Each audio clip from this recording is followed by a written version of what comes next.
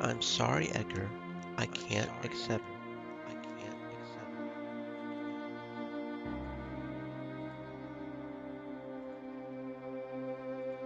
I can't accept those terms. 1,000 gold pieces not enough to sweeten the deal for you?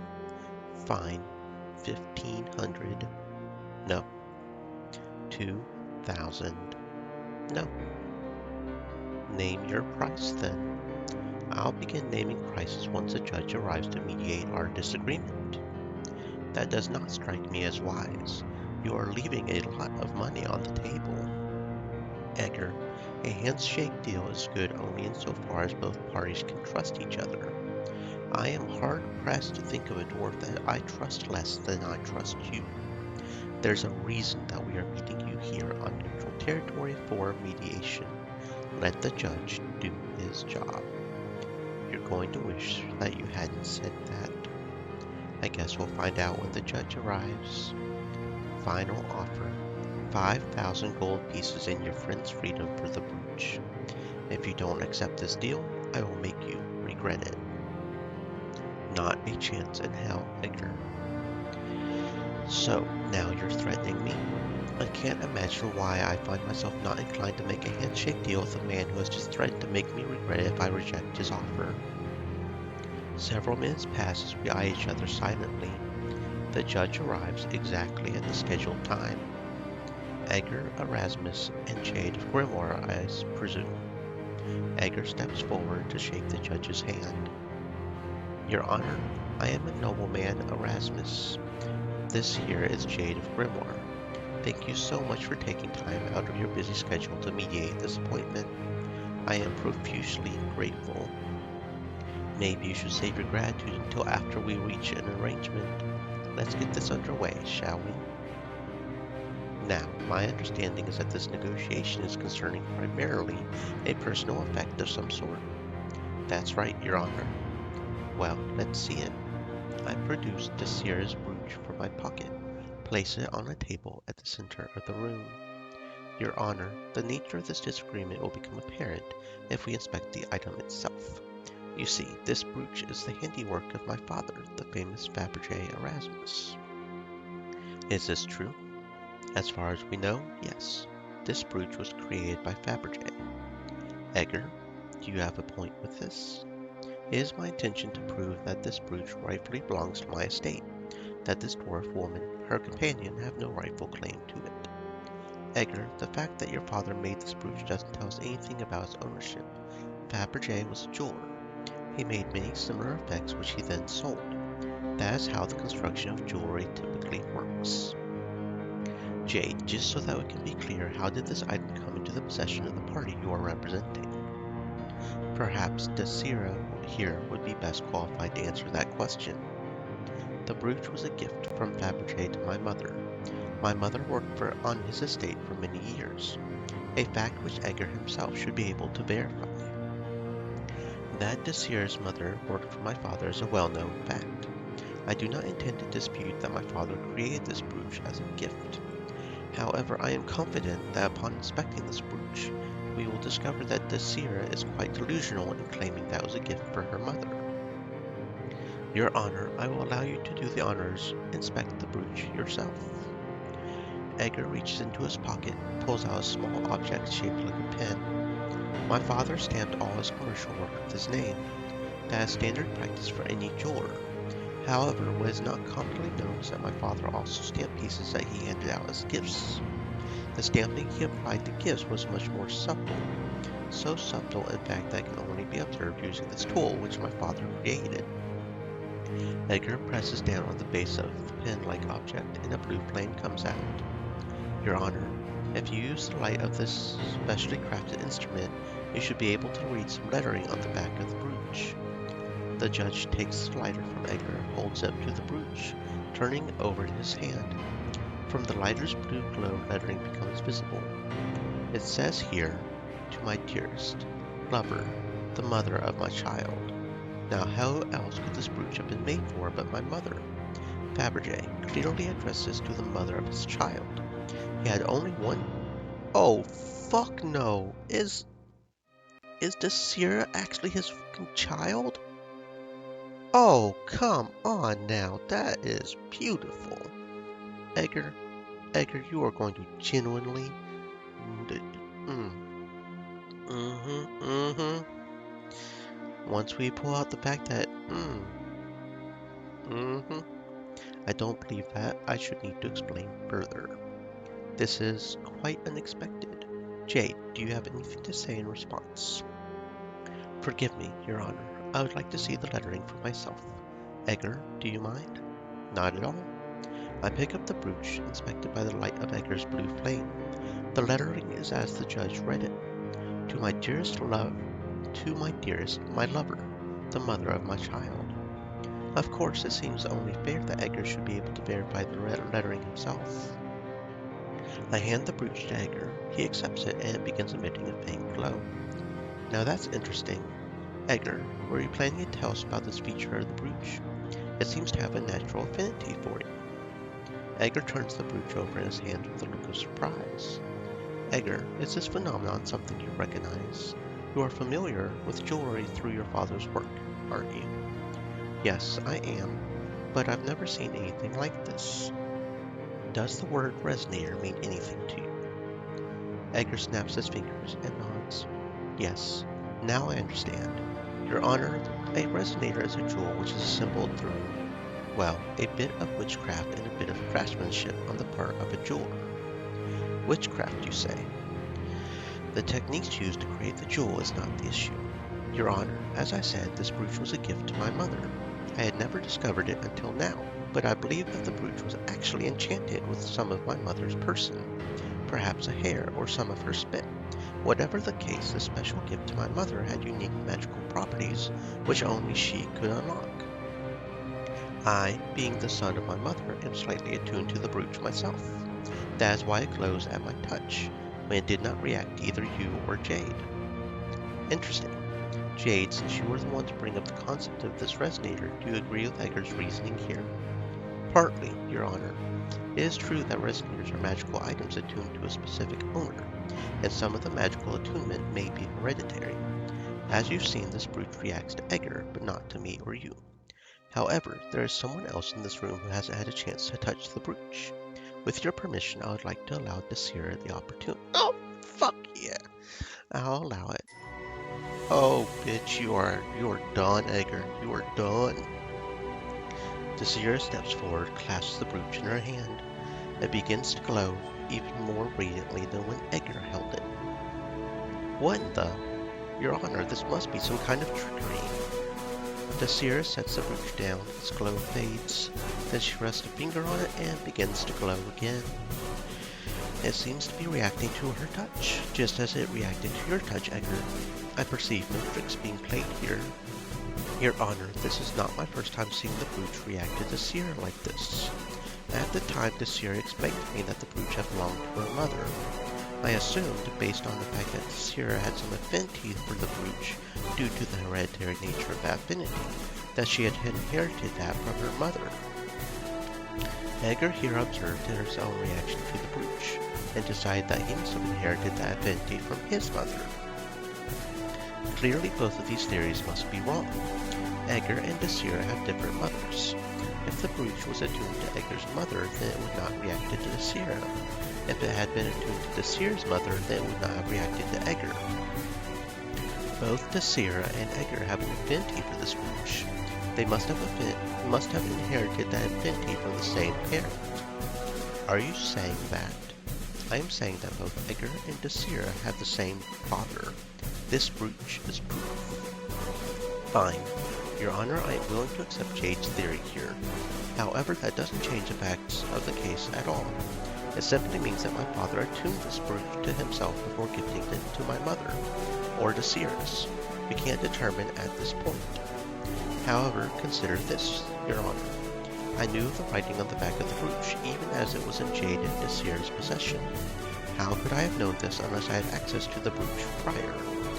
Your Honor, I submit this claim. I had prior ownership of this brooch.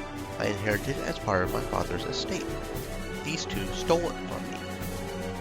Thank you for the meteor shower, Desirable Bottom. Hope you're having a fantastic existence. Hope your stream went well. Edgar, I think that you may be missing the larger issue here. Hello, hello. It went well? You had fun playing Pal World? I've heard a lot about that game. It's kind of blown up at this point, hasn't it? I don't honestly know a whole lot, other than all the controversy I've heard surrounding it, but yeah, that's what's up. Hope you've had fun. I'm just a little unicorn turtle. We're just moving along slowly, playing this visual novel-ish game. I severely doubt you've heard of it. It's so small that even Twitch doesn't know it. You know a game is small when Twitch doesn't even know it. Which is, Edgar, how did you come to inherit your father's estate? Was it willed to you? We never found my father's last will and testament. Rest his soul. By rules of inheritance, his estate is bequeathed to his eldest child by default. That would be me. Your Honor, until now it was assumed that Fabergé Erasmus had only one child, Edgar. Today, through this breach, we have established that he fathered not one, but 2 children. The Sierra has just as strong an affinity to Fabergé's resonator as Edgar. Edgar, you said it yourself. I am 2 years your elder. That means, by the rules of inheritance, that you are not your father's heir, Edgar. By birthright, his estate should have been left to Desir here. That's absurd. Your Honor, Desir here is a bastard, an embarrassment to the Fabergé name. That he sired a child with one of his maids is something that he would have endeavored hard to keep secret. My father explicitly willed the majority of his estate to me. If that's the case, he produced the will and testament to prove it. That's impossible. The document was destroyed. Edgar, how did you know that your father's will was destroyed? Your Honor, I misspoke. His will was lost, never found. But if it were here today, it would prove that my father intended for me to be the rightful heir of his primary estate. There were smaller properties bequeathed to others. The house of Erasmus belongs to me. For a document that was lost, never found, you certainly seem to know a lot about it, Edgar. Your Honor, you've already dug yourself into a deep enough hole, Edgar. Let me tell you what I see here. I believe that you are right. Your father did everything he could to keep his bastard child's secret from the outside world. He kept her identity hidden from everyone, including both you and her. You believed you were an only child. As his only legitimate heir, your father intended to leave behind his estate to you. Certain portions of it were bequeathed to others as well. Had you simply allowed his last will and testament to be discovered, read, you would have inherited the majority of your father's riches. However, a majority was not enough for you. You wanted all of it. You presumed that if you destroyed his will, the rule of inheritance would allow you to reap it all for yourself. What you didn't expect was that the rule of inheritance, the rule which you used to legally steal from your father's other heirs, would backfire so drastically. Desir, your father's estate should rightfully belong to you. I'm going to open the events of this mediation up to public record. To retroactively reassign an inheritance years after a man's death and reassign the amount of wealth is no small task. This process will take many days, weeks, months. As a servant of justice, a servant of the law, I will make sure that this is made right. You are, of course, free to leave. I suggest that you remain in Hammerhands until it is complete. Thank you, Your Honor. Edgar storms away, furious without a word. Jade, thank you. I guess I'll need to stay here for a while. I'll come back and check with you in a couple of days to see how things go. Good. However, if you need me in some mission, don't be afraid to ask for my help. Don't worry. Even in your absence, I'll make sure things keep going. Good. I'll be leaving you two now. Oh, hell yeah, that feels good. That feels good. Edgar just got put in his place so hard. Okay. So this game is sort of a VN, but it's also sort of a RPG. Because we've got battle elements and turn-based combat as well. Although you can turn that off. There is actually an achievement on Steam for completing it in visual novel mode, actually. But right now we're doing it in turn-based combat, and there's no other visual novel aspect for today. The main thing is we have to wait until the next full moon where we're going to attack the castle. One of the things to make sure we get experience is to train in the arenas every day. Hopefully the fact that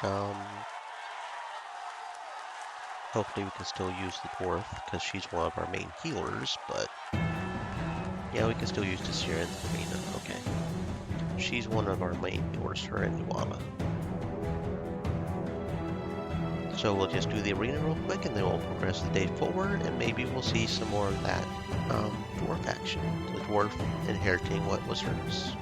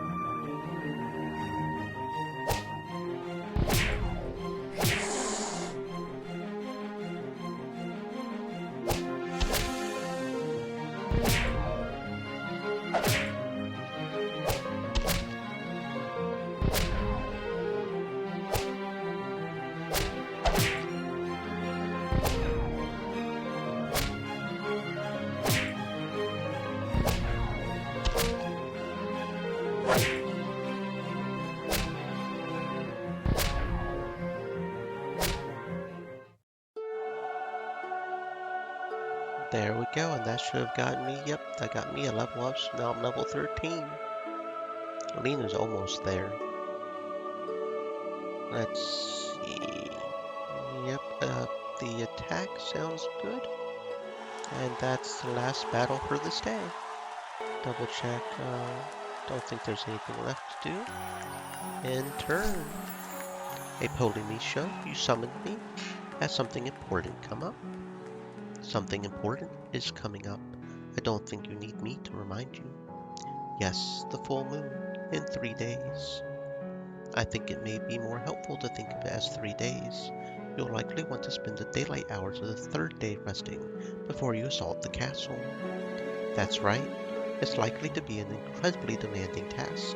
It'll be hard enough with a full day of rest going in.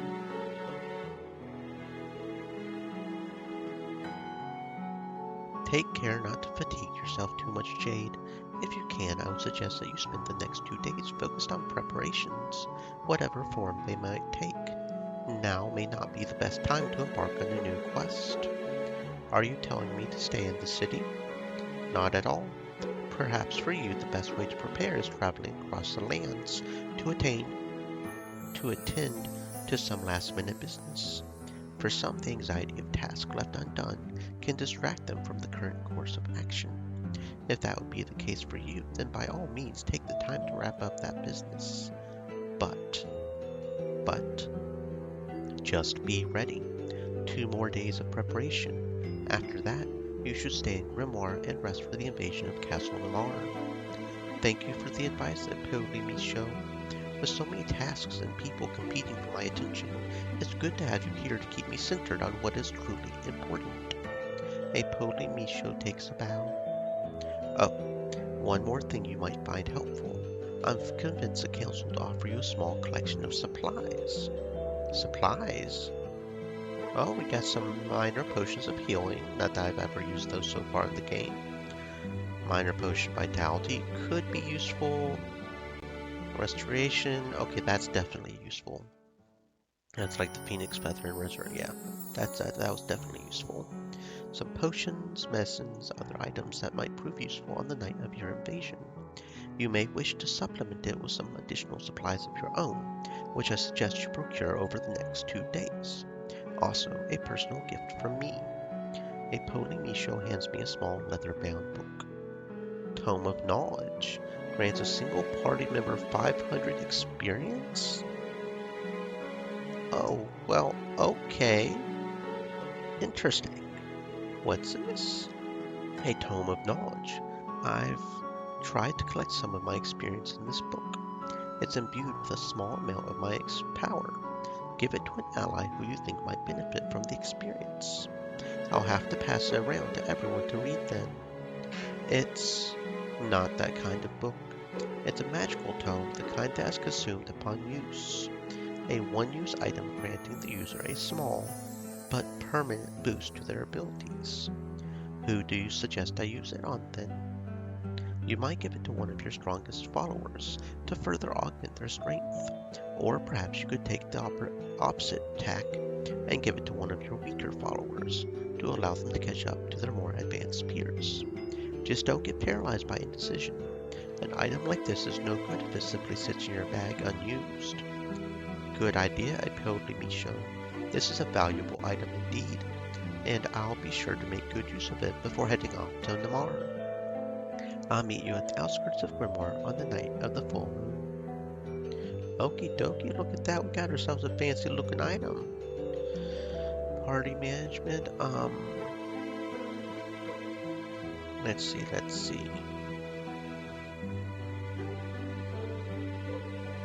I probably will use it on either one of my main characters.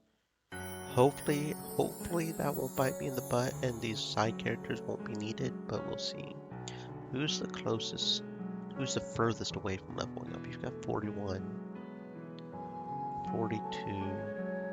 Nuala looks the furthest away from leveling up. She's got 39, so I'll probably give it to Nuala.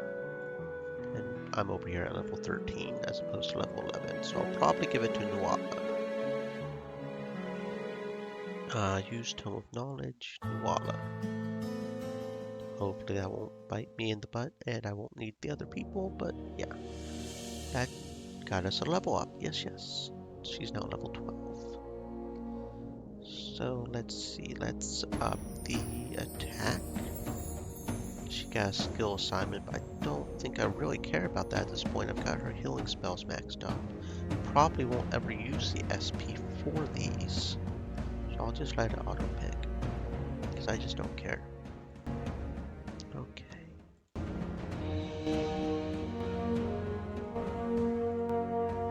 We've got 500 gold, so we can probably get the last armor item that we were looking at. The necklace. Doesn't look like there is anything story-wise, so browse local shop. Who was it that doesn't have a good necklace yet? It was you. Nua.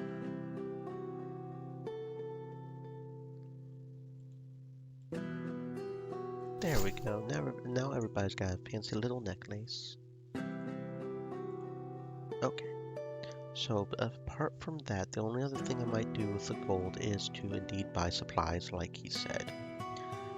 I can maybe see some potions of vitality being useful. And I do have enough to buy one. Stores 10.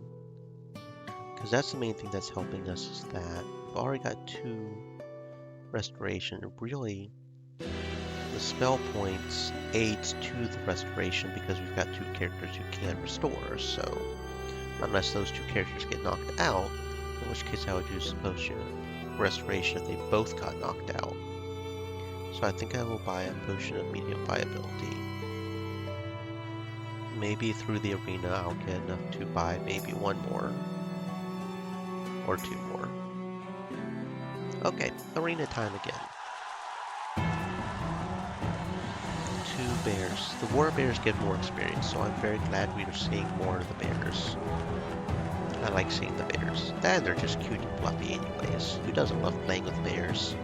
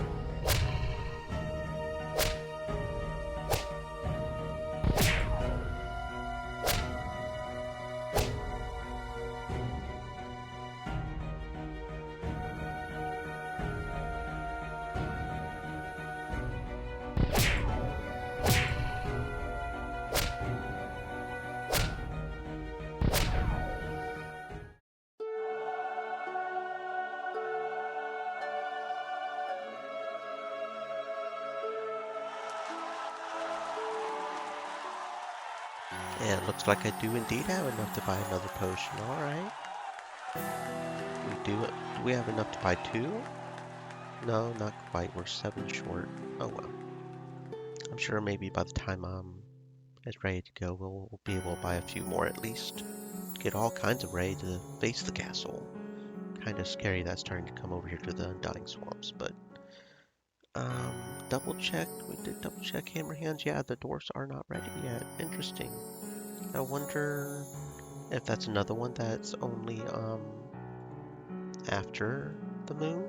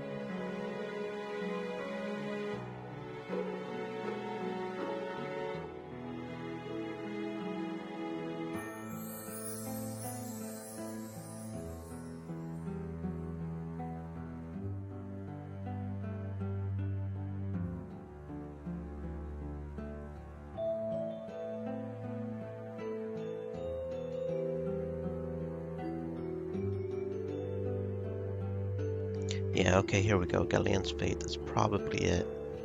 Like all rescue missions, you can start, but I need to wait for the second full moon. Okay, so yeah, that's one we have to wait for the full moon anyways, I guess. Okay,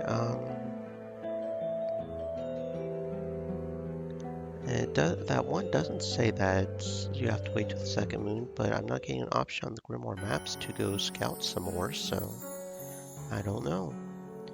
Um, yep, that's all we can do today, right? Since some side quests can take a few days to complete, the camp talk scenes are disabled 2 days before each full moon.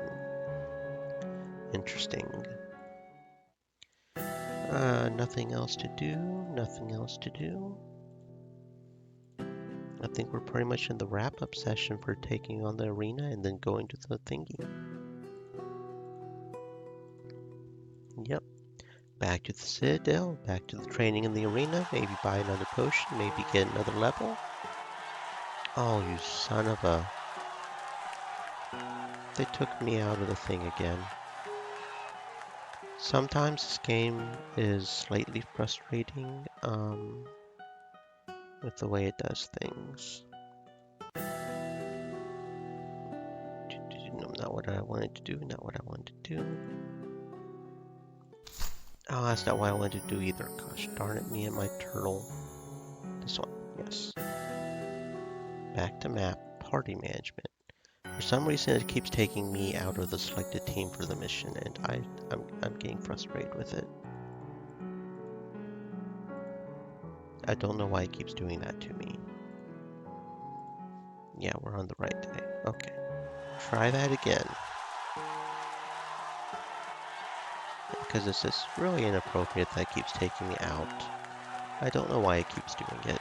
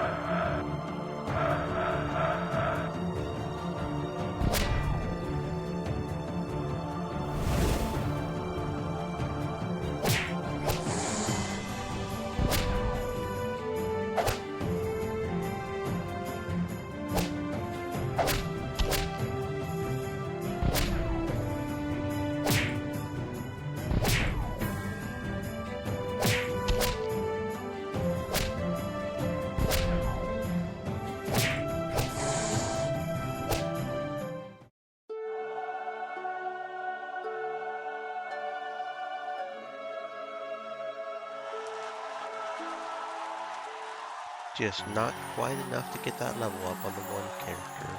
If there had been another bear in there, then we probably would have had a level up, but no bears. Oh, that is weird. Is there no more? They suddenly stopped selling the vitality potions. Of course they did. I might have to go to a different shop. I won't get as good a bargain because I've got the reputation here pretty high, but maybe Grimoire has more of them. Here we go. Yeah, there are 100 here, but that's okay. We can buy 4 of them. There we go. We should be pretty set at this point. Nothing else to do today. We already checked, right? So, end turn. Let's do this. Let's get this full moon done. Let's invade Namar. Let's do this. I visit Upholding Misho in the council chambers in the early evening, several hours before nightfall. Jade, I trust you are ready for tonight's mission. As ready as I'm going to get. I'm ready. I've had weeks to prepare. During that time, being ready for tonight has been a single-minded obsession of mine. Yes, of course, I'm ready. Very good, Jade. Though I do hope that you don't grow too obsessed. That seems like an odd thing to say. Isn't this mission what's most important? What's important is for you to be the most effective leader you can be. And sometimes it requires a bit of self-care. Very important to remember, guys. No matter how wrapped up you get in something, you still have to take care of yourself. Don't worry, Upholding Misho. I do what's necessary, but never beyond what I'm capable of. That's good. Take care of yourself, Jade. It won't do for you to get killed out there. I collected a small cachet of sundries for your mission tonight. Healing items, the sort that might prove useful in battle.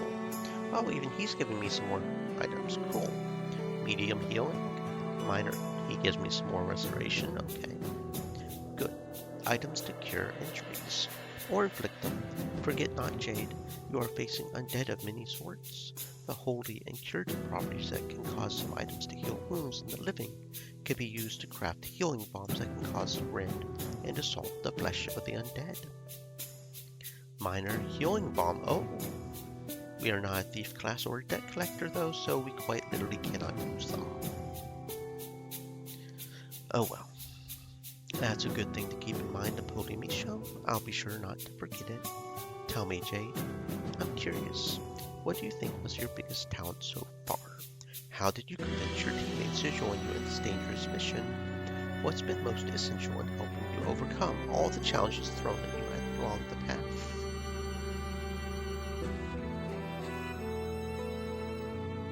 Get to know other people's motivations. If you understand what drives them, you can convince them.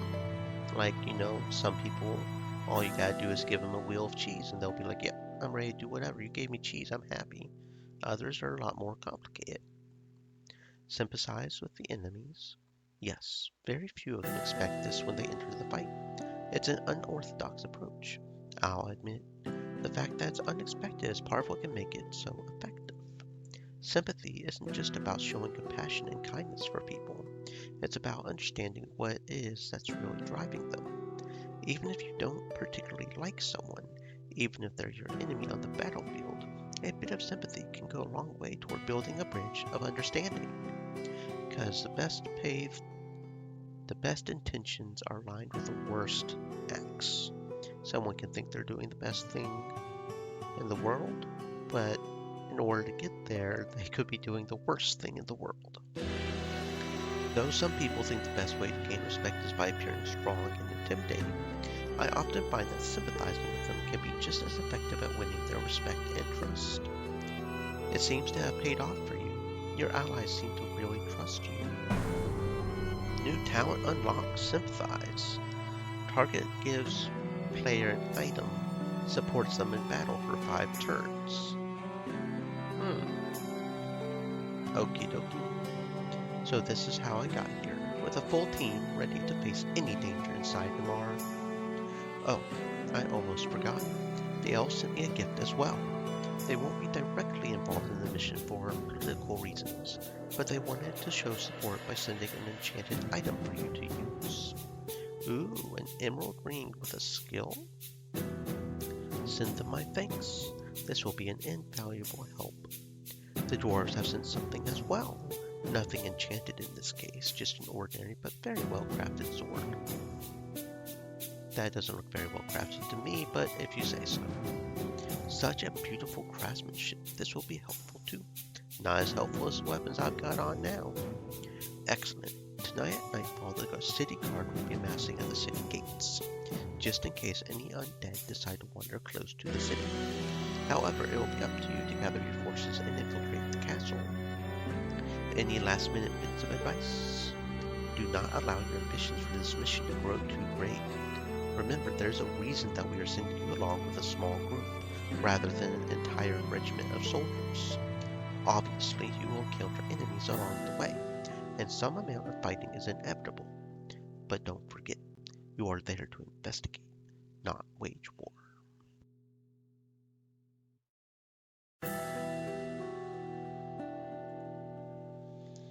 That being said, if opportunity presents itself and you find yourself poised to strike a crippling blow before leaving with your findings and information, perhaps it would be wise to seize that opportunity. But I would do this only if you are acting from a position of great confidence. I would think it best to avoid any unnecessary risks. Alright. With any luck, I'll be back in Grimoire before daybreak. Good night, Jade. May the winds of fortune be in your favor. May they indeed. Outside Grimoire, I get ready to pick my team for tonight's mission. Who to choose? But first, what was that ring? Ward. Ward 3 nearby targets against magic, adding 2 to all resistances for 3 turns. Also restores 1 defense every turn. Interesting. The SP region is kind of nice, but maybe not as good as our necklace. Hold up. What is it, Lena? Look above. Griffin.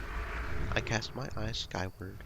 Through the misty fog, I can see a figure moving overhead, swooping nearer to the earth before landing on a nearby hill. Who might that be? It came from the direction of the Amazon Citadel. Likely a courier come to deliver some sort of message. Perhaps valuable intelligence came through. Let's hurry to meet them then. I rush over to the spot where the griffin landed, and as I approach, I see the familiar face of the Amazon Queen. Karen, is that you? Hello, Jade. You probably didn't expect to see me here tonight. Karen, it's good to see you. Unfortunately, I wish I could say the same. If all were well, I would not be here right now, but unfortunate circumstances forced me here. Last night, several Amazons left the Citadel. They went to Castle Namar. What? Why would they do that? One of them was a mother. Her daughter had gone sick and was last reported near the plains. And there are fewer forces more formidable than a mother who believes her child is in danger. That's true.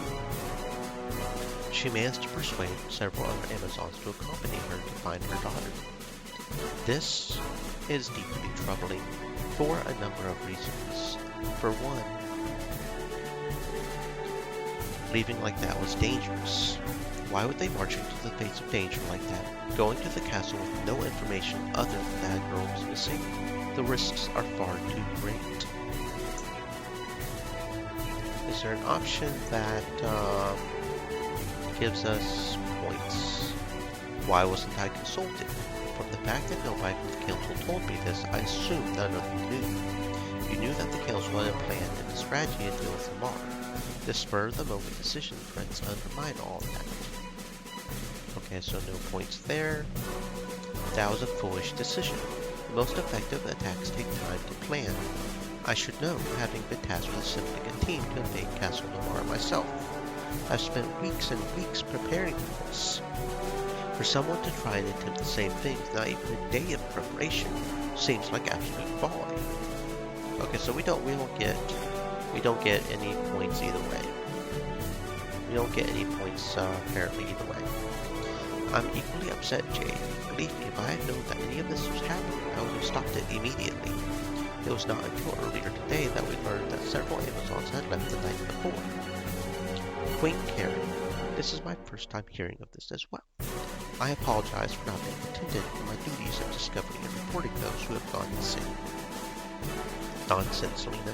There's no need for you to apologize for this. Your priorities were with preparing to assist Jade tonight, not with keeping the warriors of the Citadel in check. The blame falls squarely on my shoulders. That is why I came to tell you directly. You are the first person outside the Citadel to find out. The Council doesn't know. That is correct. We shouldn't tell the Council. They're a bunch of old men who don't know anything. If the Council doesn't know, then I'll prefer to keep it that way. And Karen agrees they're a bunch of old men who don't know anything. I figured Karen would appreciate that. That was my thinking as well, Jade. It is reassuring to hear you say the same thing. The truth is, things have always been tense between the Amazons and the human empire. You fear the political consequences if they find out. Make no mistake, Jade, it is very unlikely that they will find out. But right now, tonight, you are the one who needs to take action. Bringing this information to the Council will likely force them to cancel your mission. I can only imagine some overly cautious council member telling you that they need more time to prepare in light of changing circumstances. That argument might be justified in some situations, but right now there is no time to delay. Time is too precious. You need to go on the mission tonight. So keep this information to yourself for the time being. Is that why you came to tell me yourself instead of sending a scout? Well observed, Jade. You are correct. I wanted to give you this information myself to avoid it leaking out. Although, I feel I should point out a much more obvious reason for me to come myself. And that is, it's difficult enough to see people on the ground from the back of the Griffin, even without mist. And I know your face better than anyone in the Citadel. The truth is, I had to come here myself, not because I didn't trust a scout or courier not to leak it, but because I couldn't trust them to find you. There is also the fact that the Council wouldn't take too kindly to a random Amazon appearing this close to their territory. Yes, that too. Although I can assure you that the political consequences of this meeting are only of interest to me insofar as they affect your ability to perform your responsibilities tonight. Let's talk about this mission then. What should I know going forward? How will the incident with the Amazons who decide to launch their own mission affect things? From the fact that we have not heard from them, I can only surmise that their mission was a failure. They were likely caught and captured. They're probably still alive. Knowing vampires, they're probably still alive. If we manage to find them, there is certainly the possibility that they could be returned to the Citadel, albeit with perhaps slightly less blood than when the vampires found them. Which is definitely true. That is a macabre way to put it, but I agree with your suspicions, Jade. I would be surprised if the vampires killed them outright. So you're suggesting a rescue mission? The possibility certainly exists, Jade. However, I know that I cannot force you to correct the mistakes that my warriors have made. You ultimately report to the Council, not me. Rescuing the Amazons is most important. Karen, there are people in peril. I know I have responsibility to the Council, but if they're prisoners, the lives of those prisoners need to come first. We're just getting on up there with Karen right now, aren't we? Shit. Perhaps you do not need to choose one or the other. The Council wants you to obtain information about what is going on in Kamar, and I would appreciate the return of any Amazons being held there. It seems likely to me that anyone being held prisoner in Castle Ramar is likely to be a source of information about it. You think the prisoners would have good information? Why not? For one thing, they would likely have a lay of the land. At the very least, it would be useful intel for future scouting. And I would also not be surprised if they happened to overhear things inside the castle. You think that vampires would discuss secrets openly around prisoners? If they're confident that the prisoners will never escape, And, knowing vampires, they probably are. I wouldn't be surprised if they happened to divulge information they never expected to leave those walls. Hubris leads to the downfall, my friends. Of course, I cannot promise that the prisoners hold the keys to the mysteries you hope to unravel, but it seems very likely to be beneficial to you. Well then, it seems our reconnaissance mission has become a rescue mission. Karen, I can make no promises regarding the fate of any Amazons that might have been captured, but I think it will serve the interest of all involved if I try to locate them. I will certainly make an effort. We will try at least. Thank you, Jade. An effort is all I can ask for. Okay, let's do this. Hopefully, like I said, having Beirut and Sorisa on the team won't slow us down. I don't want to take them off because it's nice to have them on there since that's a full thing. But hopefully we won't need them. We get close to the castle. We can spy it from one of the hills nearby, despite the heavy fog.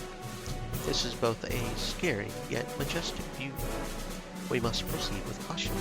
The fog should hide our movements, so actually helping us to sneak inside. I'm surprised we found nobody on our path so far. Don't push our luck.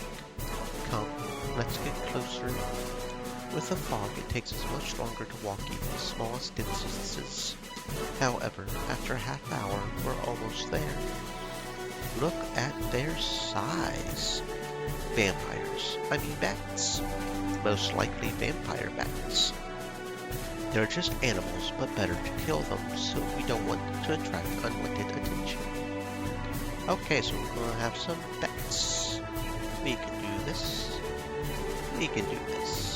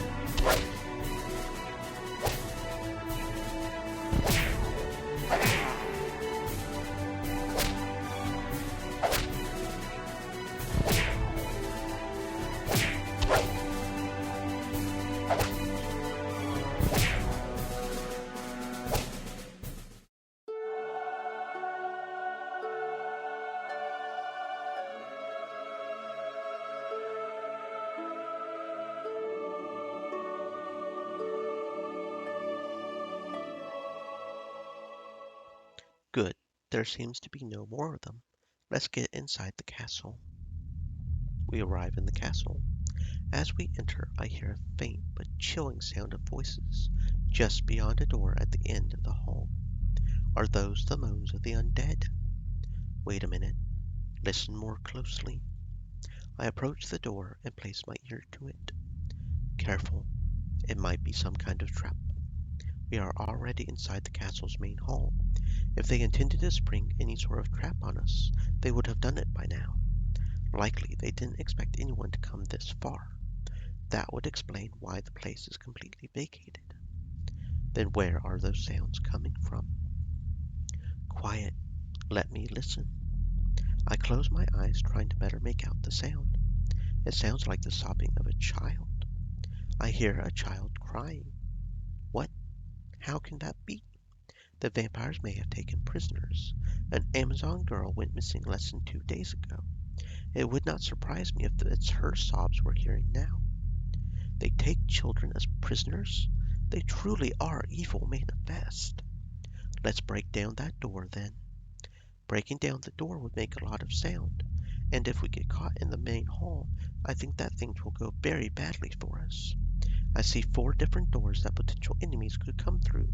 We would be very quickly surrounded. We have to do something, though. Yes, we should get to the other side of this door, but I'm more interested in finding the key that fits it than trying to muster the force to break it down. Let's find that key then. Unfortunately, I doubt a key to the castle's prison is the sort of thing that they would leave lying around. We should continue with our original course of action. Investigate. Where shall we investigate first? I eye the 4 doors I called out earlier. Okay. Let's do a save, because we want to make sure we save the children. So let's just go in order. What happens if we go to the courtyard? Let's go to the castle's inner courtyard. We may be able to more easily navigate around the castle from there. I'm nervous at the prospect of stepping out into the moonlight again on a night like this. I can't deny it's a good place to begin a search. Said, stay thirsty, my friends. Hydrate. We exit the castle's interior, spilling out into the inner courtyard. I can't see a damn thing through the fog. How is it that the fog is so thick even here? Technically, we are outdoors. In fact, the way that the castle was designed, a significant portion of the Namar territory contained within the castle walls is exposed to the open air. It doesn't seem like there's anyone wandering out here, though. That's a good thing. If there's no one out here, how can we hope to get good information? For one thing, we may be able to get a lay of the land. The fog is thick, but we can at least make out the general layout of the castle. What do we hope to divine from that? We don't know yet. That's what we're here to find out. Keep your eyes open and tell me what you see. Don't forget to check above us. These are high castle walls and we don't know what could be looking down at us. We move slowly through the courtyard. I keep my eyes mostly focused on the ground level. There are gargoyles mounted on the spire. What? Gargoyles? Does it look like they're poised to attack? As far as I can tell, they're just stone decorations. Oh. Well, that still is rather disconcerting. Less commentary on the architecture unless it's relevant to our mission somehow. I hear the howl of a dog in the distance. What was that? Some kind of dog, obviously. Dog. What if it is a wolf? Wolves don't bark like that. Wolves howl to communicate with their kin. You seldom hear only one wolf, yet I hear only one howl. It's a dog or a hellhound. Why would a dog howl if it's alone? Dogs sometimes howl to communicate with their masters. Wolves can be tamed, but they'll only howl like that when another wolf is around. I hear the howl again, closer this time. Are there attack dogs out here? I told you, it's only one dog. I look around, but I can't identify the source of the noise. This seems like it could be bad news. We should get back out to the castle interior until we can figure out what's going on out here. There's a door right over there. Should we try it? We don't know what's behind that door. It would be bad if trying to avoid encounter in the courtyard led us to running into an even greater danger out of recklessness. Let's go back the way we came. We turned around and head back in the direction of the door that we entered the courtyard through. As we cut through the fog, I see a large figure looming in the mist. No, wait, two figures.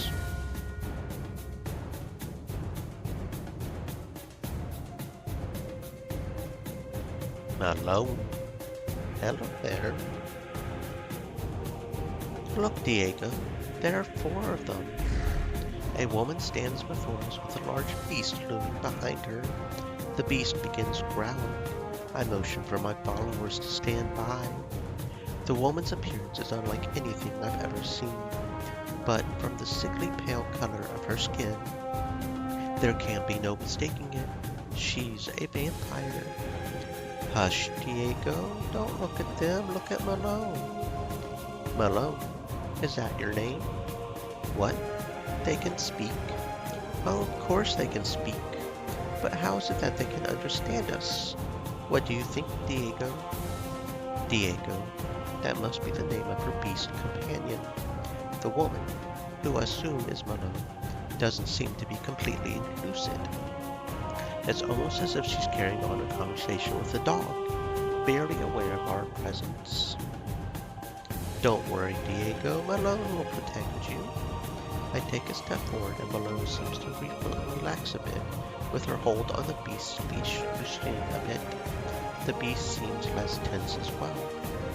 I'm not sure about this one, Diego. Let's see if she is nice.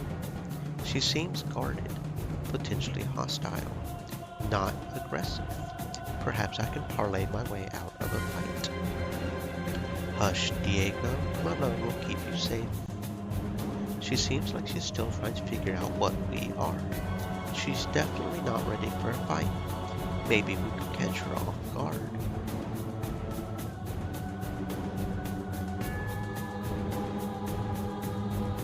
Attack. You must keep Diego safe. We don't have the demand talent. Okay. So we can't do that one. Compromise maybe?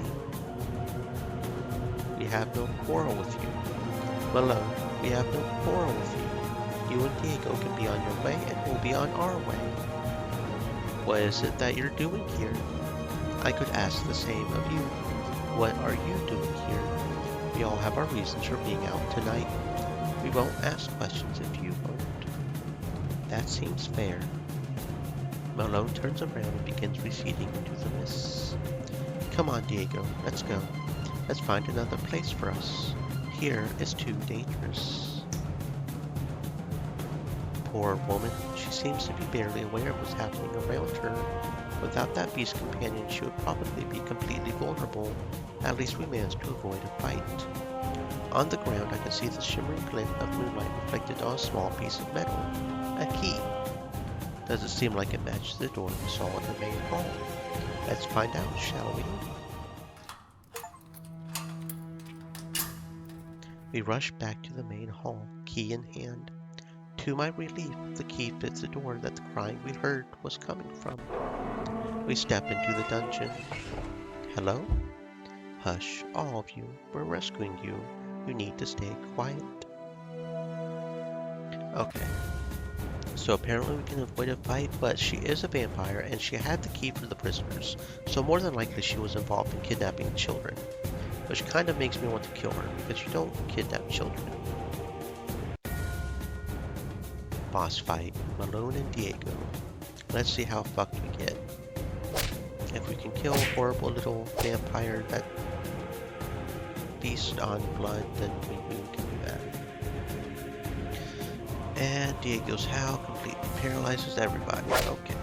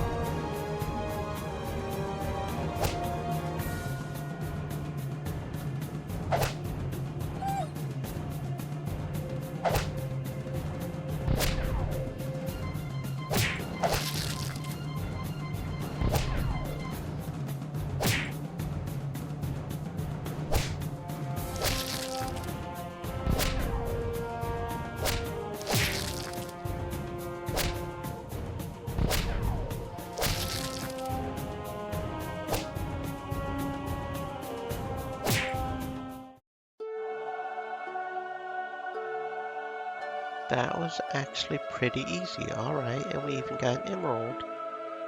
Worth 500 gold. Okay. Level up. Get that defense up.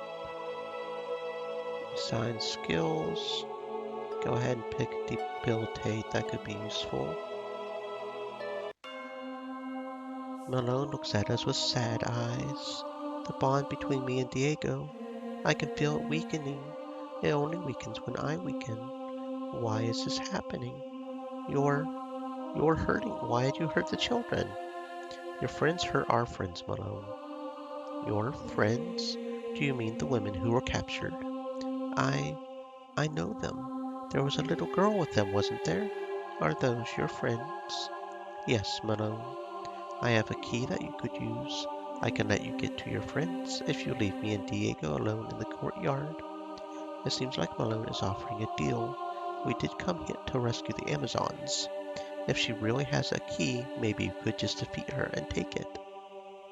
Is it better to strike a deal with a vampire or deal with them permanently? No deal. We're going to end this by ending you. Sorry, Malone. You're on the wrong side of this conflict. We have to deal with you some way, and it might as well be now. Stand back, Diego. I'll deal with them myself. I won't let them hurt you again. Oh, phase two, phase two. All right, let's go.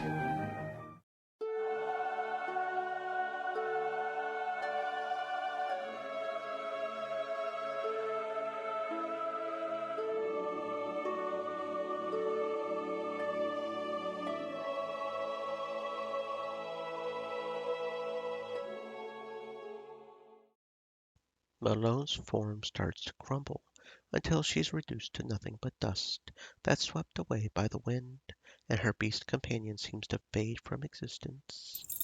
I hear the soft tink of metal hitting the ground, and I walk up to where Malone stood to get a closer look at what's happening. On the ground, I can see the shimmering glint of moonlight reflected on a small piece of metal. A key. Okay, so we do still get the key either way. We step into the prison. Just as Karen described, there are 4 adult Amazons, with a child among them, wrapped in the arms of a woman who I can only presume is her mother. As I unlock the cell, the Amazons step through, each whispering thank you in turn. The girl is the last to leave the cell, led by her mother. Hello, little one. What's your name? I'm Breeza. Thank you for rescuing us. The young girl stands in front of me. To my surprise, I see not fear in her eyes, but a look of determination. If she was crying earlier, she seems more angry than scared now. Are you okay? I'm okay, but the vampires need to pay for what they did to us. They denied us everything. No food, no water. They were going to let you starve. They offered us blood instead of food or water. They're disgusting. Now we make them pay for what they did to us. Hush, child. Now is not the time. Now is exactly the time to take the fight to the vampires. We're here, aren't we? And you have weapons. I'm afraid that you all are in no condition to fight. Battling vampires is hard enough in good health, and harder still when you haven't had anything to eat or drink for several days. You had best leave now and try to avoid notice. But you can fight, right? That's why you came here. We came here with 2 objectives: to rescue you, which you can thank Karen for, and to gather intel on behalf of Grimoire. You were sent here by Grimoire of the Human Empire. Yes, I overheard the vampires talking. They plan to attack Grimoire. They know it's the Empire headquarters. Probably they want to create chaos. They're invading now? No, not now, but they made it sound soon. One of them, one with particularly cruel-looking claws, expressed he was upset that the invasion had to be delayed until the next full moon. Apparently the corruption has not been spreading as quickly as they hoped. This is very serious. We should bring you to Grimoire so that the council can be briefed on what you heard. We'll go to Grimoire gladly then. Anywhere is better than being trapped in this castle. It seems that we got the information that we came for. However, we did leave some areas of the castle unexplored. You all should leave now. But you're staying, right? What? You and your friends. While we escape, you and your friends will stay at the castle and continue to fight the vampires, right? We've already achieved all of our objectives here in the castle. However, we still seem to be here undetected and inside the castle at a moment when the vampires are at their most vulnerable. We may not have another opportunity like this again. We could leave with the prisoners and the information that they obtained, but we could stay around and perhaps try to deal a crippling blow to the vampires when they least suspect it. If we do stay, we may face powerful enemies, similar in caliber to the one that we recovered the key from. We'll stay and continue to explore. We're going to stay and continue to explore the castle. You are in no condition to fight. I think we can find our way to Grimoire from here. They left our weapons in that bin in the corner. We may not have much strength, but we still have enough fight in us to beat any goals that stand between us and the city. Then make your exit. I wish you safe travels. The Amazons leave the castle looking strong in spirit, if a bit wary for their time in the castle's prison. I turn my attention back to the hall. Okay, why do I feel like that it doesn't matter which one we do first, we'll get a key either way, and that each of these lead to a different boss fight? That's starting to be what it sounds like. Upstairs to the battlements. I see what looks like indications of a spiral staircase. Based on what we saw from the castle's exterior, it should lead us up to the battlements. The battlements. Well, if nothing else, it should give us a good vantage. We step into the circular room and begin ascending the spiral staircase. Do you think there's anything waiting for us at the top? If there is, we're about to find out. We'll be at a height disadvantage if there's someone at the top of the stairs.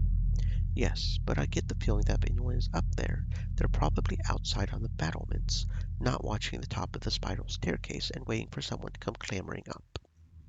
What if they hear us coming up? In that situation, I think it would be wise to have your hands on your weapon. We reach the top of the staircase without incident, and we make our way onto the battlements atop the castle wall. I briefly peer over the edge. Careful, you wouldn't want to have a stumble from this height.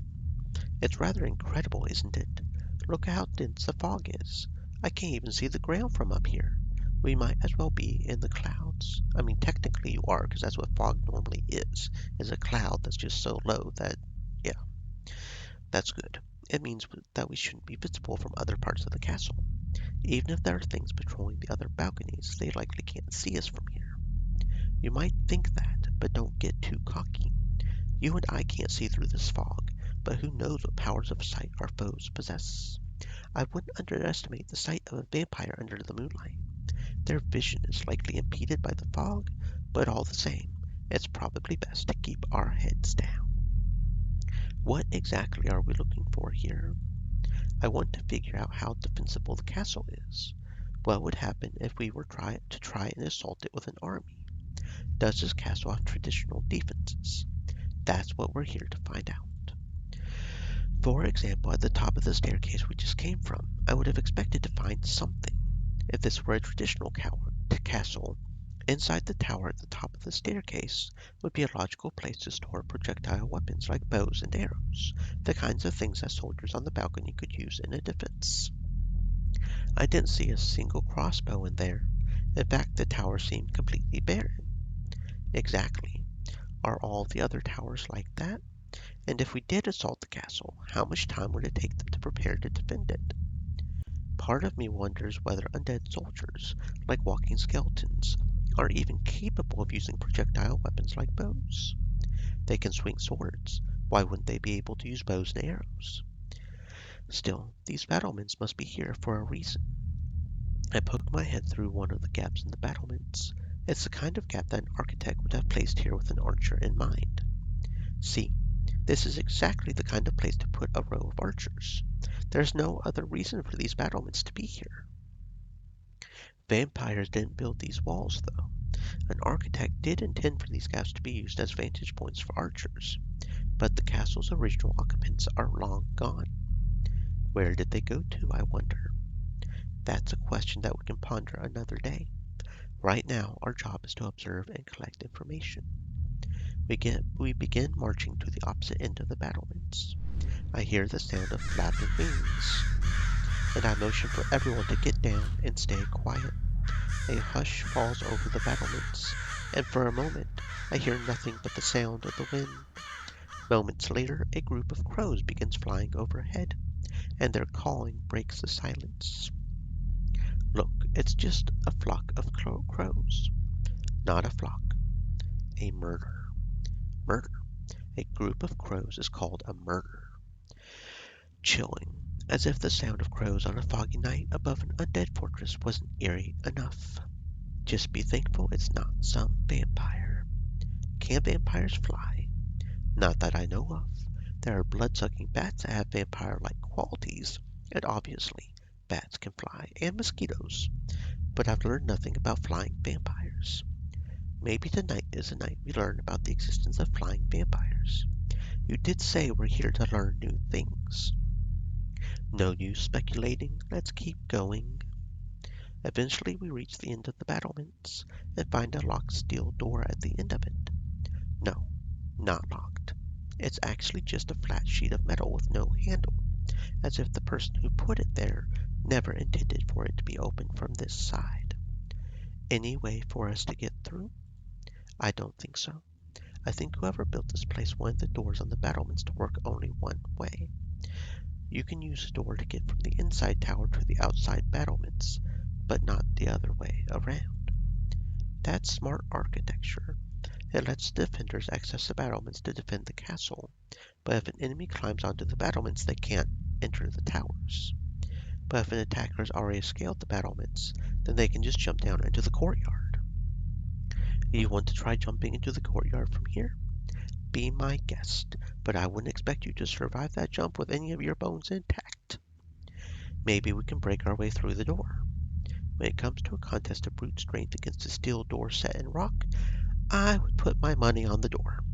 But if you want to try your strength against it, be my guest. Very well. I hear the sound of a steel weapon striking the door, but the weapon bounces off harmlessly, landing at the edge of the battlements. Careful, you wouldn't want to lose that off the edge. I guess there's no way breaking our way through. Wait, do you feel that? It feels like the floor is shaking. I hear the sound of a low rumble, which grows more and more intense. I hear the screeching groan of steel rubbing against rock, and I watch as the steel door opens in front of us. I guess Mike can solve these kinds of problems, or someone is coming through the door. I'm not sure if you're striking the door is what opened it, or rather it doesn't seem like you forced it open. How do you suppose it opened then? Maybe someone opened the door from the inside. They heard a knock, so they opened the door to see what was on the other side. I poke my head through the doorway. Well, I don't see anyone. Let's step in and take a look around, shall we? We enter the tower, and I drop a staff at the door to serve as a doorstop, just in case the door decides to take a mind of its own and close behind us. Are there any stairs leading down? Doesn't seem like it. I see several racks for weapons, but no actual weapons. I think the only way to access this tower is from the battlements. Wrong. I look up toward the source of the noise and see the hole in the roof just in time to see a figure drop down from it.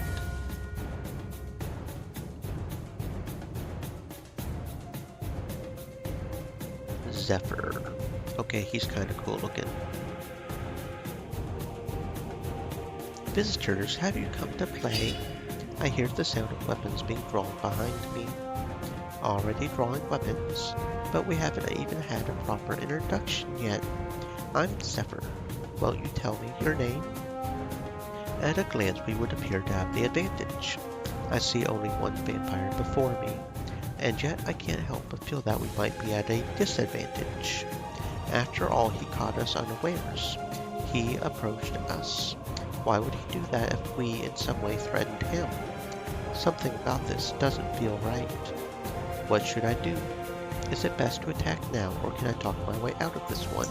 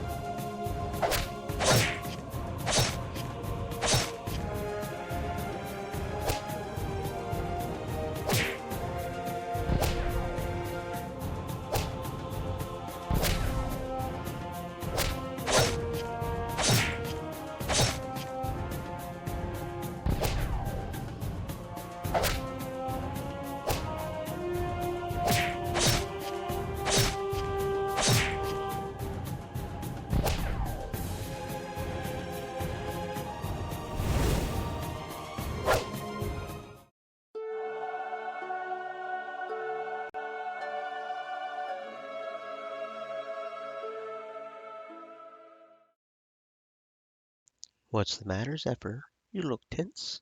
Can you keep up this fight? Me, tense? Why do you think I would be tense? Because you know that we have the power to beat you. That's the kind of can-do spirit I like to see. Maybe you and your friends could beat me. But what happens when I decide to bring my friends along for the fight, I wonder? Zephyr crouches to the floor, then looks up and leaps through the hole in the ceiling. What do you suppose he meant by that? I think it means we shouldn't waste any more time in this room. It's a dead end for us. Let's go back the way we came. We step onto the battlements and begin trekking back to the tower we first climbed up.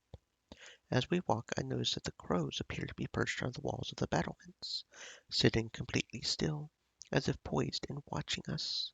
I feel a chill run down my spine, and my pace becomes even more even and deliberate.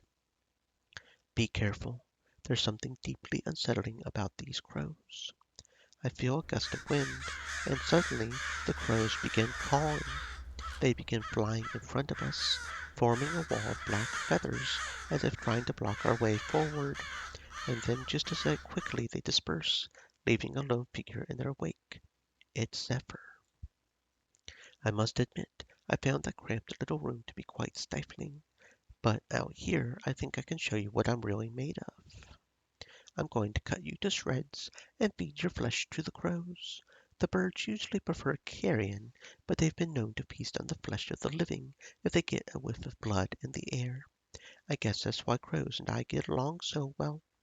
That bloodlust is in our nature. And now we've got a whole tempest of crows, a whole murder of crows.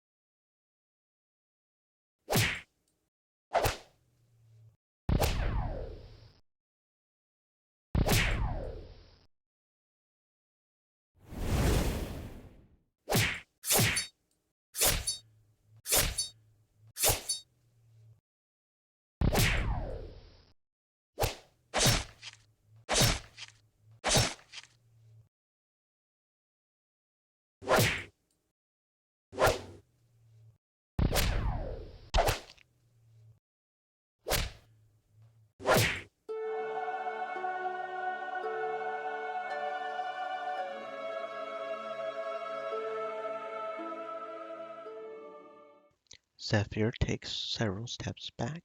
He wears a grin on his face, but he's breathing quickly.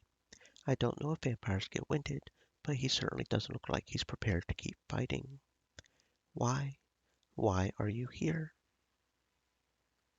We've come to kill vampires. That includes you. We're here to kill vampires, and I see a vampire standing in front of me right now. Very well, if that's what you want. He looks exhausted and injured. This time should be an easier fight.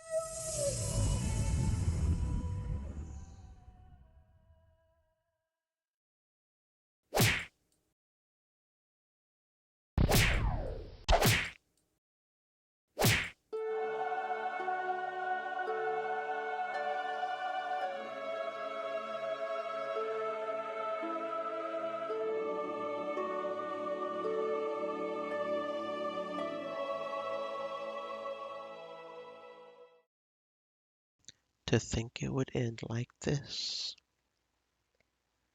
Zephyr looks up. His skin seems to melt away and crumble under the moonlight, until all that remains of him is a cloak. Good riddance. To the adjacent hall, the dining hall. The dining hall, what do you hope to find there? Places of festivity are often places where things are forgotten. How many people have forgotten a valuable item at a party?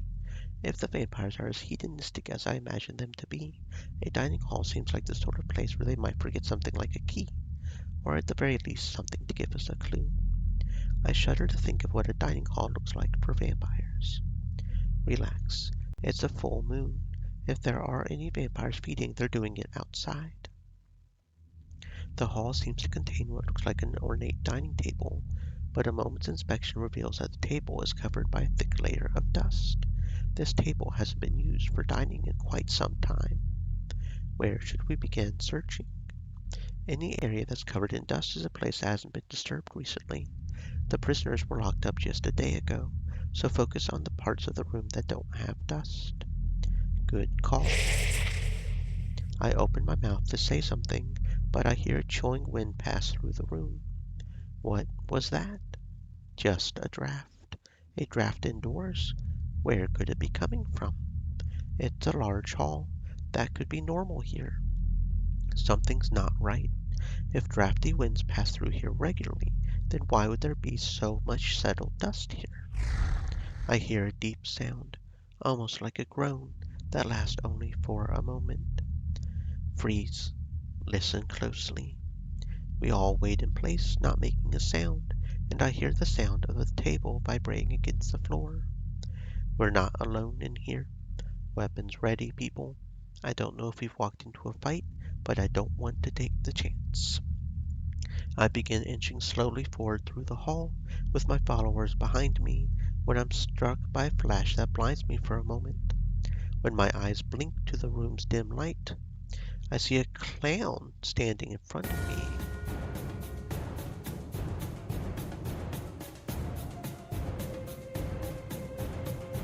Nutao. Hello, visitors, and welcome to the Blood Hall. I, Nutao, will be your host this evening. What's this? You're not on the guest list for tonight. Perhaps you've come to rest upon the dining table rather than sit around it. You're all looking very appetizing tonight. Why, I can't wait to sink my fangs into your juicy flesh. I don't think you'll be consuming anyone's flesh tonight. You intend to put up a fight? I suppose that would explain the weapons you brought with you. Did you really come here with hostile intentions? You seem so nice, such tender eyes. Why, I almost feel guilty about the fact that I'm about to make a meal out of you. Well, at least I'll have you all to myself.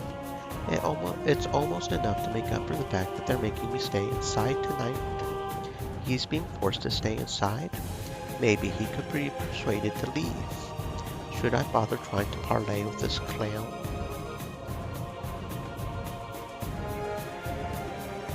And we couldn't even parley with him if we wanted to, because we don't have the flatter or the buff talent. So we couldn't even parley with him if we wanted to.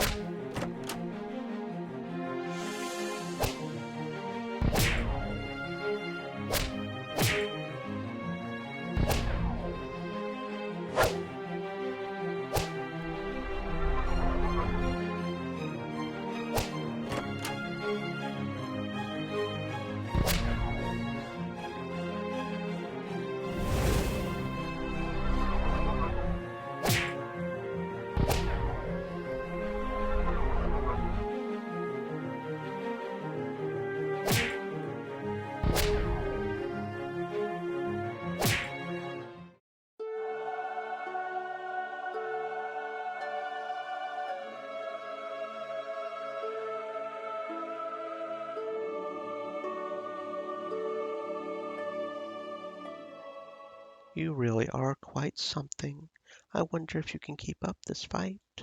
You see, indoors I use weaker explosives. This is an old castle and its stone walls can only take so much, so I try to restrain myself. But I can see that you're something stronger. An enemy of your caliber deserves to see my true powers. I hope the others will forgive me if the furniture gets caught in the blast radius. New Tao's explosive and plague balls gain AoE. Okay, that's nice.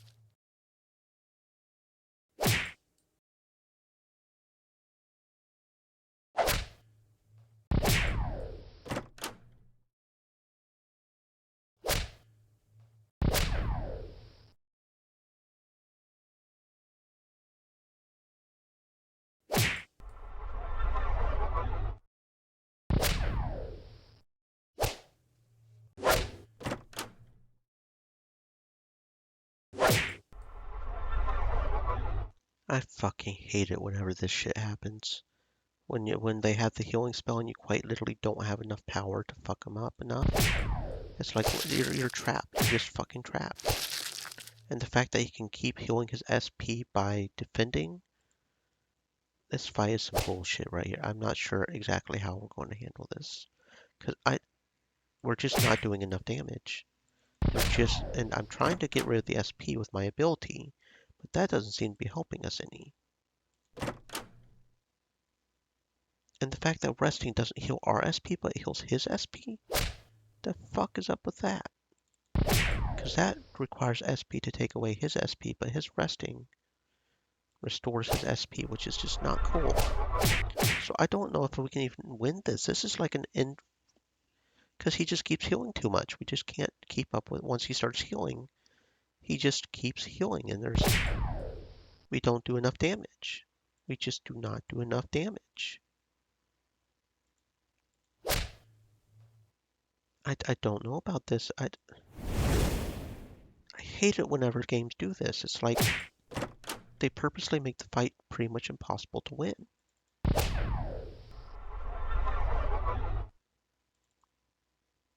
Because see, he's healing 30 damage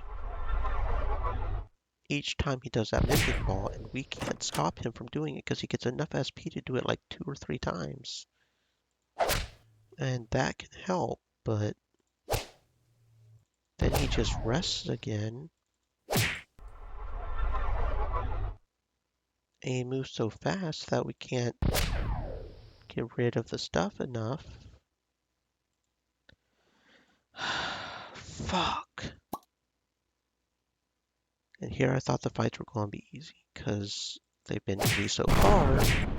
The first 2 people were pussies, but no, this one apparently is a whole other thing. And I don't know how to deal with it. I just don't.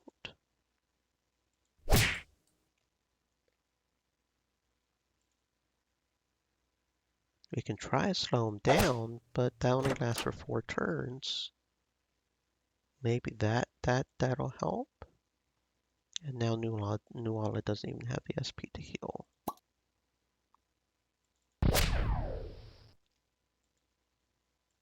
Of course, he's so focused on healing himself that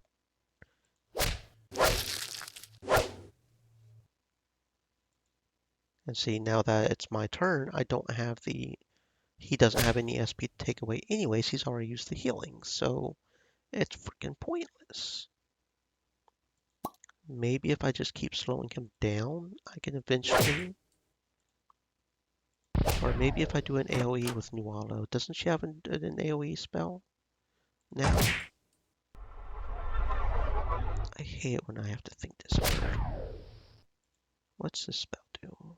Hits all enemies and causes pain, dealing small... Maybe that'll be enough damage over time to make up for it. Maybe that'll be the trick. Speed value reduced by 30% doesn't seem to be helping as much as I would hope. Because see, he just keeps healing. He just keeps healing. I mean, I could try to also up our attack, but honestly, that doesn't seem to do that much. We don't seem to be doing that much more damage. And he just keeps healing, and we don't have the speed to get rid of his SP. I genuinely just don't know at this point. He has too much healing, and it's some bullshit.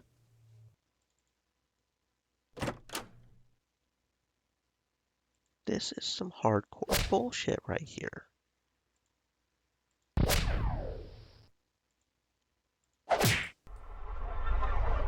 He just has way too much healing.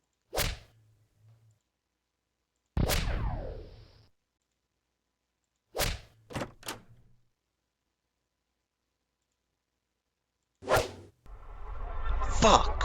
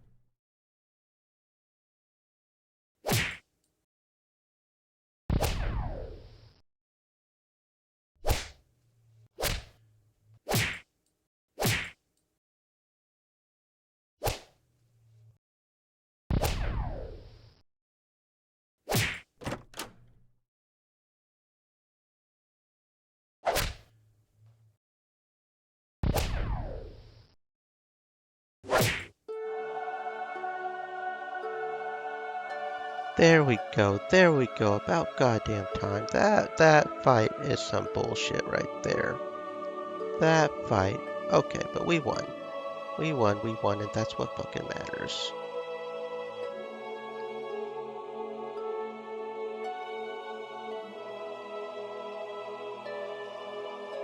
I'm not sure how we managed to win, but we managed to win.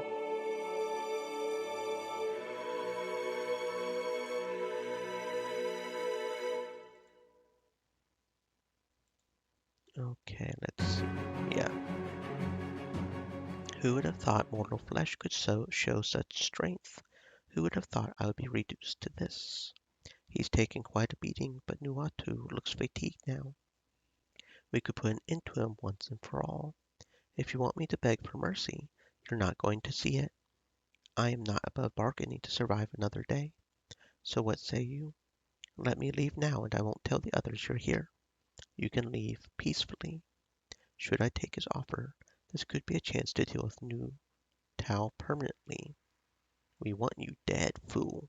Sorry, Nu Tao, you don't seem like the type to show mercy, and turnabout seems like fair play to me. You've been beaten. Now we just need to make it official. Nu Tao lets out a shriek and pulls out several balls. Time to fight. And we have no potions, we have no ability to heal. This is bad.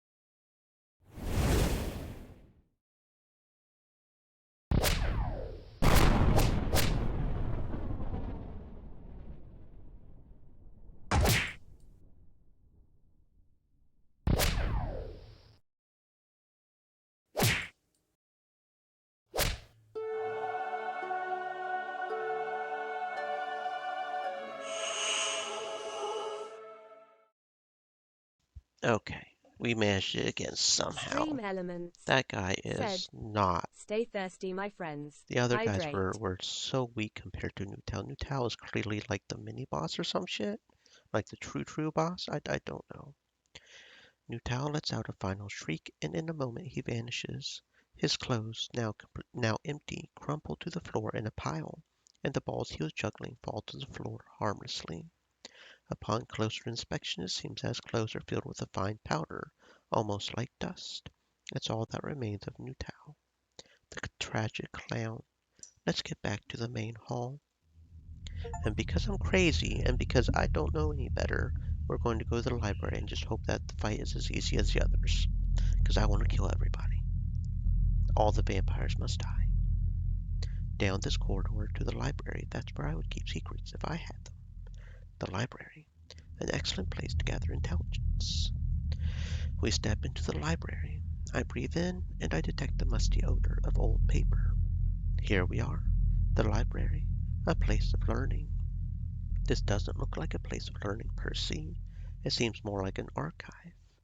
What's the difference? Well, for one thing, some of these books have layers of glass in front of them. Normal libraries don't put up glass to prevent you from accessing their materials. Not all of the books are covered. Look, this shelf is open. I pick a book off the shelf and try skimming through the pages, but they're written in some kind of arcane language. Can you read this? It doesn't look like anything to me. I can't read any of this. Sadly, it's beyond my capability to decipher this. It looks like all of these books are printed in the same script. I can't read any of this. Let's look further. These books look old and quite dusty. Maybe there are newer books that are written in more contemporary language. I step past the next bookshelf. Oh, she's got some spiders, maybe? A Didi. Halt. No, step no further. If you had eyes to read the door before you walked in, you would know that this is a Didi's library, and I just so happen to be a Didi. So you'll understand if I seem cross at your intrusion. So tell me, interlopers, what are you doing in my library? We came to learn about Namar. We came here seeking information. You seek knowledge. Well, a library is a good place to find it, if only you had eyes to see what my eyes can see. I came here to learn. But did you? I sense other motives in you. Looking at your armor and weapons, it seems you came here to do more than just read. This is my place of study. I wish to be left alone, but you had to come and ruin that.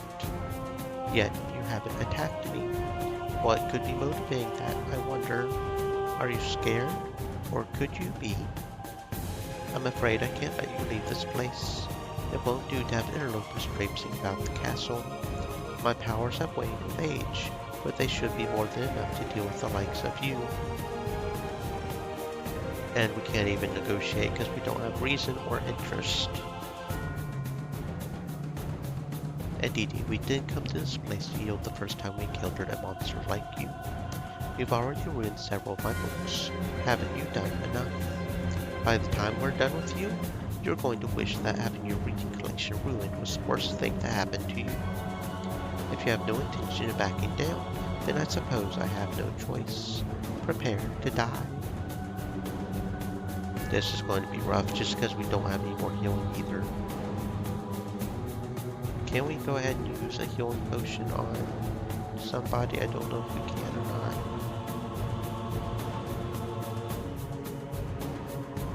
I wonder if that would actually be of any use. Half tempted to try using that. Can we use a potion? Doesn't look like we can in here. Okay. Well, let's try this, I guess. I completely forgot we even had that blood thingy in our inventory, though, honestly.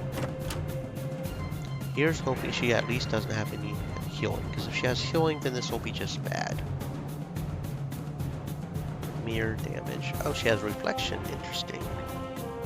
Illusionary magic reflects back to attack or damage done to target. So maybe I just have to wait until that's gone. Just rest and get our SP back up while that's going. Because that took SP for her to do. She would have to rest in order to do that again.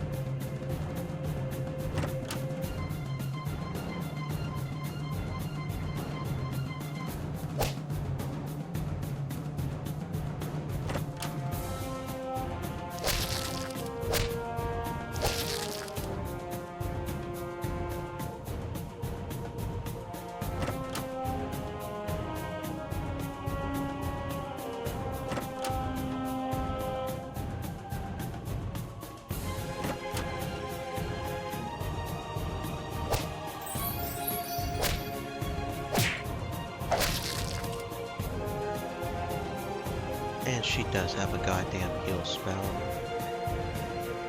She does have a goddamn heal spell. Fuck. Hopefully she doesn't spam it like the last guy was doing. Because that could be bad. I mean, I was hoping. Fuck, she has a heal spell. She has a... Of course she has a heal spell. This is just not okay.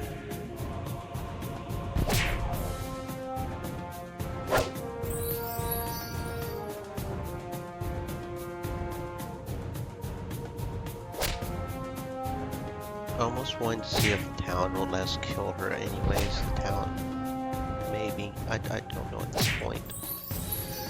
It is...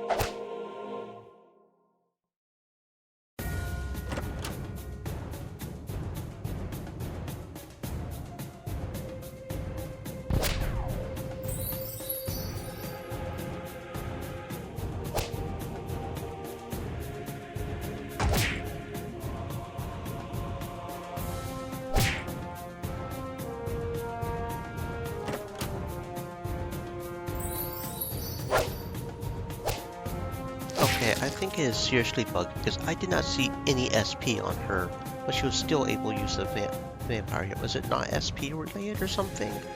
Because if so, that would be even more broken than the other guy. Apparently the fights here are just completely broken. That's about the only thing I can figure out here. And she's curing the slowed ability as well.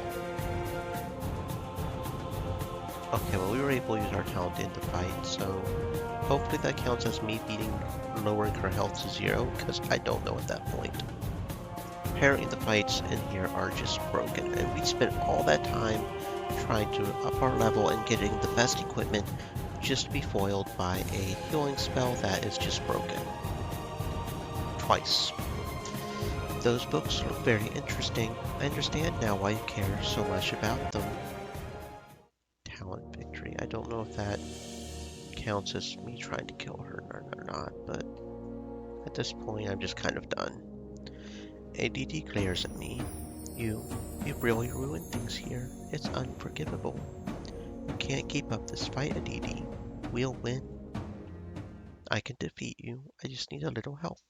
Little ones, come out. I see what appears to be a wave of black cascading from the bookcase, and for a moment it seems like a wave of darkness sweeping through the library before I realize what is really happening. Spiders.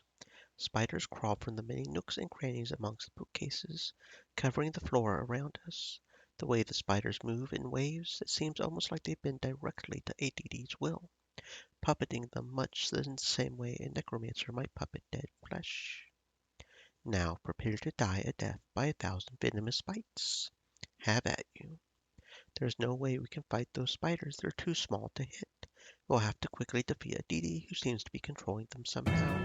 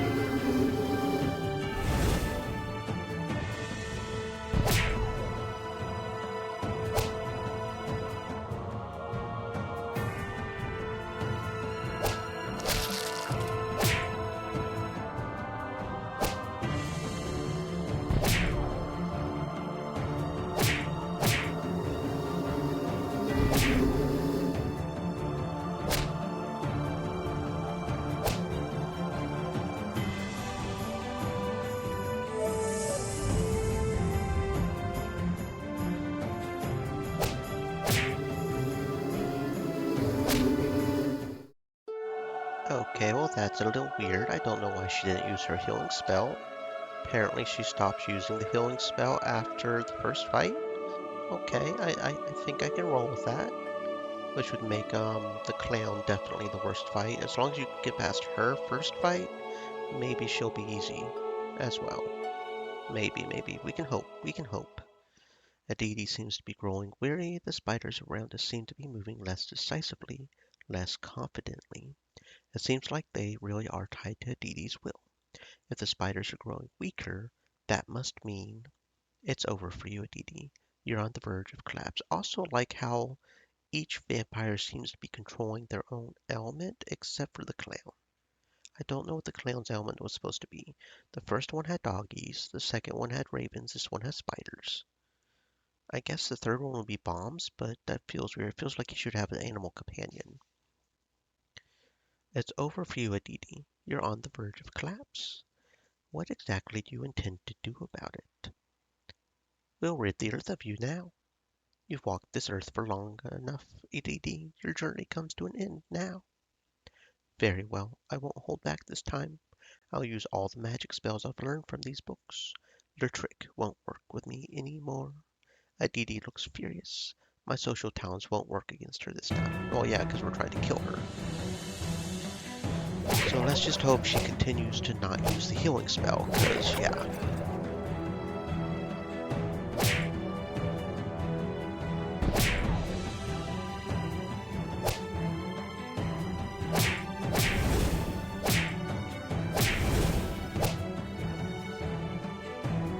No, she's not going to use the healing spell. She's just going to use a fuck ton of attack spells. I can roll with that. Reduce target's attack value by 20. Inflicts damage each turn. I've just got to make sure to get my healers to rest so we have the SP to deal with it, but we can deal with that. And Nuala's already got 12 SP. So as long as she just focuses on attacking, we should be able to do this. ADD, as long as you can get past her first battle, and you can use social talents to do that apparently, so as long as we can still kill her, I'm happy. Target speed value by 20 and health. How we are frozen and burning, I do not know, but maybe we just should not ask too many questions.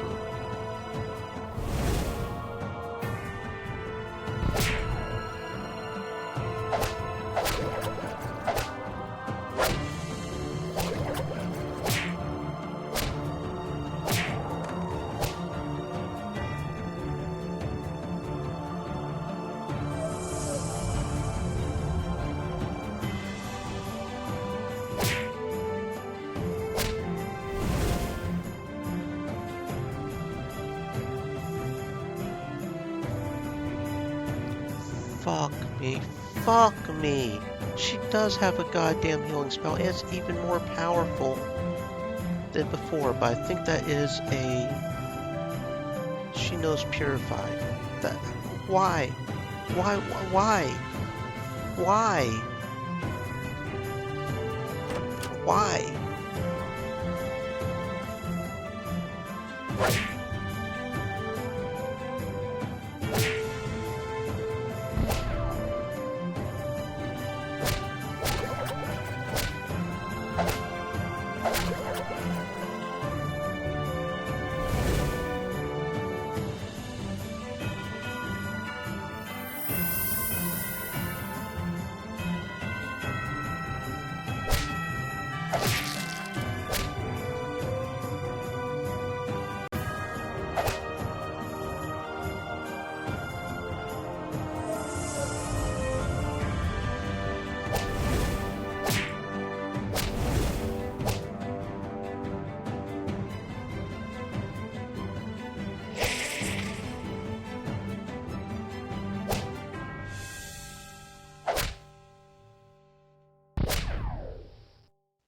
Okay, thankfully we do enough damage to her. Her health is very weak on that point, so we could just spam it and finish her off. Got me real worried when she did that healing, but we did it. It wasn't too bad. I don't know if she can only do that once or what. I wasn't paying attention to how much SP it used. It was a different healing spell. It was the one we use. So assuming it uses 3 SP, maybe she's still not too bad, you know? Maybe. Okay, go ahead and get Nuala Pain Expert up. That sounds fine. Okay,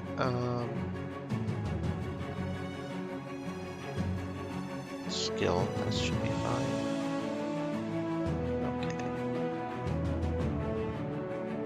And we killed all the vampires, I think, unless there's a super secret boss since we killed all of them. Aditi collapses to the floor. No, it would be more accurate to say that Aditi's clothes collapse as Aditi's body fades away into a fine dust. The crowd of remaining spiders disperses, going off to hide away in whatever nook or cranny they came from. I go over to inspect Aditi's remains. Anything useful on her? Nothing. Let's get back to the main hall. Aditi. Flawless victory. Defeat all 4 vampire lieutenants during the first full moon. And that is an achievement. we arrived in Grimoire, it seems the Amazon prisoners have already made their way to the council chambers, I presume to provide testimony about what they saw. Jade, it is such a relief to see you. I'm relieved too. I assure you that your relief at seeing me is far exceeded by my relief at being out of that castle. Quite true. We've been tense waiting for you, but you were the one who actually had to step into the fray and do the work. It seems that your efforts have been rewarded.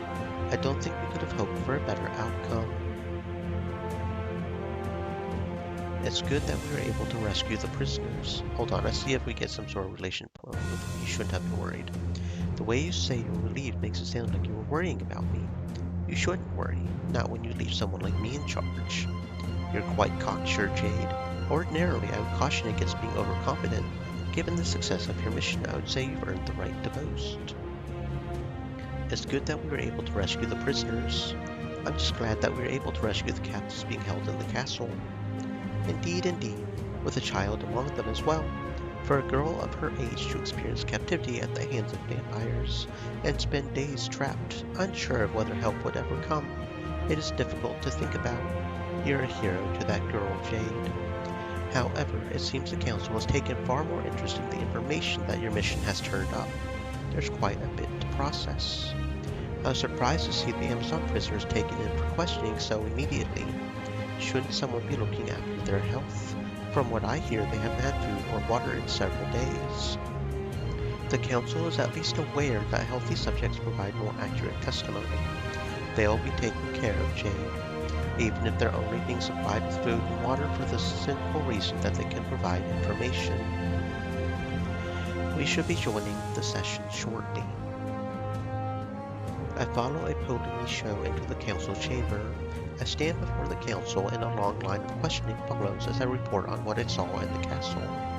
For several moments during my questioning, my thoughts returned to the conversation with Karen and her desire to keep the information about the captured prisoners from the council. However, the council never questions me about how the prisoners came to be trapped in the castle, or whether I had any knowledge about them prior to setting foot in the castle. The questioning continues for almost an hour before a Polemy show intercedes on my behalf. Gentlemen and ladies of the council, I believe we have heard enough of Jade's testimony to at least corroborate what we heard from the Amazon prisoners. I know that any information that we can glean about the castle's interior and the behavior of the vampires will prove valuable, but it is late, and I believe everyone in this chamber requires rest. Will it do to resume questioning at a later date? No objections. No objections here. I could use some sleep. Indeed, we are only a few hours from sunrise. The council's presiding officer adjourns the meeting, and a Polemy show escorts me from the council chambers. We walk outside, where we find Karen, standing with several of the Amazons I rescued. Karen notices me and takes me aside. Jade, I owe you my thanks for rescuing my people. They were able to provide useful information, so it seems the rescue was to our mutual benefit. I wish that my people could be a bit more effusive with their thanks to you. Amazons are not usually in the position of being rescued, particularly by a dwarf. I hope you take no offense if their gratitude isn't as forthcoming as you surely deserve. They have been through quite a lot, Karen. Seeing them led to safety is thanks enough. That is a nice sentiment, but words are cheap. You deserve a reward for the work you've done. Come to the Citadel when you have the opportunity, and I'll be sure to thank you properly. Thank you. By the way, in the council's questioning of me, the topic of the Amazon prisoners and how they came to be trapped in the castle never came up. Did you tell them anything? I did not have occasion to provide them with that sort of information, and they are not interested in prying into it. I am not inclined to provide answers to questions that they did not ask. You can choose to divulge the information if you choose, or keep it to yourself. I would not try to bind you to secrecy about something like that. Karen turns to leave. I return to the council steps to part ways with the Polemy show as we watch the Amazons leave. I'm sure that the rescued prisoners are glad to be leaving the city with their queen. I don't think they could ask for a more prestigious escort. To be honest, I'm a bit surprised that Karen came out to escort them back herself. Even more puzzling was the fact that she arrived in Grimoire prior to the prisoners being returned. I wonder if she had some ulterior motive in coming to Grimoire. Would you happen to know anything about this, Jade? No, I don't have the faintest clue, my friend. No. If you want to know why Karen came to Grimoire, you'll have to ask her yourself. I suppose so. Well, good night, Jade. Take the opportunity to rest, please. I took the liberty of reserving a room for you at the Traveler's Inn, just outside the city perimeter. It's away from the heart of the city, and I thought you might want a place to sleep in without worry of being woken up in the early morning by the hustle and bustle of the city. Thank you, Epoli Misho. After the events of tonight, I think a long sleep is exactly what I need. Before going to sleep, I decided to talk with every party member who came with me on the mission. Hey Jade, thanks for bringing me with you. It was fun. Oh, so we actually get a relationship way if we bring them in the party with us. Okay. That's something to remember for getting the relationship points up. I don't know if that's enough to make a difference of getting their CG or not, but that could be the difference, so that's something to keep in mind. You're welcome. If that's what you consider fun, I foresee us having a lot more fun together in the future. Lena, I thought you followed Karen back to the Citadel. Queen Karen and the others were kind enough to wait up for me. I wanted to see you before I left too. Well, I just wanted to thank you. Yeah, I don't know if that half a heart is the difference between it or not, but it's something to think about. Thank me for what? For picking me for the mission. It seems like I've earned your trust. Indeed you have. You've been very useful, Lena. I had better get going now. Anyway, be sure to come visit me at the Citadel sometime. Jade, my heart is still beating from all the excitement. Nuala grabs my hand and places it. Ooh. You hear it, my heart?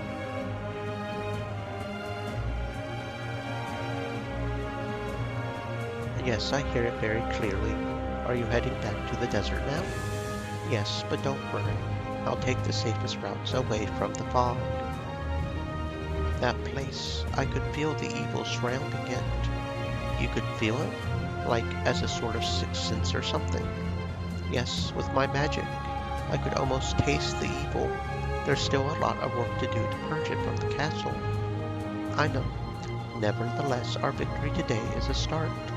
Indeed it is. Thanks for your help, by the way.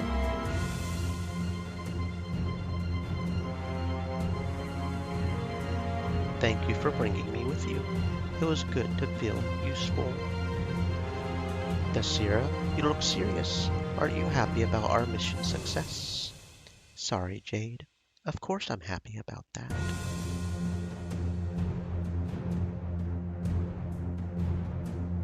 I couldn't stop thinking about those Amazon prisoners. That young girl, Frieza was her name. I can't begin to imagine all the horrible things she must have gone through. True, but remember how determined she was. As bad as it was, I think she'll use this experience to forge her character. She'll become a tough woman when she grows up. Yes, I think so too. Sometime later, I stir awake to the sound of voices beside me. Is she awake? Hush, Valerie. You'll scare her. I sit up and see two familiar figures standing in my room. I feel my pulse quicken. Oh, good. You're awake. What are you doing in my room? What are you two doing in my room? Jade, I hope you'll forgive my lack of manners. I know that waking up to visitors unexpectedly in your room is never a welcome occurrence. Even when the visitors happen to be such a charming couple. We wanted to talk to you privately. Finding you in your room seemed preferable to trying to catch you elsewhere, since you're so often with others when you're out and about. You put on a good show last night. Last night? Don't you mean tonight? That was yesterday, Jade. You slept the entire day away. After what the vampires at Namar put you through, I can hardly blame you. If I went to bed just before sunrise and you two came to wake me up after nightfall, then it seems I really did sleep the day away. You're becoming nocturnal just like us. It probably won't become a habit. Valerie, don't get too excited. I owe you a personal debt of gratitude, Jade. That's why I came here, to thank you. Thank me for what?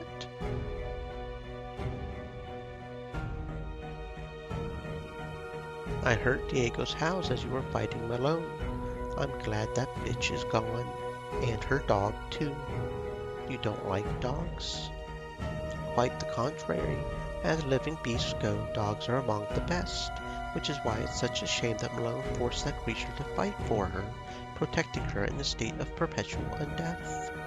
There is a reason that dogs live shorter lives than humans. They were meant to live for a while and pass on from this earth. For her to keep a dog around like that for centuries strikes me as cruel. That animal should have gone on to the afterlife, not left to linger around attached to Malone. She doesn't deserve that creature's loyalty. She doesn't deserve that loyalty.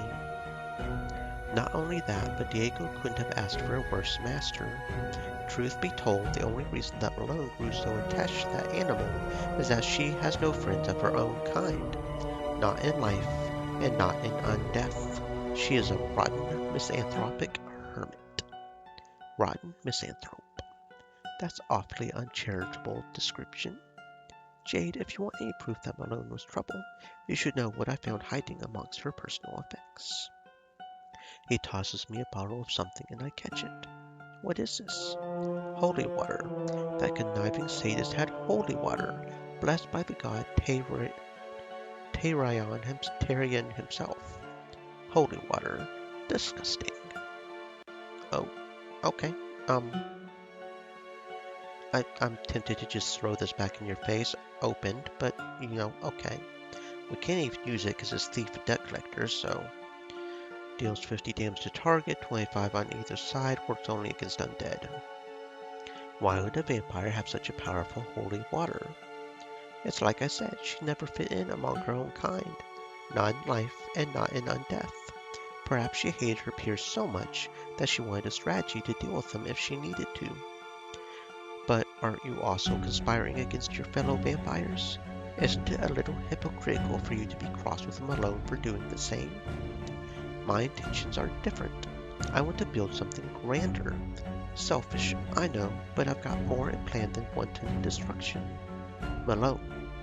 She just wants the ability to hurt those who are close to her. Being a traitor is one thing, but being a traitor with no goal other than hurting others is quite another. So, good riddance to Malone. And you can hold on to that holy water. I'm sure we won't be needing it. Also, so I get a half a heart for these guys for everyone that we killed. Is that what's going on here? So that's a potential 2 hearts if we kill everybody for these guys, apparently. So that's the bonus for killing them, I guess. And probably the items. Probably if we don't kill them, we don't get the items either. That would make sense. Last night you dealt with Zephyr. I must admit it warms my heart to see that young ruffian put in his place. Put him in his place. Zephyr never had the proper respect for his elders, so to see you take him down a notch is something I find quite edifying. When you call him a youngster, how young are we talking?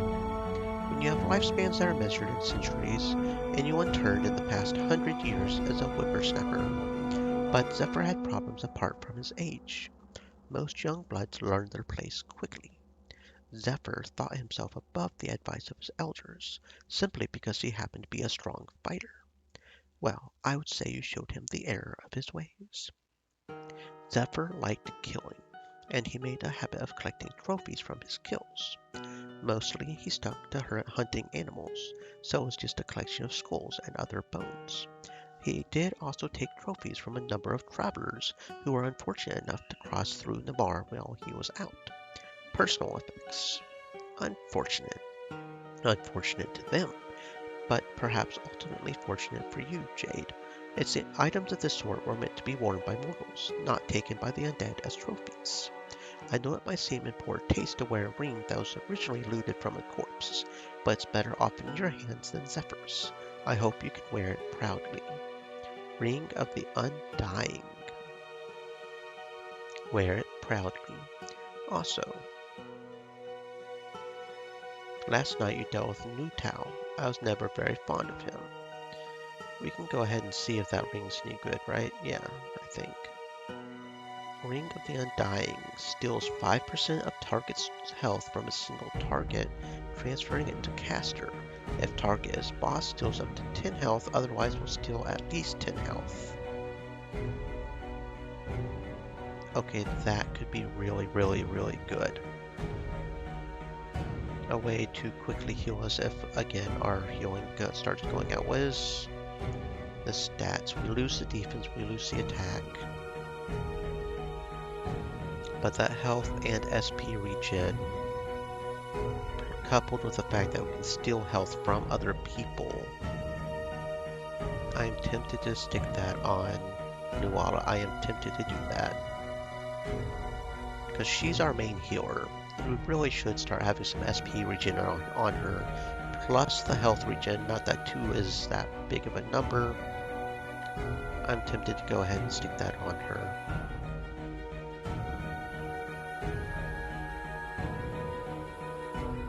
Yeah.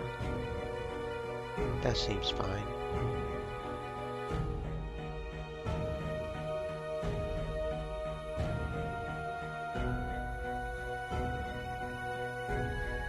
Not fond of him at all. That new Tao, always so ostentatious. No sense of class, no sense of style. So see, like 10% of like 200, that would be 20 health regen. That's essentially a small heal right there, 20 health regen. So yeah, that could be useful. That, and he thinks very highly of himself, very opinionated. He can never consider the possibility that he might be wrong about anything. Is there some kind of eternal feud between you two? He and I got into an argument several decades ago, and that argument never ended. Let's leave it at that. Anyway, with New Tao out of the picture, I took the liberty of helping myself to one of his personal stashes. It seemed only right that I should share the spoils with you. What kind of spoils are we talking about? Bombs. You can throw them at people and they cause explosions. Light explosive bomb, again something that we cannot use because we are not a thief or a debt collector. Deals 10 to 15 health and causes bleeding if it's not a boss, so bosses can't bleed. Medium explosive bombs does 20 to 25 health. They make things go boom. I'm surprised you need to ask, Jade. I'm sure you saw plenty of these during your encounter with New Tao. Yes, not the most elegant of weapons, but when you need force, they'll do in a pinch. In a pinch. Also, yeah, we get half a heart and an item for every single one we kill, so I don't know if it's good to get their relationship up. I don't know if they're actually good vampires or not, but that's a very fine young lady right there, so I'm inclined to say yes. It's okay. It seems you gave old Aditi the what for, and I have to admit, I was quite pleased to find out. Quite pleased to find out. That senile old woman would have been better off dying as a mortal. Her undead flesh has persisted longer than her sanity. Well, sanity is overrated, so... That woman is creepier than the spiders that act at her beck and call. Creepier than a spider. I'm a bit surprised to hear a vampire describing others as creepy. Jade, you should know what I'm talking about if you talked with her for more than a few minutes. There's something about that woman that is not right. The problem with people like that is that they are always unpredictable, and trying to usurp control of a territory is always difficult when you have wild cards like that in the mix. So it's quite beneficial for me to see that you're able to take care of her. I took the liberty of invading one of the supply caches she keeps. Lots of poisons, yes, but also a few antidotes. Poison potions, again, something we can't use. Causes poison condition on 3 nearby targets. Minor corrosive poison, 10 health damage, reduced defense. Antidote, usable by anyone. Why would a vampire brew antidotes for poisons? Who can say? they were probably the result of failed experiments.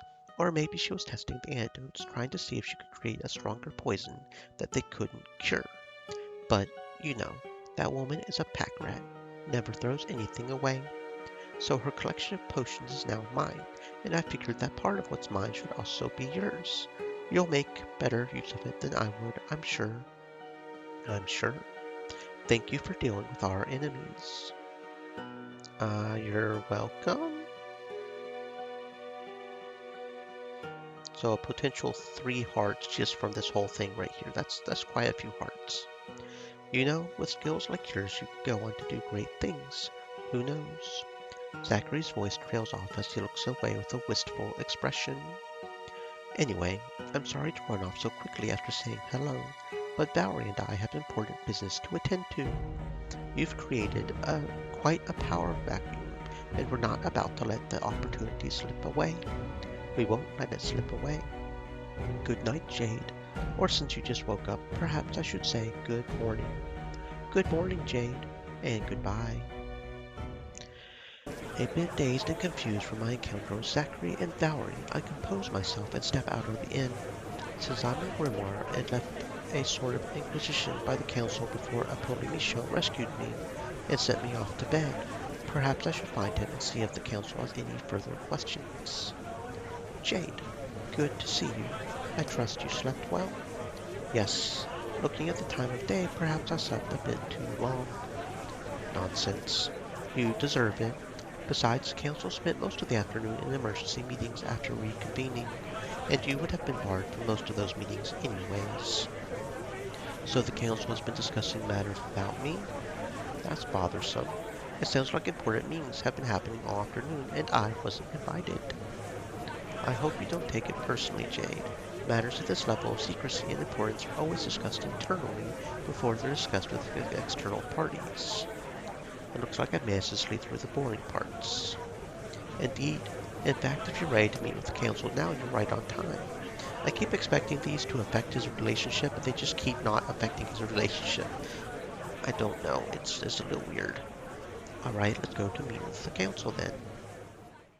Apollo Michaud, I see you've returned with the emissary. Have you discussed the contents of our afternoon meetings with her yet? No, I did not tell Jade anything beyond the fact that her presence was requested. Good, good.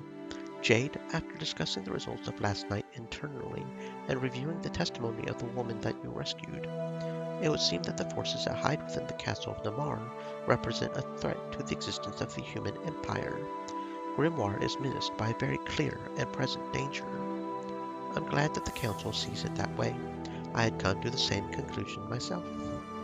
Further intelligence reports indicate that the vampires plan to act on the first available full moon. Obviously, they didn't attack us last night, which leads us to believe that next full moon, they will be bringing the fight to our city gates. We intend to be prepared for that attack when it comes, and we have already begun assembling forces within our borders to meet the attackers in 1 month's time. This conflict seems to be quickly growing beyond what one person, or one small group of fighters, might be able to deal with.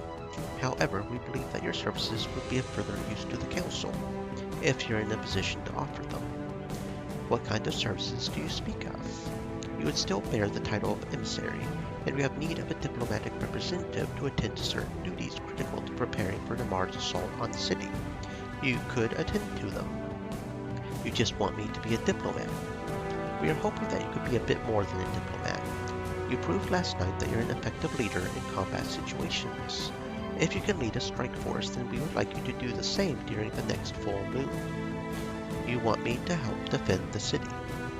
Your role would not be as simple as defending the city gates. Every battle has strategic objectives.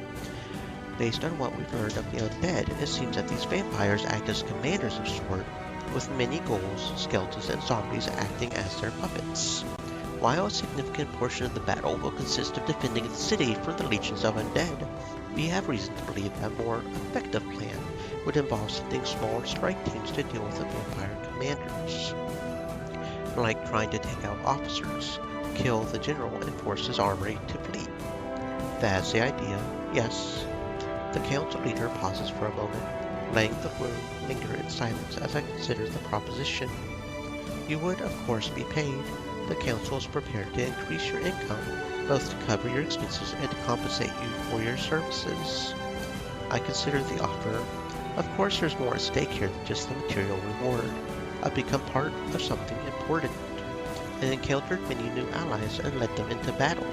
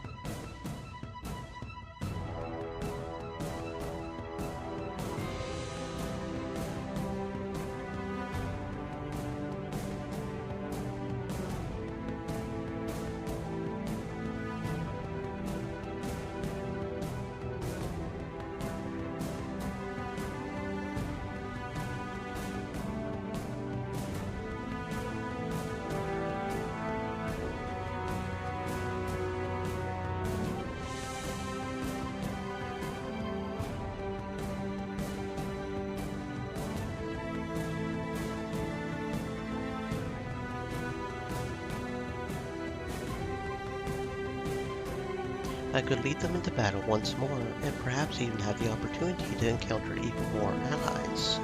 The connections I would form by working for the council alone would be worth more than whatever money they're getting ready to pay me. I've already done it. What do you mean? In my mission, I found and killed 4 vampire commanders, lieutenants, however you want to call them. And you believe they're all of them? I don't know, but I couldn't find anyone else in the castle. Exactly. You don't know. Jade, you did really well, but I would caution you about being excessively confident. They're right, Jade. Sure, maybe you defeated all the vampire lieutenants you could find in the castle, but who knows who else might show up. If they're still planning to attack Grimoire, that means someone else will be in charge of the undead army. Sorry, you're right. I shouldn't presume that I killed every vampire leader. Some might have announced it was a full moon. We all wish it was so easy, but sadly, probably it's not. Still, defeating 4 of them was a formidable feat. I can speak for everyone in the council when I say that I'm very impressed. Impressed. Maybe they'll be more generous with their monetary efforts now. The council leader said something about action items. Yes, the first order of business would be for you to deliver this news to Karen, as well as serve her an invitation to meet with the council again to plan out details. So they haven't told Karen yet. Well, they did decide just this afternoon. As for delivering messages, that's what emissaries do, Jade. I advise you to meet with Karen without much further delay. Of course, of course. You know, I think Karen will be quite pleased to hear that the council is taking the vampire threat more seriously. If I recall correctly, the first time I met her, she made quite an impassioned plea for them to do something about the encroaching fog around Grimoire. Yes, I suppose the council is acting later than she would have liked, but a late response is better than none at all. Come to think of it, Karen also promised me a reward the next time I stop by the Citadel. I should find time to visit her. There are also other tasks the council would like you to take care of, but we can discuss them after you've delivered the news to Karen. Alright, thank you, Epoli Michu. No, Jade, I should be the one thanking you. The second full moon.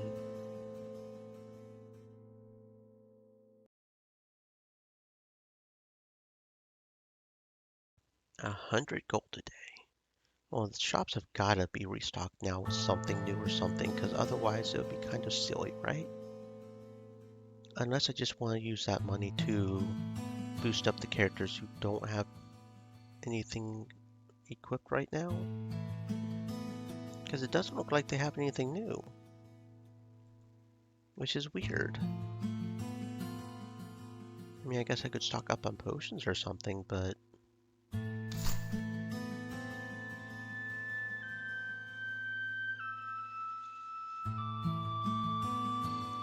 I don't know. It's just weird.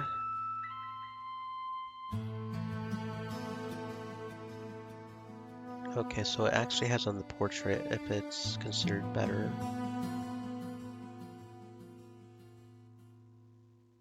Maybe? Oh, the Emerald Ring is considered better because of the SP region, probably.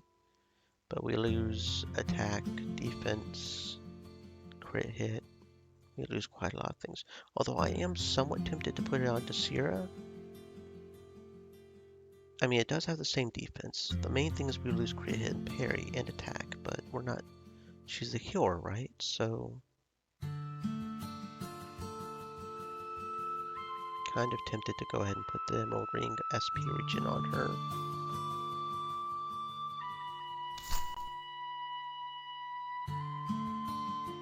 Don't know why those are still green in that case. Or maybe it's just because they can gain something from the shop in general, I guess. But I don't think they can. Okay, so we should probably sell the items we can't use because of the explosive bombs and whatever. Because we're not a thief or a debt collector. Not that there appears to be any point to having the money at this point other than maybe buying more healing items, which is actually probably a good idea.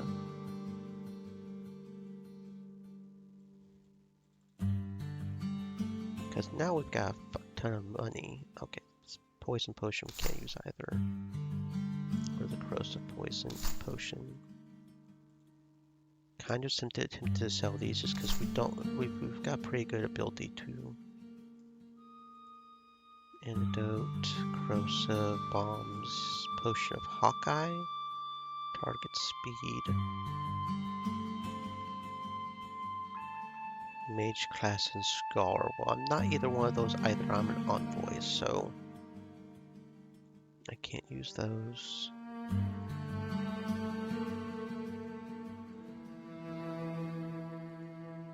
Medium haste, weakness, minor haste, minor vitality.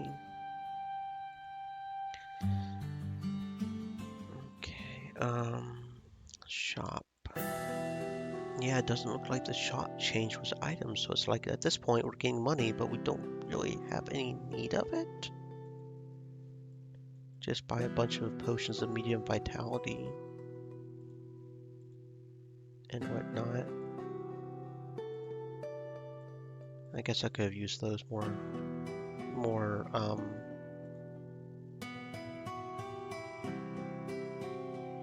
during that fight instead of trying to wait, but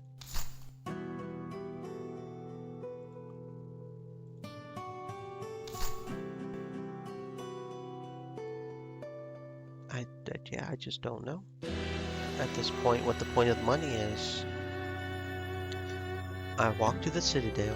It's certainly not the first time I've walked along this stretch of land, and I find myself noticing several Amazon sentries looking at me from a distance. Several of them give me a nod of assent as I walk.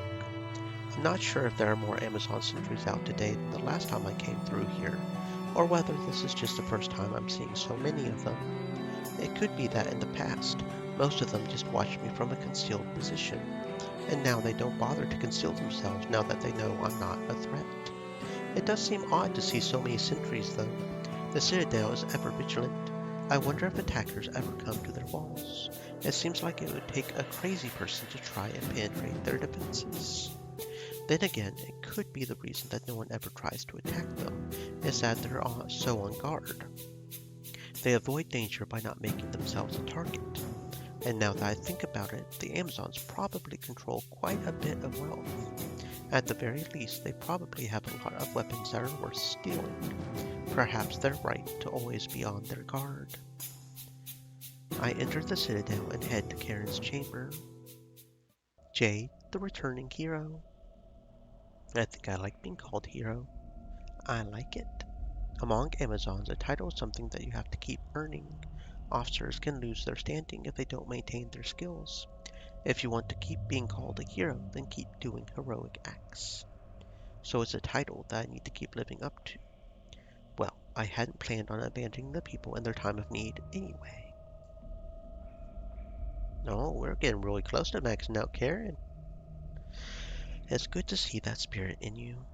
Thank you for rescuing the Amazons held prisoner in the dungeons of Namar.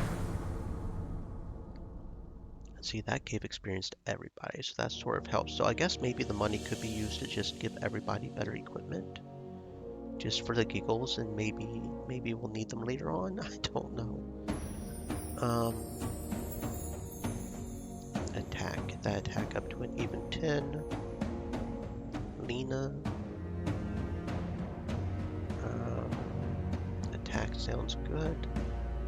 Beryl, I'll just auto assign. Silversa as well. Jasper. And Lyric. Okie dokie.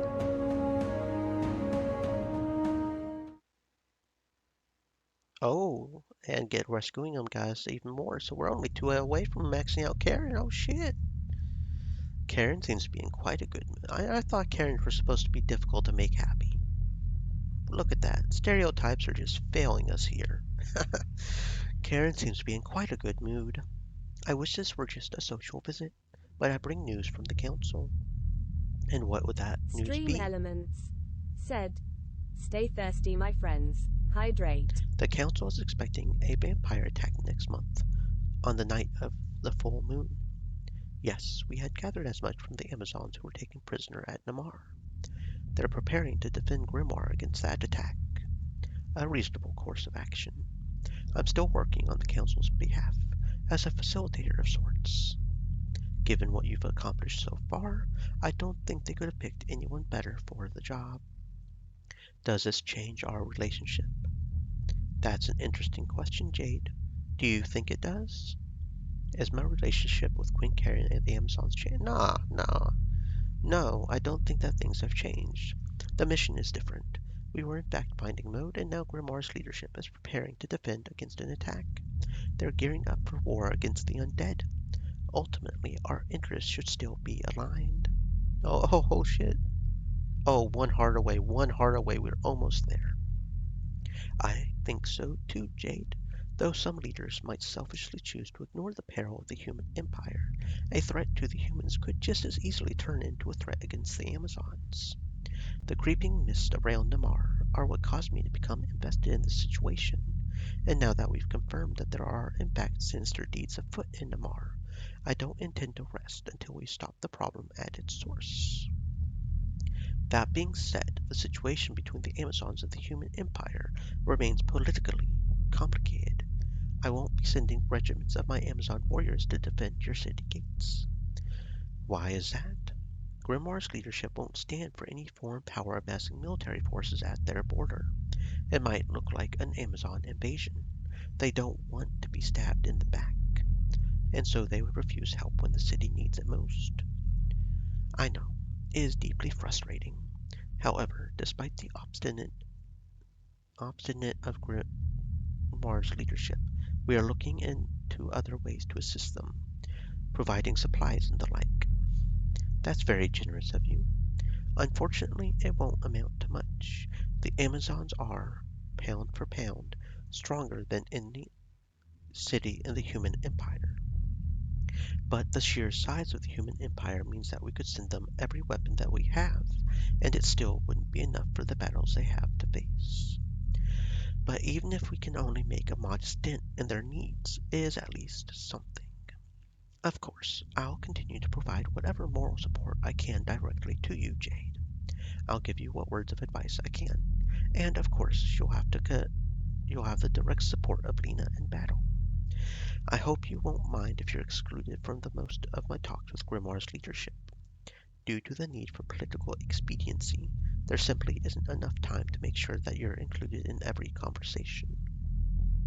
And I suspect that Grimoire's leadership also tries to keep the details away from lower-ranking members of their own organization. Members like me. Yes, even you, the emissary of Grimoire. Who knows, perhaps if you continue to serve them loyally and faithfully, you may one day be more than just an emissary. You might be the one giving orders instead of receiving them. I would like that. We just maxed out Karen, y'all. Then it sounds like you have something to aspire to. Just make sure that your aspirations don't distract you from your current mission. You've already amassed quite a bit of influence. Just look at who you're talking to. I mean, here I am conversing with the Amazon Queen. A year ago, I don't think I would have imagined this life for myself. And yet, here I am. Sorry, I don't mean to distract us from business. I believe I've reported all of the essentials from Grimoire's meeting. Did you have anything you needed to convey to me? It sounds like you have your work cut out for you, Jade. It seems like the people you've met and the bonds you've formed have allowed you to accomplish quite a lot in such a short time. I trust you'll continue to cultivate those relationships. I certainly will. Apart from that, I have 2 gifts to share with you. I'm looking at 2 gifts I want right now. I mean, what? Ooh, what sort of gifts? The first is a spear. Not just a normal spear, but one wielded by our great mothers. Great mothers. Past Amazon queens. Of course, this wasn't their personal weapon, but one they used during training. I'm sure you'll find it very useful in your quest. I just bought one of those from you, but okay, thank you. Thank you, Queen Karen. What's the other gift? It's a Tome of Knowledge. Ooh, Tome of Knowledge, 500 experience. Yes. That's quite the gift. I must admit, I didn't come here expecting you to be so generous. First this spear, and then the tome. This tome has sat unused for a very, very long time, Jade. I thought it might go 100 years unused. Amazons are generally guarded in the way that we pass down knowledge. Often, an Amazon learns from years of training. It is a slow process. There's a reason that Amazons value discipline so highly. Power is something that comes with responsibility, and many choose to misuse it. Jade, have you ever thought about why it is that so few muggers and thieves threaten their victims with fists? Nearly every time you have someone threatening your life demanding that you empty your pockets of coin, they are using a weapon rather than their fists to threaten. Well, I imagine the threat is much greater when you have a weapon. And yet there are many with the strength to kill using only their hands. I know many such warriors who could easily maim you beyond recognition using only their fists. Others have trained in martial arts for years to make their palms as deadly as any weapon. You're talking about the disciples of truth on Mount Chronos. Yes, that's a good example. But there are many more like them all around Aragorn. Why, don't you suppose any of those people, the ones with hands strong enough to kill, make their money by threatening victims in alleyways? Because they have better ways to make money? Better ways to make money? If you have that kind of strength, you could be a mercenary and get paid more than you could make from mugging people. I imagine they could make quite a lot of money by threatening or serving rich people. Because they're not the sort of people who do that. Because they don't have that kind of malice in them. Okay, so there are extra relationship points. So that's a good thing. So maybe that half heart from bringing them to the Namar Castle raid won't matter. Maybe. Yes, as paradoxical as it might seem, the people who are most personally skilled at the art of killing are often the least likely to misuse that power. When you spend years of time training to become a strong fighter, it breeds in you a sort of discipline. The cowardly, those who might make their money from taking from the weak, don't survive the years of training that it takes. One who has dedicated their life to study knows how to wield that power responsibly. The dangerous ones are the ones who haven't earned their power. Any street ruffian can simply buy a life, and just like that, he has power over any victim that he can corner in a dark alleyway. There's a reason that they choose to prey on the weak. Hence, when it comes to items of importance, items like this Tome of Knowledge, I hesitate to give them out freely. I need to make sure to give them to someone who won't misuse that power. You want me to use this on myself? No, but I trust you to give it to someone deserving, someone who will really know what to do with that power. Of course, anyone who is of the moral inclination to dedicate themselves to a cause like fighting the vampires at Namar has probably demonstrated a certain amount of selflessness. When it comes to using that Tome of Knowledge, my personal recommendation would be to give it to someone who has already demonstrated their prowess as a fighter. So allow the strong to become even stronger. In a sense, yes, all of your allies are assisting you in your travels, Jade. But I am sure that by now you've found certain allies to be more helpful than others. It may be wise of you to consider who you are investing your time and resources in. Make sure that the people that you're taking the time to train and practice with are the ones who will be most important to helping your mission succeed. That is my personal take on it anyway. But knowing what I know about you, whatever choice you make will probably turn out to be the right one, just so long as you trust your instincts. That's quite a compliment, Karen. I hope it turns out to be true. I hope so too, Jade. I hope so too. Before you leave, I think there's someone who would like to thank you. I turn around and look toward the door of Queen Karen's chambers. I think I recognize that girl. Briza, you can come in. The girl takes several steps forward. She moves cautiously, but there's no timidity in her. It almost seems like she's moving in a defensive manner, because she's not quite sure of how she should be acting around me. Hello, Briza. Hello. Thank you for coming to rescue us. It was my pleasure. Was it really, though? I didn't expect such a young girl to challenge me on that. You risked your own safety to free us. Most people wouldn't do such a thing just for the pleasure of it. There's a saying, virtue is its own reward. Doing good for others is a gratifying thing, Briza. I think it's a responsibility of the strong to help the weak. One day, I'll be strong enough that no one will need to come to my rescue. I hope you're able to live up to that goal, Briza. Briza looks like she's not quite sure how to respond, so she gives me a nod. You're dismissed, Briza. It was good of you to come and give our visitor a proper thank you. She's quite determined and ambitious for someone so young. She is, isn't she? Despite what an ordeal all this has been, there's something in that girl that makes me think she's special. She seems to be brimming with potential. She has a lot to learn, but she's young. She has time to learn it. It's a bit surprising to see that attitude after her experience at the castle. It must have been quite traumatic. Indeed, I think it may ultimately be to her benefit. While I wouldn't wish harm upon someone so young, I do believe that guilt and hardship at such an early age will give her the determination to be stronger. If anything, the fact that she survived it seems to have given her a notion that she's made of stronger stuff. It'll be interesting to see. Do you usually take such an interest in the younger members of the Citadel? I imagine there must be more children than just Briza.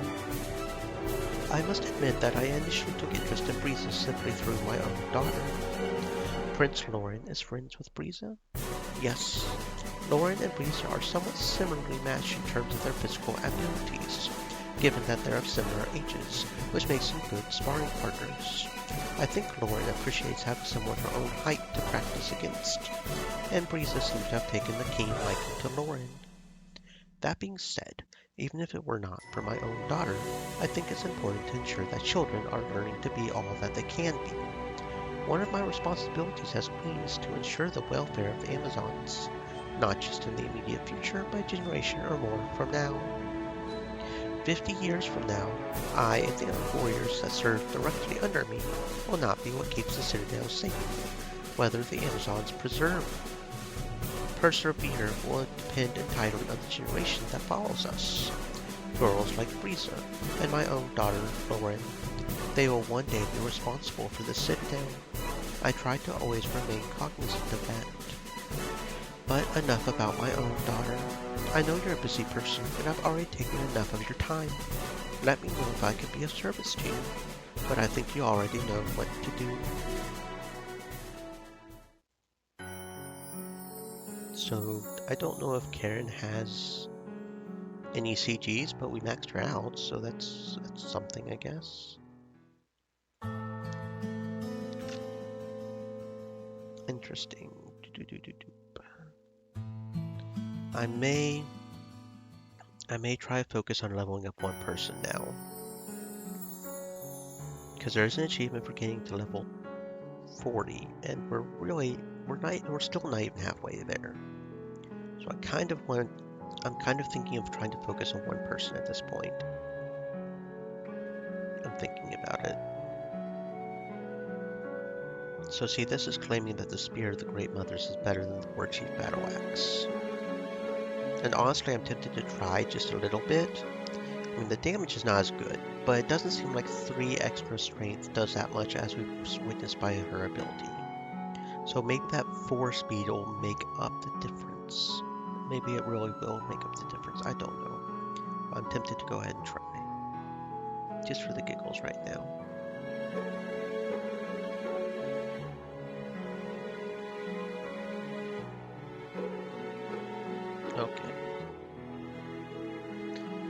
Okay, Grimoire, use Tome of Knowledge. I can't use that on myself? Why can I not use that on myself? That's interesting. That I can't use that on myself. Okay. Let's see.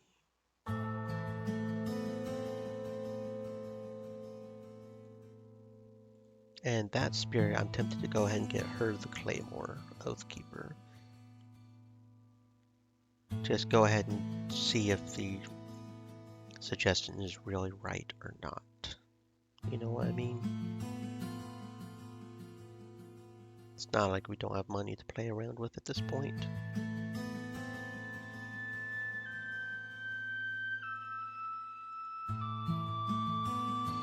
And this one says that the staff magma is better than the staff we have on. So you know what? I'll just see if it's right.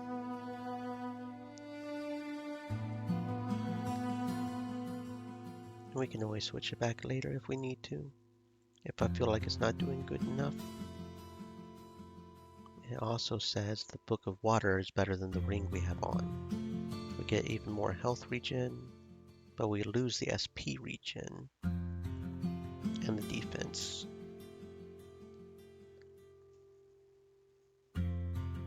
Although I kind of wonder if that skill is worth it. But the problem is, I think the main reason it's saying it's better is just because of the skill. I kind of don't want to do that. I kind of don't want to do that. That might be the one thing we don't do.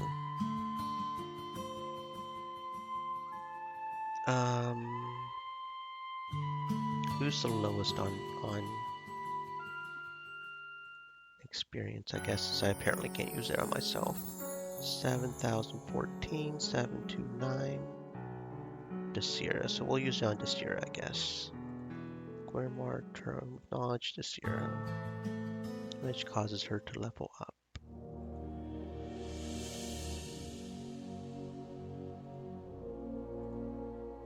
Okay. Okay, do we need to talk to Apollonicio? No. I thought maybe we needed to after we talked to Karen, but apparently not. Amazon Citadel, browse local shops. See, according to this, the Elysium's even better than the Spear of the Mother. Although it has negative stats all across the board and even less defense, even less damage. The only difference is crit hit and 10 health. Is 10 health really worth? I really question the, I mean, that's just because it's in the other slot, but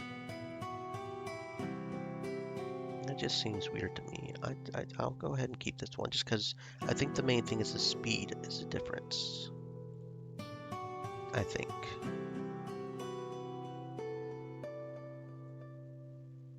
So see, that's quite a few less damage, but that also puts us in positive speed. Would that be worth it? I genuinely don't know. I mean, I feel like it wouldn't be, but I'm not sure. This is 4 less defense, but again, we gain the speed. So is that why it's considered better? Well, we're out money now anyway, so it's whatever. I'm going to go ahead and train, but this time I think I'm going to switch it up a little bit. I'm going to see if I can solo it and get all the experience for one person. And we cannot solo it because we have to have a party between 2 and 4. Okay, so in that case, I will have me and the healer. See if we can just solo this thing.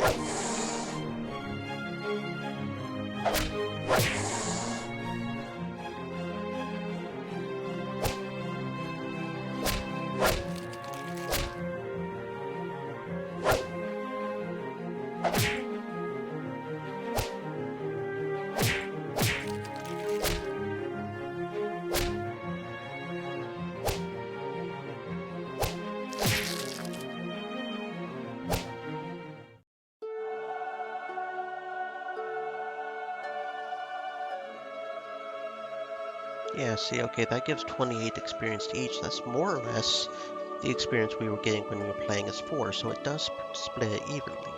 And if we can handle 2 solo, then that would give us even more experience than if we were fighting as a whole party, which would maybe help us get to the level faster, right? So let's see if we can handle 2.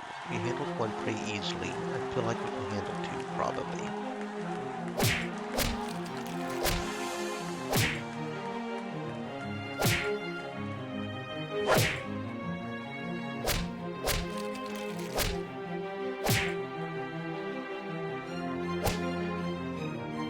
And we really aren't doing that much difference in damage. We're doing, what, 1 or 2 less damage? Because we were doing, what, 13, 14 with our other weapon, and now we're doing 12. But we're moving quite a bit faster. So yeah, that's probably... It might be right about the speed being better than just a few points of damage. It might be.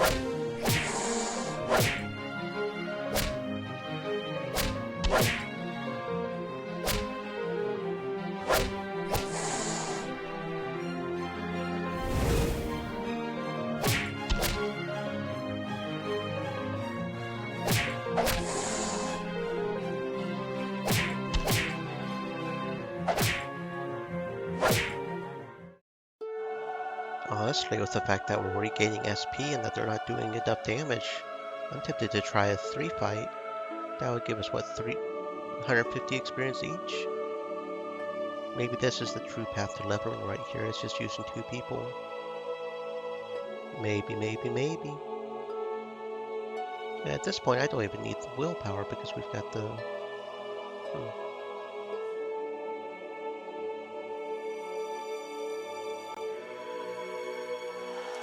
Okie dokie, let's see if we can handle 3.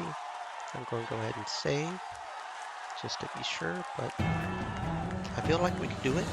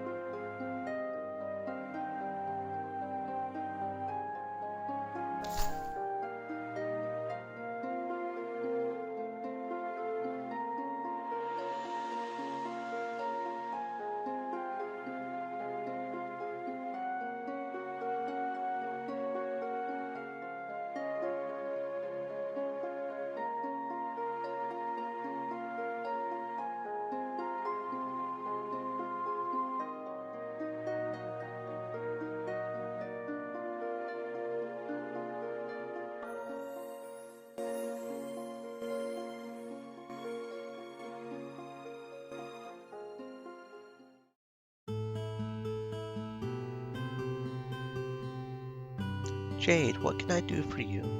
Nothing in particular, Lyric. I just came to see how you were doing.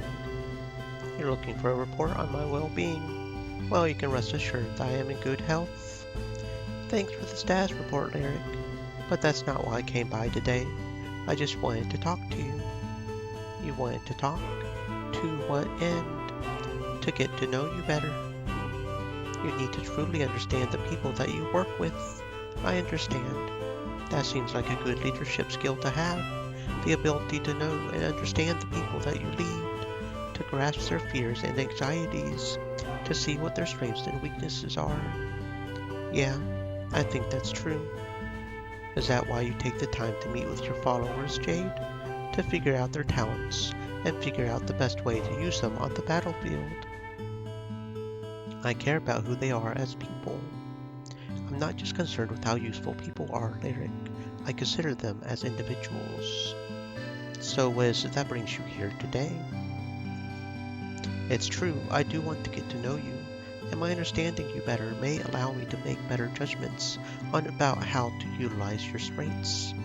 But more than that, I enjoy the process. It's interesting to learn about people and hear their personal stories. So you came to hear stories from me? Well, I'll have to come up with some good ones. Then, I hope you won't be disappointed. I understand that your tribe has a history that you would like to share with people like me, but don't forget your own personal struggles as well. It's easy to look at heroes in terms of the battles they won, or the beasts they slew, but sometimes the most interesting part of a hero's story can be the personal struggles he has. Don't forget about your own feelings in all this. Well, if you want to know how I've been feeling recently, it's an interesting experience, being the one who is led rather than the leader. You weren't born a leader, were you? No, but I always strived to be a leader. Even when I was a young boy, I would look at the people of my tribe, and I thought to myself, I want to lead these people. Perhaps it was the ego in me, or perhaps it was my better instincts as a protector. I wanted to be their guardian. But when it comes to working with you, I'm more than happy to allow you to be the leader. When I was a lad, I coveted leadership. Under you, I don't. Maybe it's because I understand that the goals you pursue are so much larger than I am. Actually, I don't envy your position at all. I feel a bit odd talking to you like this, as though we're peers, one leader talking to another. But the truth is, the stakes of your conflict are so much greater. I hold the fate of my tribe in my hands. You may very well hold the fate of an entire city, and even the surrounding lands. That's why I feel my time is better spent with you than tending directly to my own people. Even if I die in combat serving you, I know the Doom Marcher clan elders can appoint someone to replace me. But if the blight from the Mark continues to ooze across the lands, what hope do we have for the future? I've always thought that we were all in this together. Lyric, I find it comforting to know that you think of it the same way. Lyric flashes a big grin. I hope that my talk of the importance of your mission hasn't come across as too somber. I know that there are some people who might join you out of fear of what might happen if they don't. And if I am to tell the truth, I do feel a bit of fear. But more than the fear, I feel excitement. It seems like a grand opportunity to be part of something so big. I feel that the greatest service I could perform for my people is to come back a hero, or even, if fate demands it, to die a hero. The Doom Marchers are a people who have spent most of their days on the world's fringes. We march across regions of the desert that most people consider uninhabitable, and we will call these sands our home. In many ways, we have removed ourselves from most of the people of Erevorn, even the other desert tribes. By serving under you in an indirect way, I'm allowing my tribe to become part of something larger. Perhaps one day we'll be mentioned in the pages of Grimoire's history books, even if it is only as a footnote. Let's make history together, Lyric.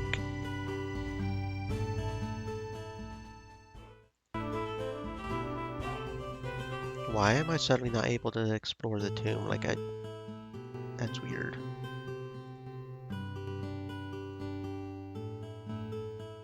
I arrive at the docks and spot Jasper sitting on the pier.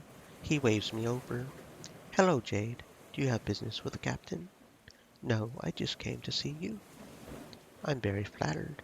Would you care to join me in my rowboat? Why the rowboat? I feel more comfortable on the water. Less risk of someone listening in on your conversation. Are you expecting someone to eavesdrop on us?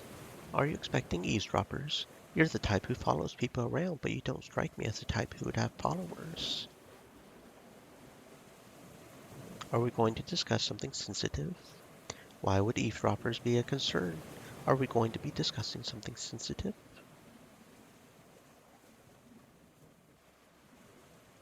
Not necessarily, but why not give ourselves that freedom if the impulse strikes? All right, Jasper. If it will put you at ease, I'll put out to sea. Thank you, Jade. I get in after Jasper and he rows us out to the edge of the harbor. You're an odd man, Jasper. Odd in what way? I guess now is my opportunity to find that out. You're presuming I'm willing to tell. Well, are you? How about I ask you a question first? You can ask the question, but I can't be sure I'll have the answer. It's a subjective matter. There are no wrong answers here. You're a representative of the Grimoire Council. You do their bidding. You're assembling a task force to take on the Mars horrors. Why do all this? I serve the people of Grimoire. So you fancy yourself a messiah. Messiah? It means the savior of the people. If you profess to serve the people of Grimoire, it must mean that you fancy yourself their savior. After all, you're doing a job that no one else is willing to do. Maybe so, maybe not. It could be that I'm one of a kind. It could also be that if I were absent, someone else would take on the same set of responsibilities and see the mission through to its conclusion. Well, if we're lucky, we won't have to find out the answer to that question.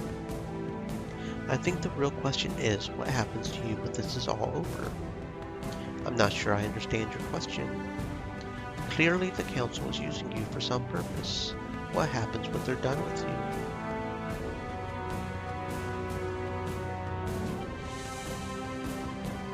I'm no messiah, just a woman doing her part to defeat a menace that threatens the human empire.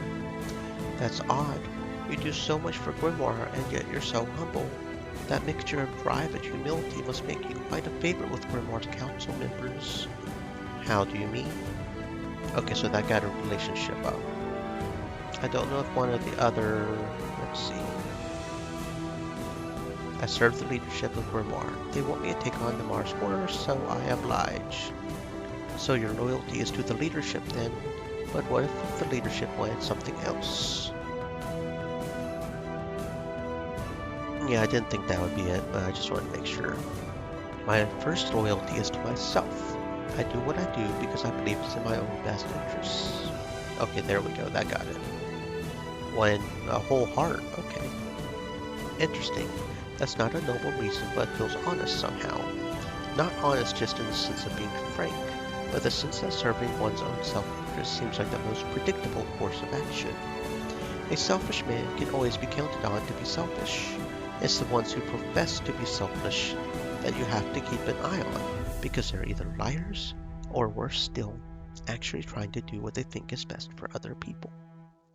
Are you saying that vice is better than virtue?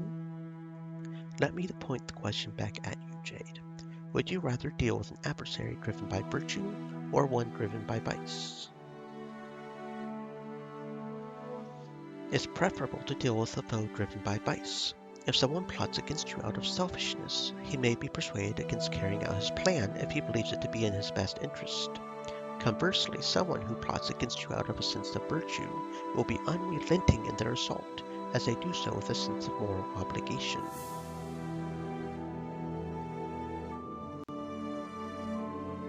Exactly. The power of conscience is greater than the power of greed. If my foes are driven by greed, I know many ways to deal with that. But when they are driven by conscience...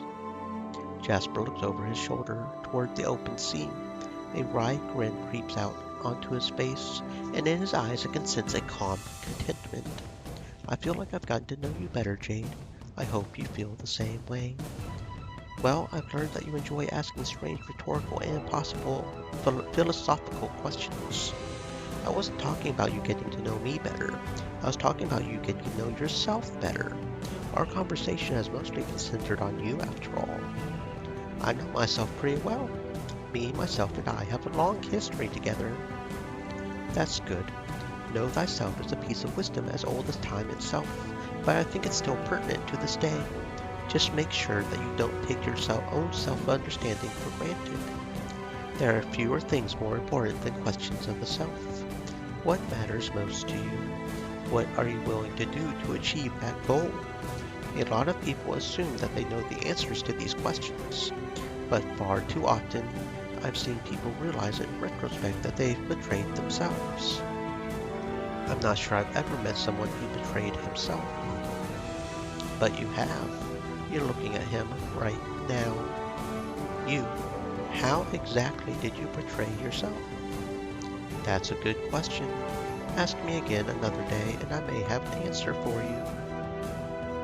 Okay, mystery man. Okay, we've completed the thingies for today. I think we've done everything we can right now. I do believe so. Although why we can't explore the temple after we talk to the dude, I do not know. But I do believe we've done everything we can today. And day. And we've got a lot of icons. Okay. Party talk. Bayreal. I follow Bayreal's map. As I approach the marked spots that are nearest the edge of the forest, I quickly discover the bramble that Bayreal spoke of. It's a dense cluster of thorns and vines, nearly twice as tall as I am. It's impossible to see over. I look to the trees above, hoping to find a way to climb over the bramble, but I quickly realize that there are none to be found.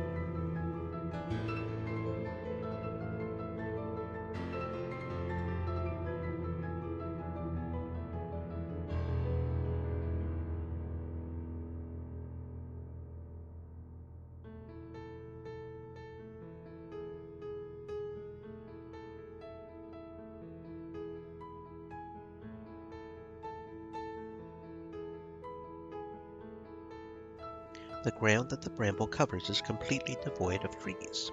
It must have choked all of them out. This bramble is overtaking the forest. Around its base, the ground is dry and tepid, nothing like the rich and moist life-giving soil that covers the rest of the forest. I hear a voice from behind, and I turn to face it. Things have gotten worse, haven't they? Kusho, fancy seeing you here. I would say the same thing. I'm an elf of the forest. My presence here shouldn't be unexpected. You, on the other hand, what brings you back? It's like you said, things have gotten worse. This is troubling. The forest continues to decay, overrun by wood crashers, and now this bramble. Who would have thought a plant could be so fierce? And yet, here it is. My personal mission hasn't advanced any since we last spoke either. Try as I might, my target continues to elude me. In fact, any trace of him seems to be gone. Months ago, I would hear rumors here and there of a lone druid, an elf wandering the forest. I couldn't catch him, but at least I would hear of his presence. But since we've last met, I've turned up no new leads. I can't help but think Bayreal himself may be responsible for the bramble. There's a possibility that within this mass of thorns, there is an elf, drawing power from the forest and channeling it into this foul infestation. What if he's left the forest entirely? I suppose that is also a possibility, but as I said, I've heard no news of him lurking about, either in the forest or outside of it. What if I told you that Bayreal had left the forest? Are you speaking hypothetically? No sense in hiding the truth now. Kusho, I need to be straight with you. The truth is, I know what happened to Bayreal. What exactly did you discover about Bayreal? He left this forest some time ago, around the time that I left. Say no more. I'm not so foolish as to assume that Bayril's departure, coinciding with your arrival, is a coincidence. Still, you say that Bayril has left the forest. He's been nowhere near here. Interesting. That confirms my suspicion, then. My hunt for Bayril is nothing more than a red herring. The true culprit must be some other mare of dark magic. Indeed. When we first met, you told me that there were strange mists covering the Mar. Perhaps the two blights stem from the same source. Perhaps so. Something tells me that the way this blight spreads through the forest is deliberate. You see, this corruption covers the most remote corners of the forest. It seems to deliberately avoid the places where elvish settlements lie. That is a small blessing. It means that there haven't been any elves displaced by the creeping corruption, even if the forest is dying around them. However, it has also left me in the frustrating position of having very little information to go on. The places where the corruption spreads are the least charted parts of the forest. I've tried to learn these parts of the woods, but it occurs to me that there's an elf who has spent most of his life precisely in the parts of the forest that I know the least about. After all, Bayril lived his life avoiding other elves, just as the bramble seems to do. The irony of Bayril's absence is that he would actually be a great help in my investigation, if I could find him. What if I could find him? As I said, that would be a great help. But do you know where he is? I do, but I think he would be reluctant to return to these woods, especially if you don't explicitly state that you know that's not him. I think we've gotten the... yeah. I understand. From the sound of things, he left because he knew that I was hunting him. But Jade, if you are in contact with him, you can give him my assurance that he'll receive no hostility from me. Quite the contrary, I'm willing to bury the hatchet, provided he's willing to assist in locating the source of the good. There we go. We got Bayril out, and now that he's out, we proved that he's not the one doing it, so I think that was the proper way to go about this. I'll let him know that. If you find him, bring him back here. Please, I need any potential lead I can get. Okay, yeah, we can do that, man. We can do that. We can do that. At this point, I'm kind of going to go with the green recommendation because I'm kind of curious how that'll end up things at this point. I don't know if it'll actually be a good idea to do or not, but you know what? I'm just at that point where I just don't care. The only one I won't is because it's Phoenix, and that's literally just an alternative version of attacking, which I just don't want to do.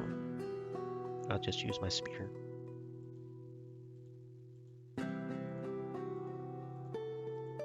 Although I think even then we've pretty much got everything that even the auto recommends us to have, so I'm going to train in the arena real quick.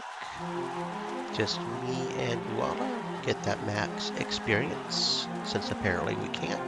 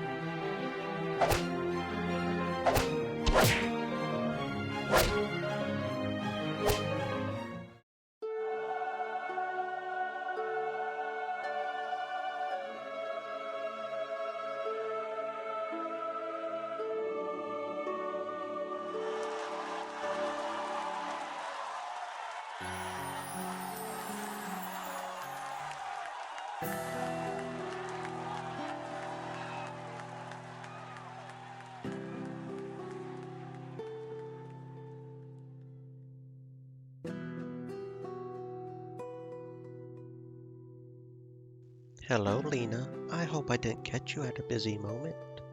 I'm always occupied by endeavor to never be busy.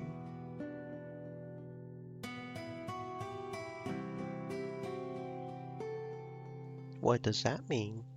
It means I'm constantly present, but always ready to drop what I'm doing at a moment's notice. That's a warrior's instinct. You never know when a crisis will strike.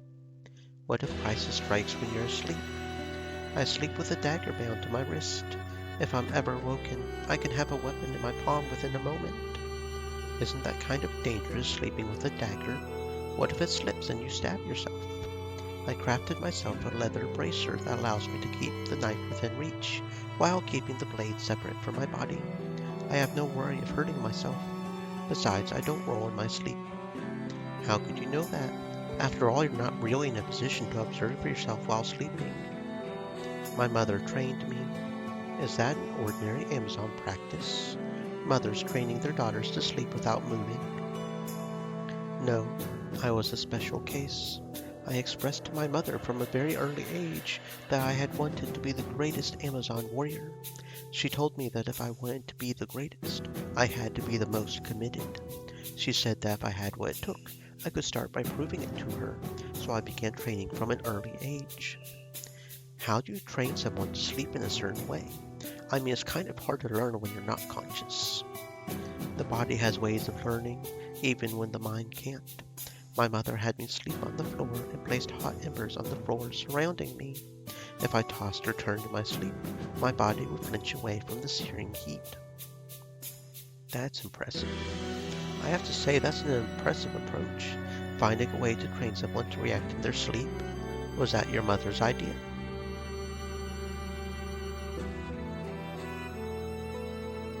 Yes, my mother was not the most adept with a blade, but she was a resourceful woman who prided herself on making the best use of the tools available to her. How old were you at the time? I was in my 7th year when I learned to sleep without turning or tossing. And to what end was this? What advantage do you gain by sleeping perfectly rested?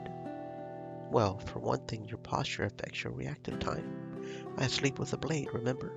That blade isn't much use to me if I'm caught lying on my side with all of my weight on that arm. For another, there are some precarious sleeping places that could prove dangerous for someone whose sleep is not disciplined. Do you remember when we first met? When I was walking to the Citadel, you caught me unawares from one of the towering spires. Those spires would be a dangerous place to sleep for someone who tossed and turned in their slumber. Roll one time too many and you'd fall to the ground and have very little chance of landing on your feet. Are you saying that you sleep on those spires? I did once, just to assure myself that I could. Truth be told, my ability to sleep anywhere isn't a talent that I use very often, especially since becoming captain of the Royal Guard. I've become much more of a permanent fixture here at the Citadel, but it never hurts to have survival skills. I like to think of each survival skill as one tool that may one day save my life. You can never have too many of those, but you may one day find that you have one too few. That makes sense. You know, I've developed a survival toolkit of my own over the years. Are we still talking about survival techniques, or are you saying that you have a literal survival toolkit? Well, both actually. There's a small pouch of essentials I take with me wherever I go. What's in that pouch? Not much of note. A bit of string for mending clothes in a pinch, some flint for starting fires, some bandages in case I need to dress a wound, a small knife, too small to be used as a weapon, but sharp enough to cut through rope and vine if I ever find myself in a bind. Find yourself in a bind? Is that something that happens often? It happened to me once, and that was one time too many. I was caught unprepared, and I swore to myself I wouldn't make the same mistake again. I'm quite good at making mistakes, actually. I feel that's so hard. If my only talent is I never make the same mistake twice, then the way I see it, the best way for me to lessen my vulnerabilities and improve as a person is to make as many mistakes as I can. But there are certain mistakes which you can only make once. For example, failing to raise your weapon to shunt a blade that is being swung at your head. That's what practice is for.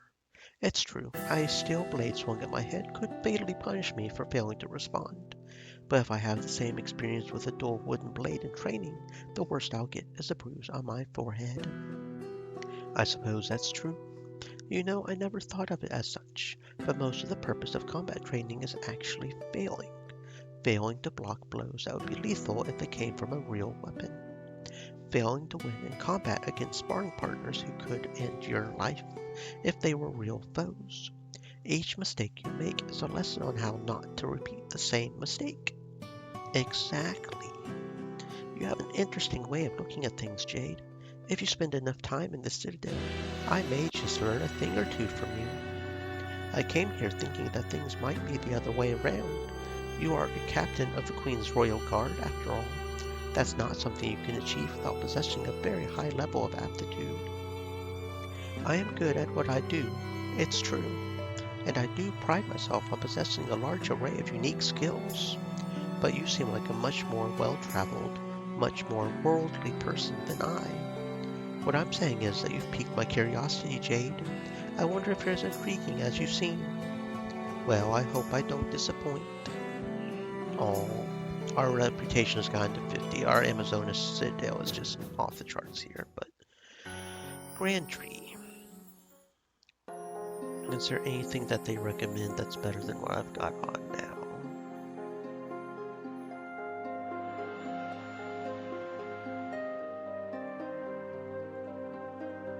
Doesn't look like it, okay. Hammer hands. The bow again, Arbalest of the Kraken, but that's a secondary weapon, not the main weapon. This one does recommend the Dragon Scale armor, as opposed to the Griffin armor. Stream Elements said, stay thirsty, my friends. Hydrate. We get 2 more defense. We do lose a bit of speed. 2 speed, but we get a shit ton of fire defense. We lose the air defense, but we get a shit ton of fire defense. So I'm going to trust that it knows what it's talking about and equip that one. Dragon Scale armor. Maybe that's better, maybe it's not. I don't know, but it says it is.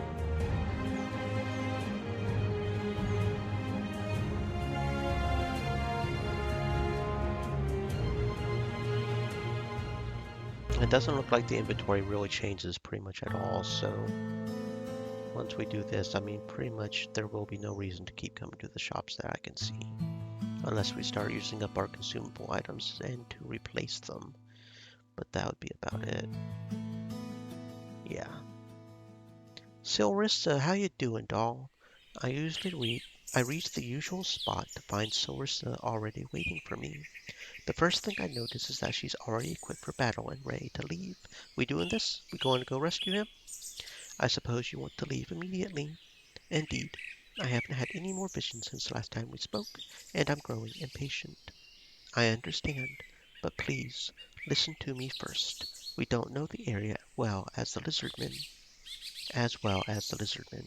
We need to be careful, okay? I will be your shadow. You won't even notice me. Good. However, since you're the one that saw the vision, you're probably the one that should lead the way. Maybe you'll recognize some details as we move north. That makes sense. All right, follow me closely. We start walking, and after several hours, the jungle scenery gradually replaces the swamps. Curiously, there is no fog here. This area seems completely unaffected by whatever magic is behind Namar. Is something wrong? No, not exactly. I just noticed that there's no fog here. You're right. I wonder why. Who knows? Maybe since the lizardmen worship the god of death, they're immune. Maybe whoever's behind Namar isn't interested in conquering or corrupting this area. After more walking, we can see the Chizulu Temple in the distance. Its large size makes it impossible to miss. We must be close to the place in Silrissa's vision. We make our way up a small hill to get a better view of the surroundings, but before I reach the top, Silrissa puts her arm out in front of me, effectively blocking me from moving forward. I shiver as her soft skin brushes my arm. Hold on. What is it? There, that tent. It's the one you saw? Are you sure? No, I am not. But look, Red lizardmen. Devourers. I count at least 3 of them. It could just be a coincidence, but I doubt it. There aren't that many devourers around. I think it's worth investigating. The good news is that the encampment is quite far from the others. That should give us some time before reinforcements are able to arrive if things go terribly wrong for us. Yes, but remember that if this isn't the right place and we blow our cover, it'll be too dangerous to come back. Damn, I don't know what to do. We have only one real shot at this, and if Enoch isn't in that tent. She looks seriously worried. I know she's hoping that I'll be able to come up with a solution, but that's easier said than done. I guess the first step is getting more information. What's the best way to do that, though? Let's get close to gather more info. I say we get closer to the camp, maybe behind the rock. Eavesdrop. Misha Takagana. I mean, suck my balls in lizardman. And you're telling me this exactly why? Because it's the only phrase I know in lizard. So unless you know how to speak lizard fluently, what's the benefit of eavesdropping on them? That is good to know, in case anybody wants to screenshot that. Miss Shah Takakana. Let's wait and observe from here. What? We need to get closer. Trust me, if we get close, we might hear something useful, but it's more likely that we'll just end up being spotted. I don't need to remind you what happens if they catch us. I don't like it. I hate the idea of just standing here while Enoch's life is in danger. I don't like it either, but if we move hastily... Stand down. Someone is coming. I follow her gaze to see another Naga alone, approaching the camp from the same path we took to get here. Wait, Hazel? You know him? Okay, so do we not get relationship points from either one of these options? Because that seems weird. Still, I guess it's possible to get some kind of clue. Maybe they know a bit of the common tongue so that they can communicate with prisoners. In any case, it's bound to be better than staying hidden up here. That decided, Silversa and I quietly moved down the hill. We then ducked behind a boulder that's large enough to hide us from the lizardmen. At least, we hope. Hear anything? No. We settle in and play the waiting game. We're only there for several minutes, but those minutes seem like an eternity. Finally, someone speaks. Unfortunately, it's more lizard language. We have to wait a bit longer before our efforts are rewarded. The Naga Battle Mage. I heard some rumors that you captured him. I know it. I know this voice. Yeah, we have. That tent there. Strangely enough, I don't need to hold Sorissa back. She seems to be waiting for that mysterious voice to talk again. How much? Not for sale. I didn't come all the way here to go back empty-handed. There may be 3 of you, but I'm a Naga Blade Master. I can kill you all without breaking a sweat. It's him. I knew that voice was familiar. Who is he? Hazel, one of the best Naga fighters. He trained me personally. What is he doing here? It sounds like he wants Enoch. But why? He wants to kill Enoch, and me too. Remember what I told you when we first met? We escaped our tribe, and the usual punishment for that is death.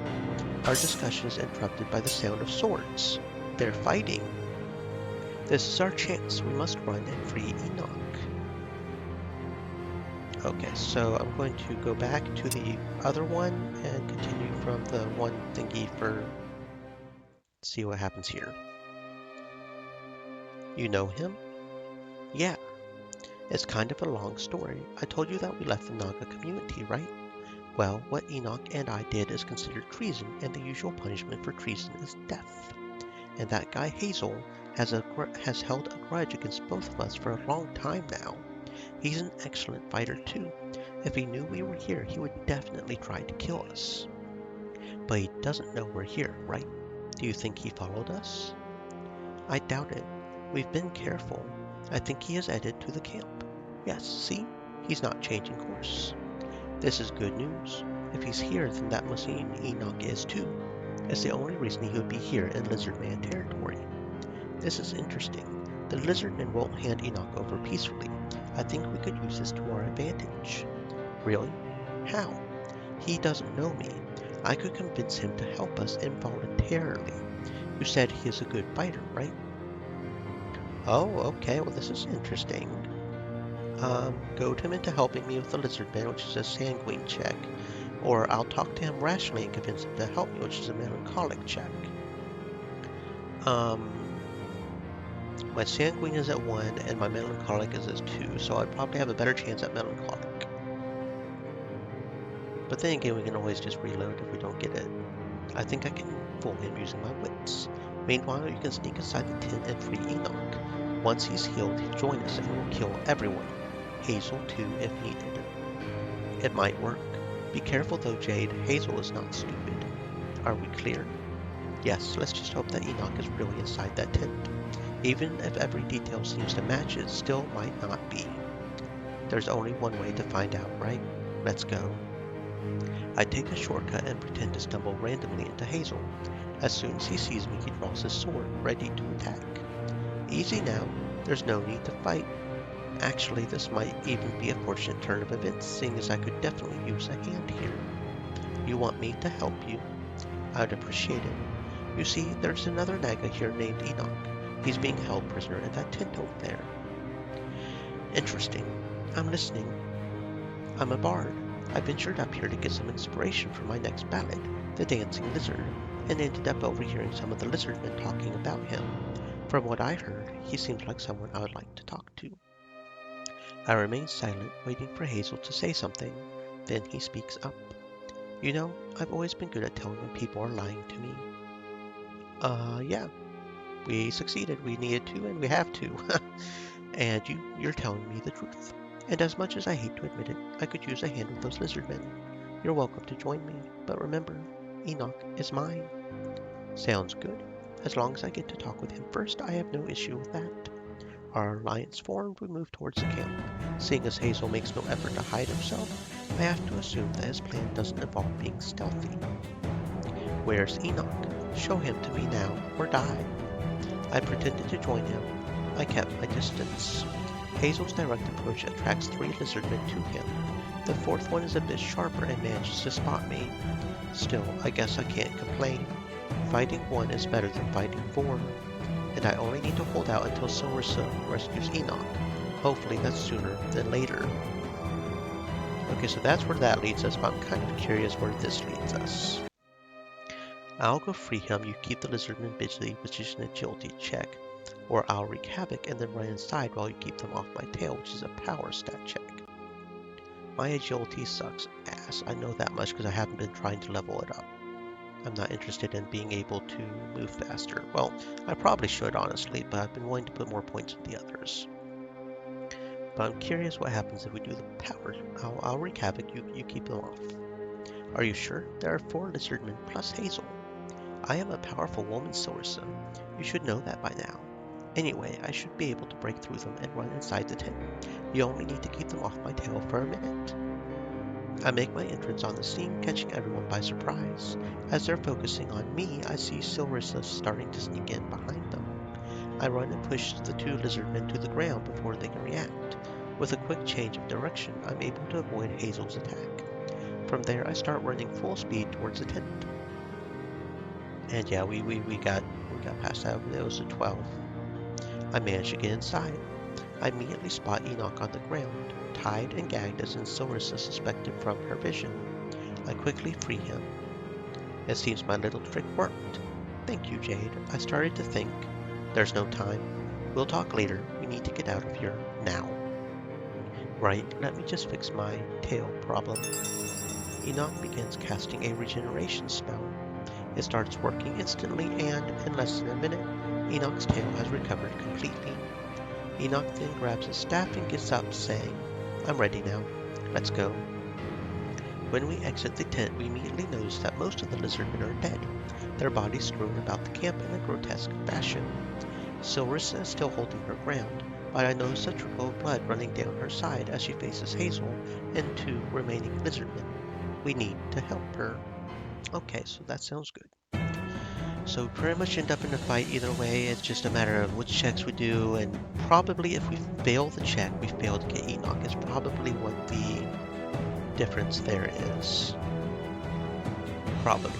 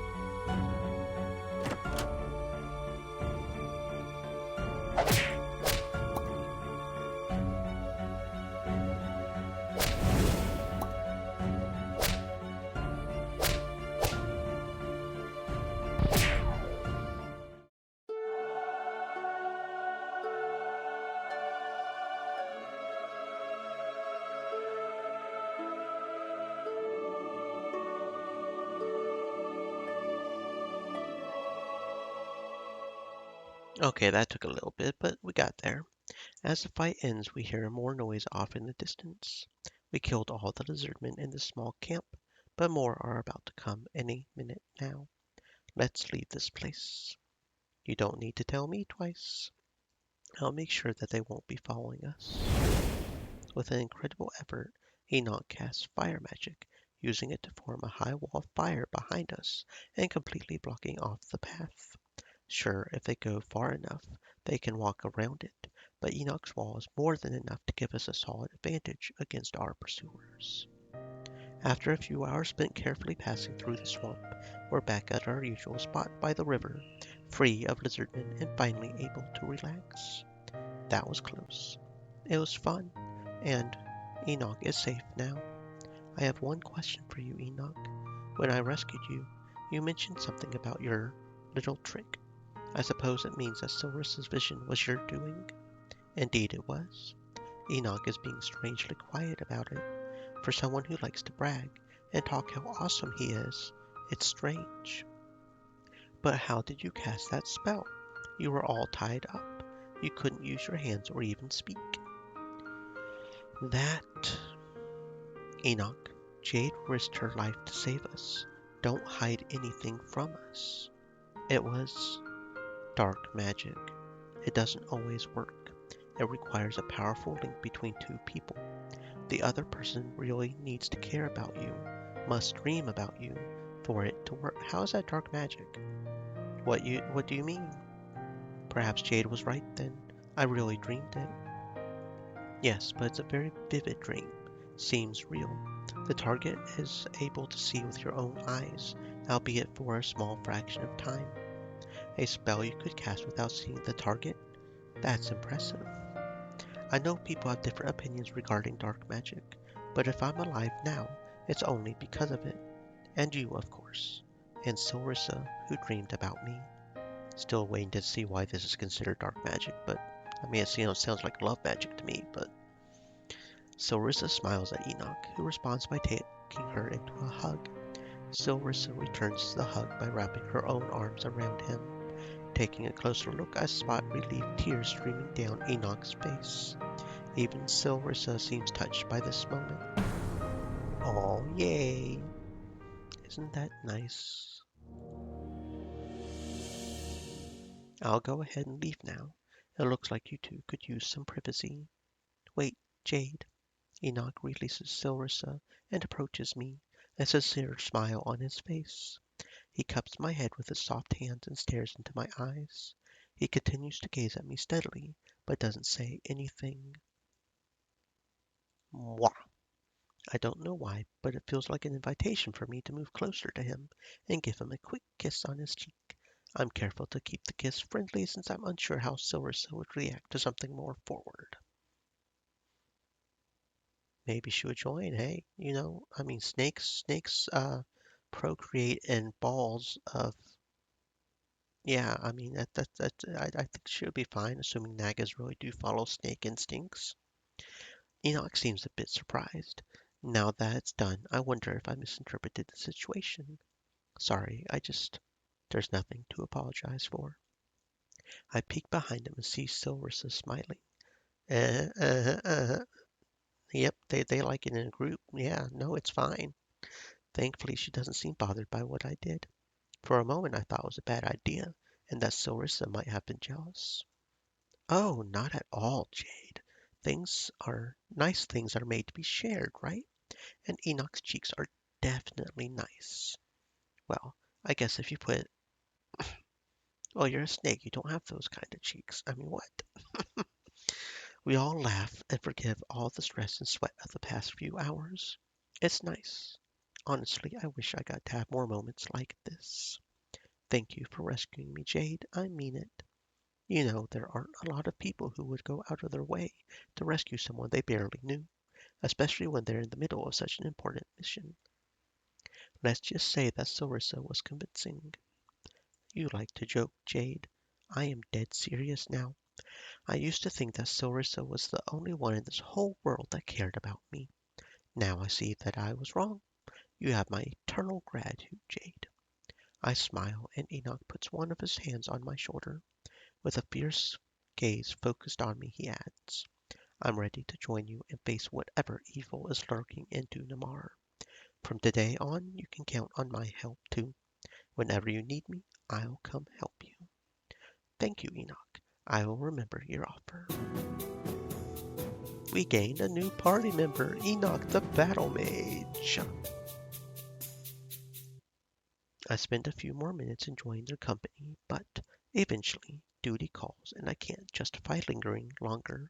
I leave the two Nagas behind for now, knowing that I'll probably be seeing them again soon. Due to recent events, our reputation in the Unforgiving Swamps has increased by 25. So quests must be how we increase reputation even in areas without the arena. Probably.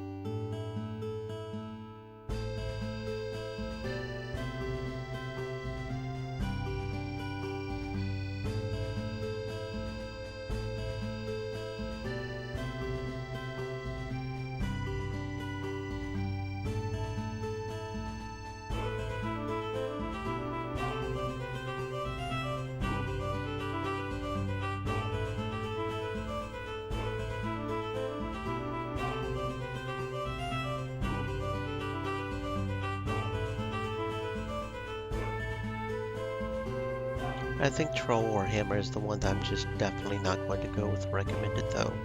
I think the idea is that because of that 10 health it's worth it, but I just do not see how I can justify even trying to get this one as better. We lose an SP, which okay, 1 SP is not that big of a deal. 3 defense, 3 whole defense, and we lose 6 speed. It's like, okay, I can maybe see some of these with lesser offense being good because they move faster, but this one not only doesn't move faster, it doesn't have the same damage or the defense. The only difference with this one is the 10 health and 1 more damage. I do not see how.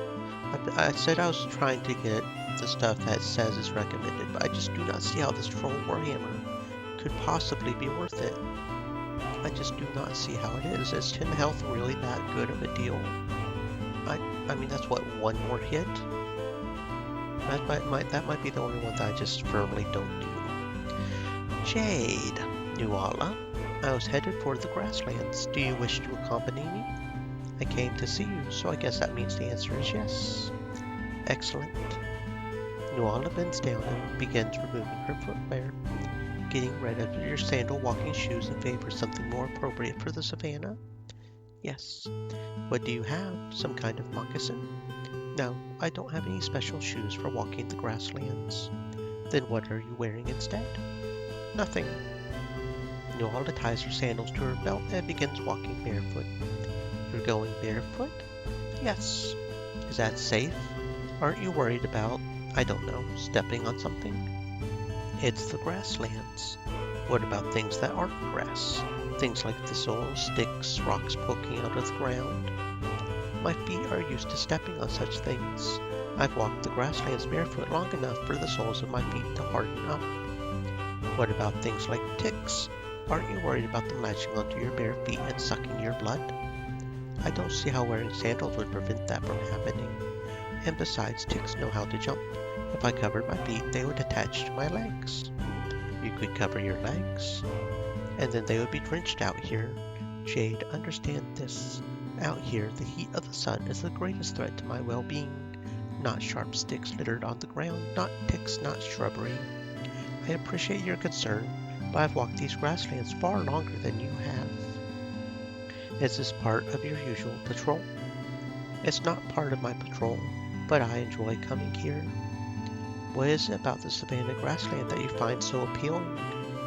That. Nuala points to the little shape of a large animal on the horizon. What's that? That's Rue. It looks like a rhino to me. Rue is no ordinary rhino. I study the rhino, and it's plain to see that Nuala is right. Its hide is scarred in several places, especially near its neck. I wonder how a rhino gets scars like that. You would think that the neck would be its most sensitive and protected area. Not a lot of chances for that part of its body to get scratched up. That scar, near her left hindquarter, is from last winter. I caught her sleeping and thought that a preemptive strike would be enough for me to win today.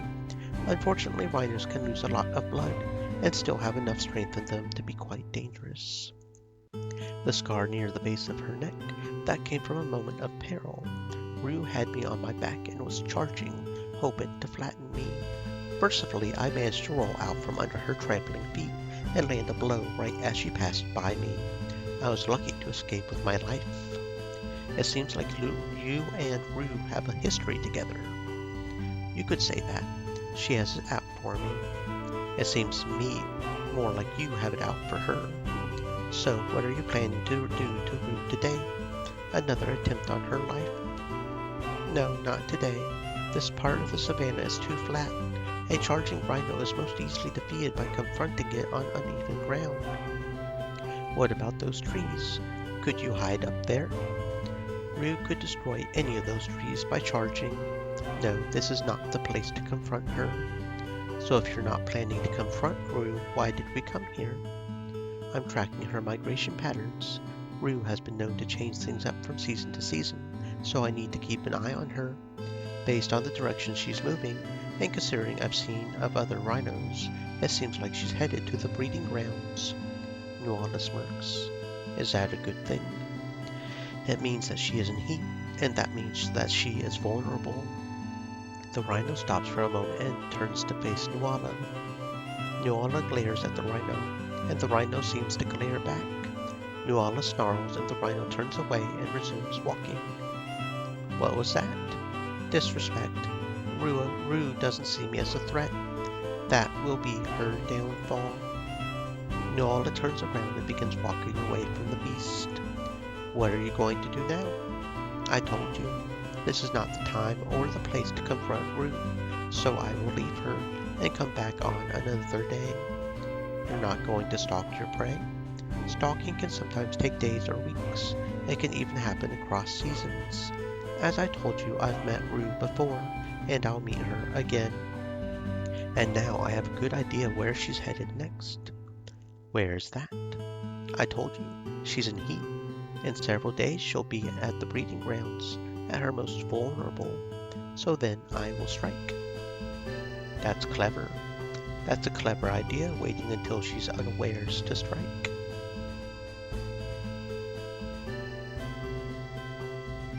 That is what a hunter does, Jade. That's how a hunter can fell beasts that are 20 times her size. You can't do that with strength alone. It takes cunning and planning. Nuala and I head back to where I first met her. I am done for today. Now I must go home and rest to prepare for the days ahead. Perhaps you should go and do the same. Very well, Nuala. Good luck. And we still can't go to the tomb for some reason. I don't know why it was an option and suddenly it's not, but it makes me somewhat unhappy. Because I want to loot the tomb. Because I am a tomb robber. Okay, so see, theoretically either the Royal Guard chainmail here or the obsidian padded armor is considered better than what we've got on now. Which I could see that. It's same defense. We essentially trade for a bit more speed and earth here. So what's the difference between these two?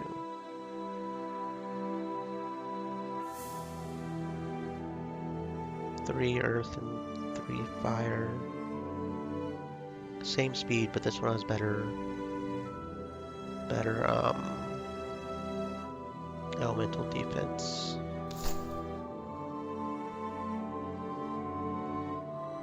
Okay, so that's considered better, I guess. Obsidian padded armor.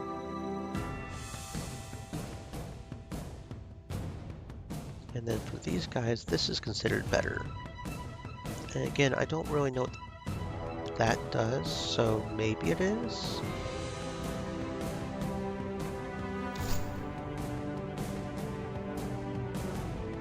I don't like that didn't sell as much as I was wanting it to. Oh yeah, we have these, don't we? I forgot about that. We had even more money than I thought we did. Shit. Because I didn't sell the gems yet. Which, as far as I know, the only purpose of those is selling them.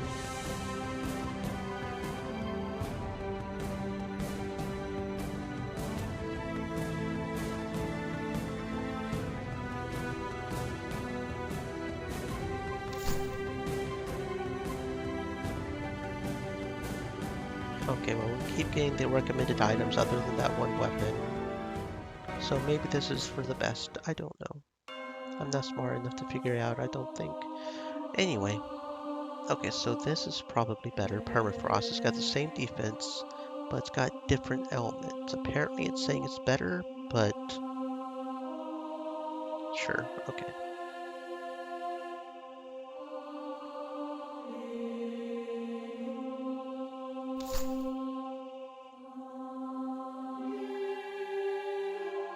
Most of the accessories are the exact same in all the shops, which is interesting. Oh, now we can explore the waters around the Mar. There are 3 areas left. Double check that I am in fact in the party. Okay. Explore the waters around the Mar. Oh, and it allows... Okay. Cool. Hello, Jade. I see you've brought help. Let's go exploring, Senya. We have 3 areas left to explore. Monsters on deck, monsters on deck.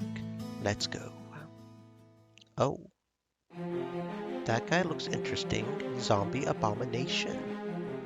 Okay, okay, okay. Looks like we might be in for a fight, y'all.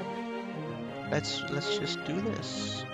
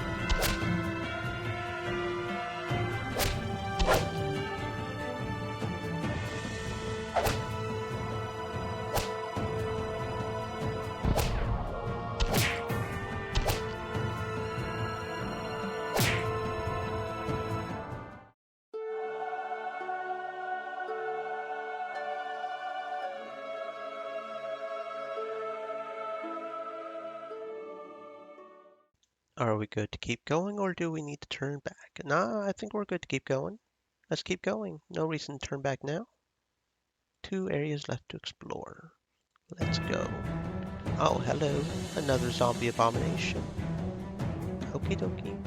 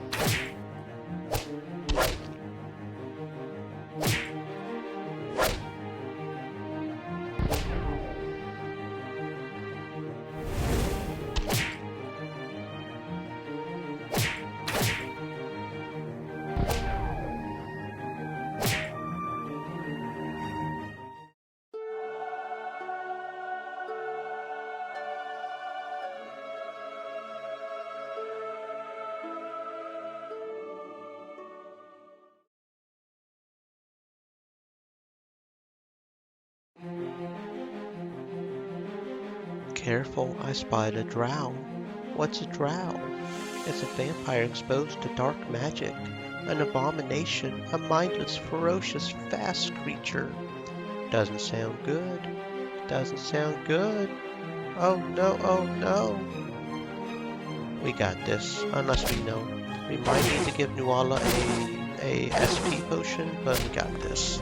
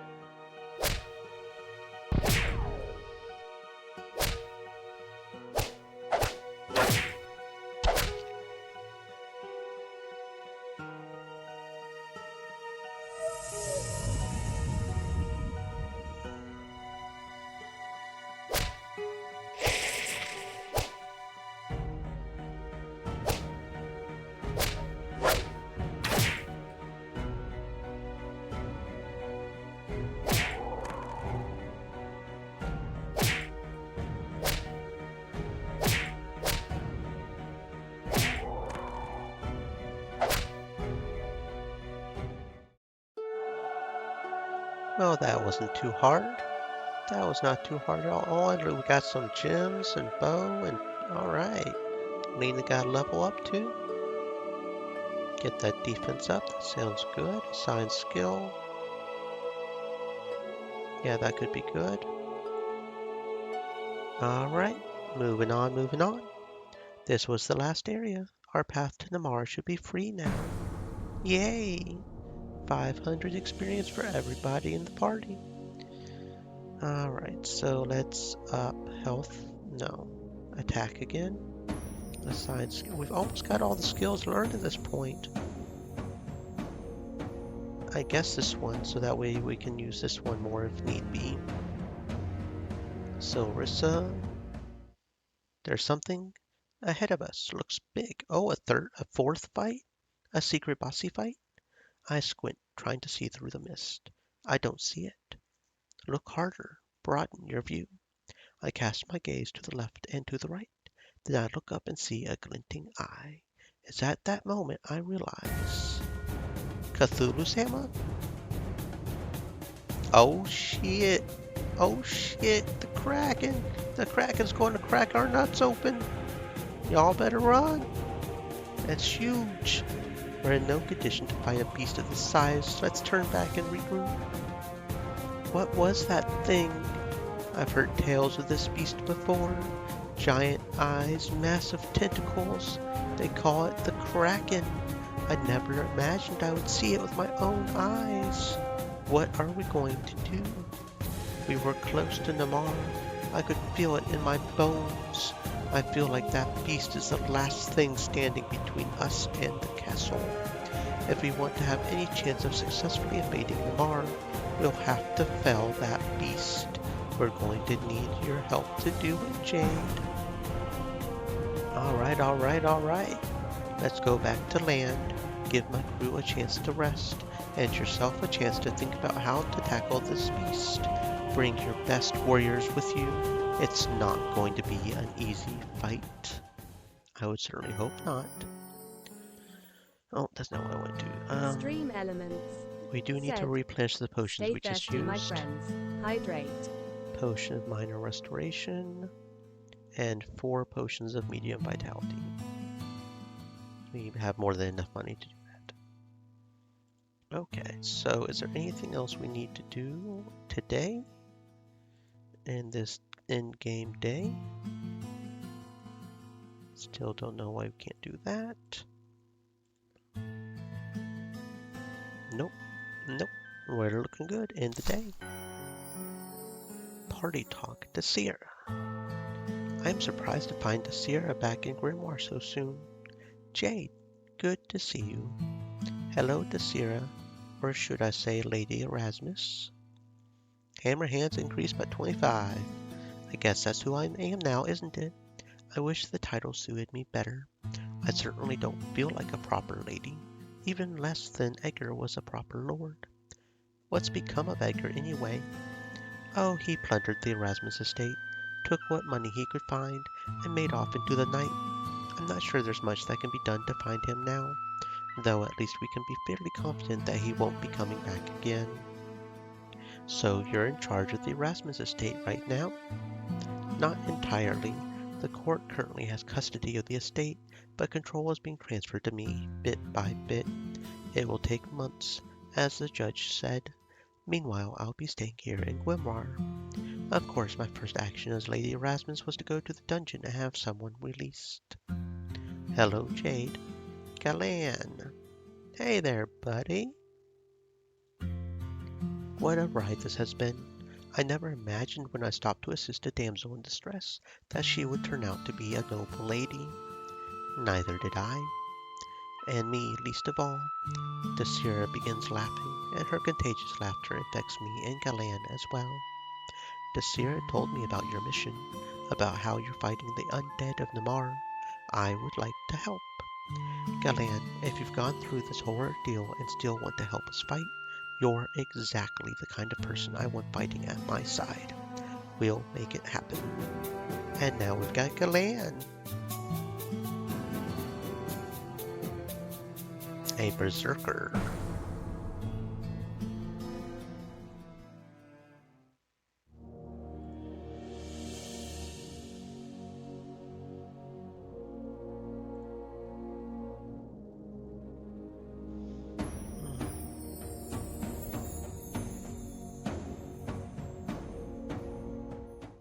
Of course, I'm not about to abandon your cause either.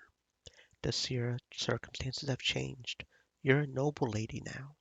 From what I've experienced so far, being a noblewoman mostly means just sitting around all day. Quite boring.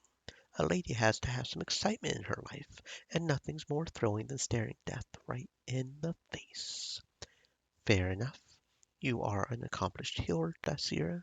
I guess we shouldn't let that go. Yes, please don't make our secondary healer go away. About that, I've spent some more time studying my mother's brooch. It was designed as a relatively simple object, intended to confer mild magical abilities. However, I found with a bit of training that I can use it to amplify my own existing magical talents. How so? Well, simply wearing this seems to amplify the effect. Oh, hello. Sounds useful. Party got a new item to Sierra's brooch. 4 health regen, 1 SP regen, and a skill. Enchanted items grant the wearer a bonus skill to use during battles, no matter what his or her class is. To know more about the skill, examine the item in the inventory screen and click on the skill icon on the right of the description. Indeed, I never imagined that this brooch might have properties which might make it useful in a combat situation, but this world is full of surprises. I suppose I should know that better than anyone. Never did I dream that Fabergé Erasmus might be my father. But I'm a bit torn. For my entire life I have looked at Fabergé as a noble, generous, and benevolent man, but all this time he was my father and never acknowledged me. If what Edgar said was correct, he willed his estate to Edgar instead. I find it troubling, for reasons I can't exactly put into words. I know I was his bastard child. It would have been scandalous if it were known that his firstborn was the child of one of his mates. It almost seems unreasonable for me to begrudge him for that, but for him to never acknowledge me. It's not that I wanted to be his heir, but I lived my entire youth without ever knowing my father's love. Daciera, your father was an odd man, but I don't think he's as cold and callous as you may be making him out to be. For a bit we believed that Fabergé gifted your mother a resonator which was attuned specifically to her. That made a certain amount of sense. It was a special gift, so why not imbue it with the essence of its recipient so that she might wield some minor magical power with it? But as we found out, the resonator was actually attuned to Fabergé himself. Yet we know that it was a gift for your mother, based on the lettering on the back. How odd for him to construct a brooch which had magical properties which could only be used to him, and then gift that brooch away. Do you want to know what I think? I think that when he created that resonator and gifted it to your mother, he had you in mind. By creating a resonator that was attuned to him, he was creating an artifact which any of his offspring could use to claim their bloodline. Edgar would have had no use of such a thing. Perhaps Fabergé made that brooch for exactly such a time as this. He could have remained forever silent about the fact that he had a daughter, but he left a way for you to trace your lineage back to him, even in his death. That may not be the love that you wanted from your father, but this brooch was made for a reason. This brooch was made for you, Dacier. Aw, shucks a bucks. Tears streamed down Dacier's face, and she leaps into my arms and buries her face in my shoulder. Thank you, Jade, for everything. Thank you. Oh, shucks a bucks, man. Shucks a bucks. Okay. Okay.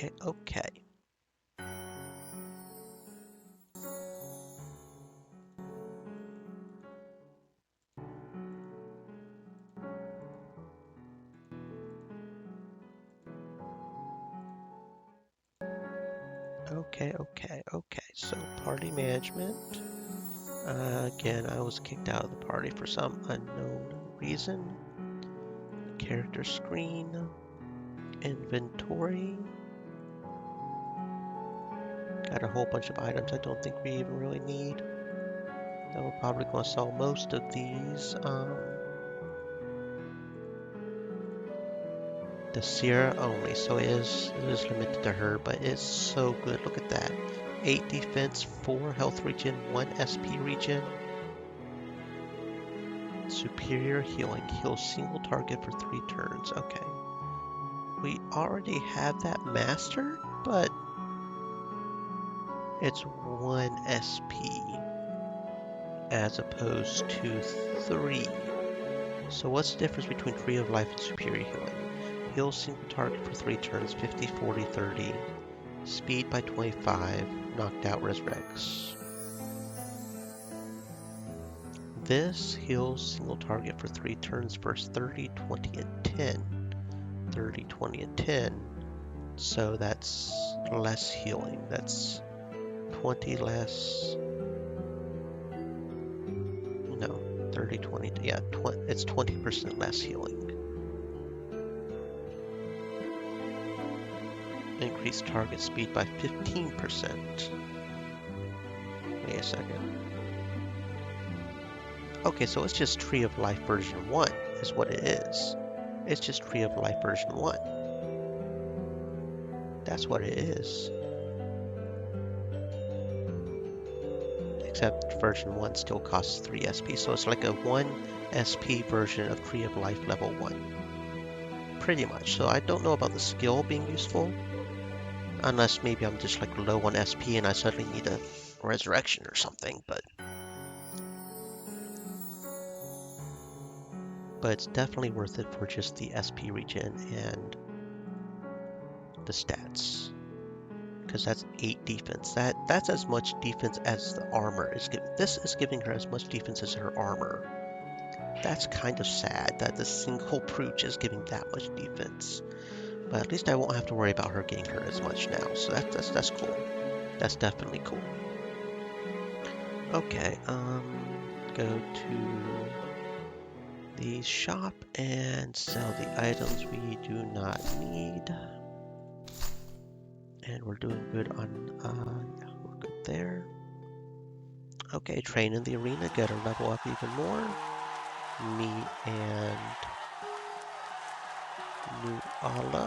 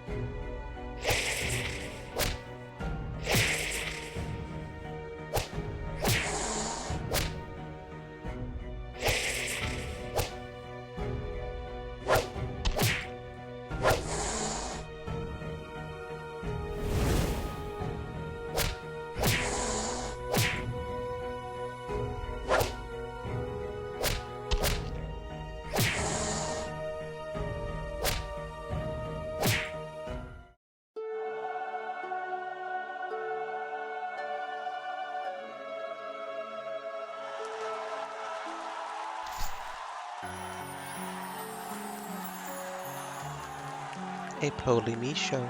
I suppose you want to talk about the other tasks the Council has for me? Indeed. As you know, the undead forces are planning an attack on Grimoire. They seem to be marching straight towards our city, ignoring the other towns nearby. I had wondered why the attack seemed to be targeting Grimoire exclusively. Cities like Lothar and Horus could make for closer targets if they're launching an attack from the castle. This is an attack that seems to have a great deal of planning and forethought behind it. It would be a mistake that just because our enemies are undead, there can't be smart leaders behind them. Grimoire is the Empire's capital city, where decisions are made, so it comes as no surprise that they would launch an attack here. So it's a decapitation campaign then. They wish to strike the Empire right at the heart of its leadership. There is that. As the capital, a successful attack on Grimoire would also be tremendously demoralizing for the rest of the Empire. Even if we did manage to evacuate the Council, seeing the city of Grimoire fall before our enemy would be a great loss. Losing any city this size would be a great loss, but I see your point. Indeed, an attack this well planned will surely have a lot of resources behind it. Just how massive do you expect this attack to be? Big enough that the Empire wants to have all the help that it can get. I'm already fully committed to assisting with this defense. That's encouraging to hear, and you and your cohorts will no doubt play a vital role in defending the city gates. However, I wasn't talking about you specifically. I was actually speaking about help from our neighbors. Our neighbors. Specifically the dwarves and elves. They're not involved in this conflict, are they? No, but we're looking to change that. The Empire is on good terms with the dwarves, but they still haven't committed themselves fully to this battle. We could certainly use their help, not in defending Grimoire, but in cutting back the enemy line. When the undead arrive on next full moon, if all goes well, we'll manage to repel their assault, but they can always retreat and go back. Now, imagine if there was a dwarven army behind them, which would eliminate all retreating enemies. It would be a massacre. It would, and it wouldn't even be as difficult as fighting enemies at full strength. A prime moment for a decisive strike. Surely the dwarves could be persuaded to participate. I'm sure that Galan would jump at the opportunity to be part of such an attack. The dwarves have expressed that they would like to assist in our efforts against the undead, and we have no reason to doubt their sincerity. Unfortunately, their resources are spread a bit thin at the moment. They have problems of their own to deal with. Yes, goblins have taken over an important ore mine near Hammerhands. That has hampered their production of weapon and armor, which has in turn affected their combat readiness. They're in the process of dealing with the goblin situation, but if you could give them a hand. I understand. It would also be a good sign of goodwill from the council. Exactly. They would appreciate the help and would surely do their best to support us in the coming battle. I will travel to Hammerhands immediately then.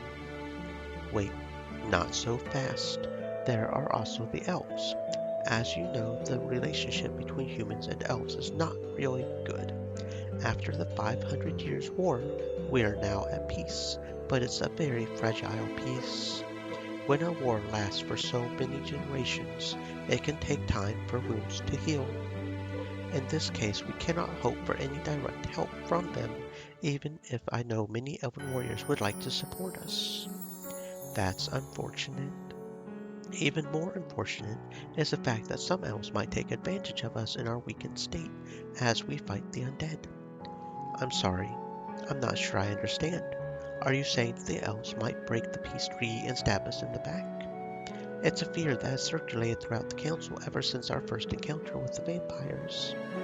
So it's all rumors at this point.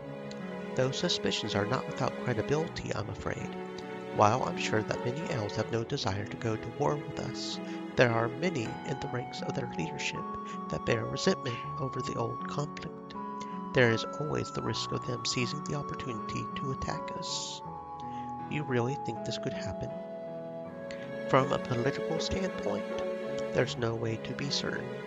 From a logistical standpoint, it's more than possible. They could move their armies near the border, wait until the battle with the undead is over, and then attack our exhausted armies. Sounds really terrible and treacherous. I can't believe elves would do that. Then you need to study history of the 500 Years' War more closely. You said it yourself. The wounds of a conflict that lasted for generations do not heal so quickly. The elder druids are the older elves, and they still remember the atrocities of that war.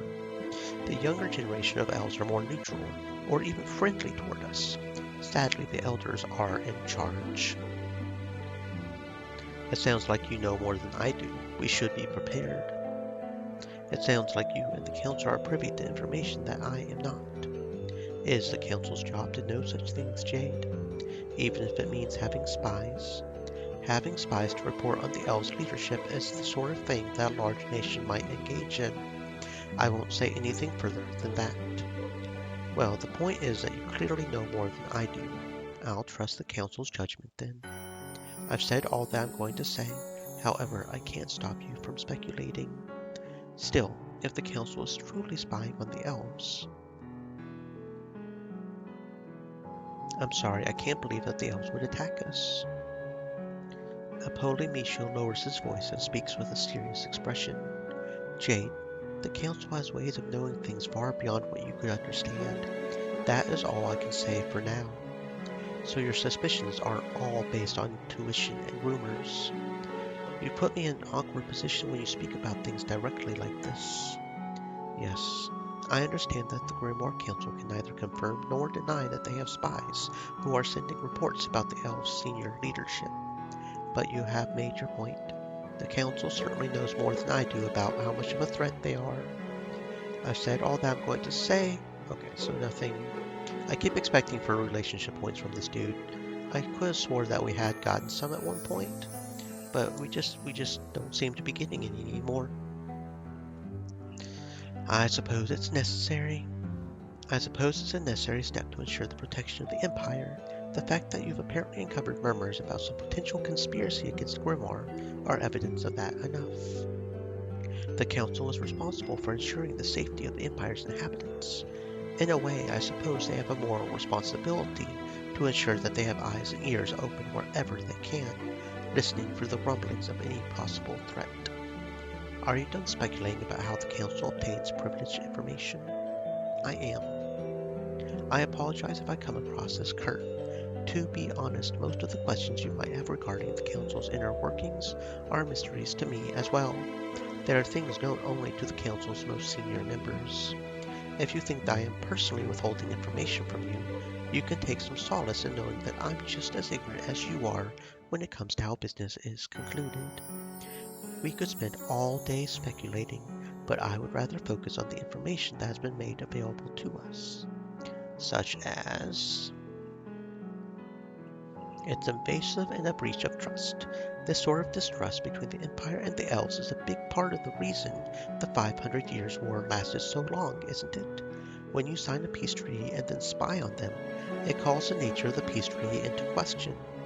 It makes me wonder if perhaps the Elves are spying on the Council in the same way. Surely the thought has occurred to you, Apollonicio. As I said, I'm not going to comment further. Are you done speculating? Okay, so yeah, still no points either way. Several tribes of Dark Elves have become increasingly bold in raiding against the elven settlements near the desert. Though several efforts have been made to stamp them down, the Dark Elves seem to be growing in number. Sounds like quite a handful.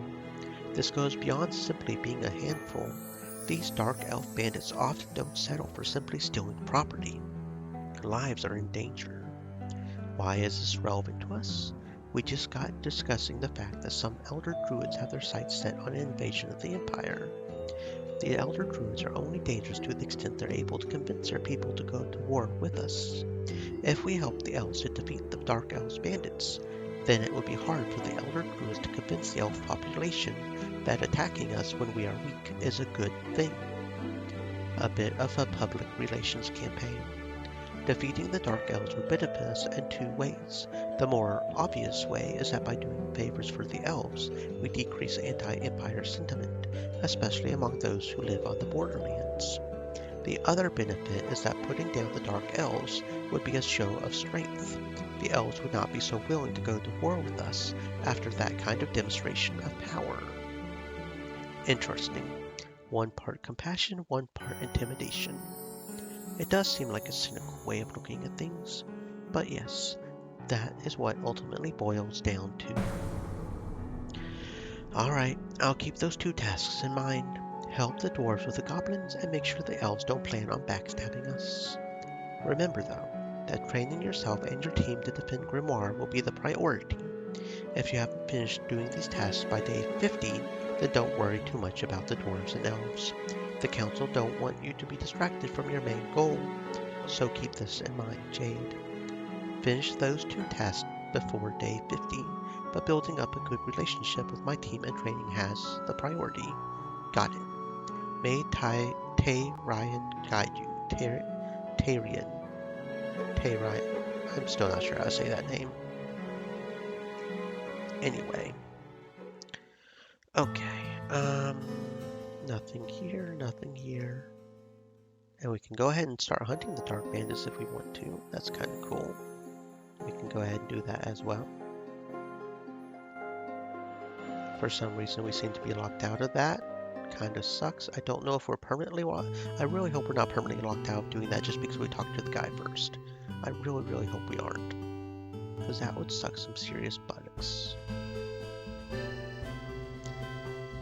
And we've also got the choice to defeat the Kraken. Oh my. I wonder if we have to have Larrick in our party. Do we have to have Larrick in our party or something? I mean, that would be interesting if we did. Make sure we have Desira as well, our main people.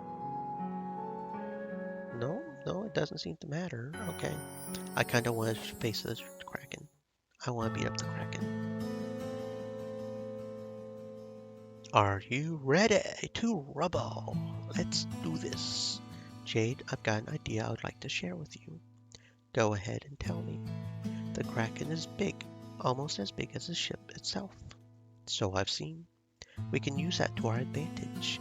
We have artillery and cannons. The cannons are too slow and inaccurate to be used effectively against a shambling skeleton or a zombie, but against a monster as big as a ship. You think we can damage the Kraken with cannon fire? That's what I'm thinking. I like that idea. There's another thing that will be different about fighting the Kraken. Zombies, ghouls, skeletons, they all were attacking the people on deck. But the Kraken can attack the ship itself. The Kraken isn't big enough to drag the ship under the sea, or at least I hope it's not, but it could do enough damage to the ship to cripple it. If the Kraken is smart, it will go after our artillery as soon as it realizes it's under attack from cannon fire. Do your best to protect it. Got it. And if it tries to sink the ship, don't let that happen. Don't let the ship sink. Sounds like good advice. We're meeting it now. We're nearing it now. Are you ready? As ready as I'll ever be. Here we go.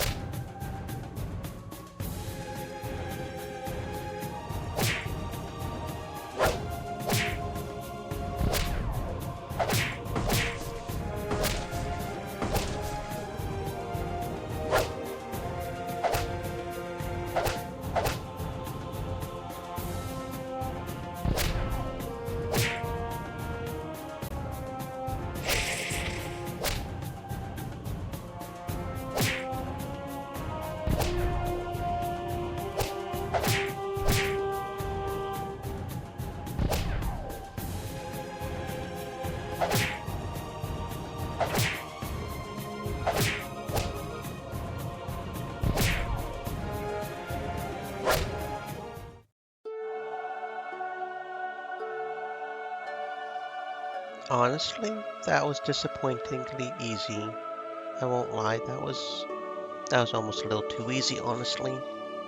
We did get some rare accessories for Sorsa only, Enoch only, and just a rare accessory overall.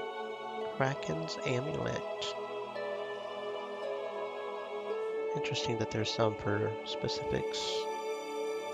Valkyrie Lance. For Valkyrie's tier hits single target dealing 50 base damage, reducing defense. Very high crit hit and attack. Defense, crit hit, parry, and attack. Refresh, heal yourself by 10 health each turn for 3 turns, so a 30 health heal pretty much. And Kraken's Amulet just has a lot of health attack. Attack defense, yeah, that looks pretty good. And we'll probably end up giving that to somebody. Defense. Okay. Looks like we managed to beat it. Of course we beat it. And that's an actual achievement. Release the Kraken, defeat the Kraken.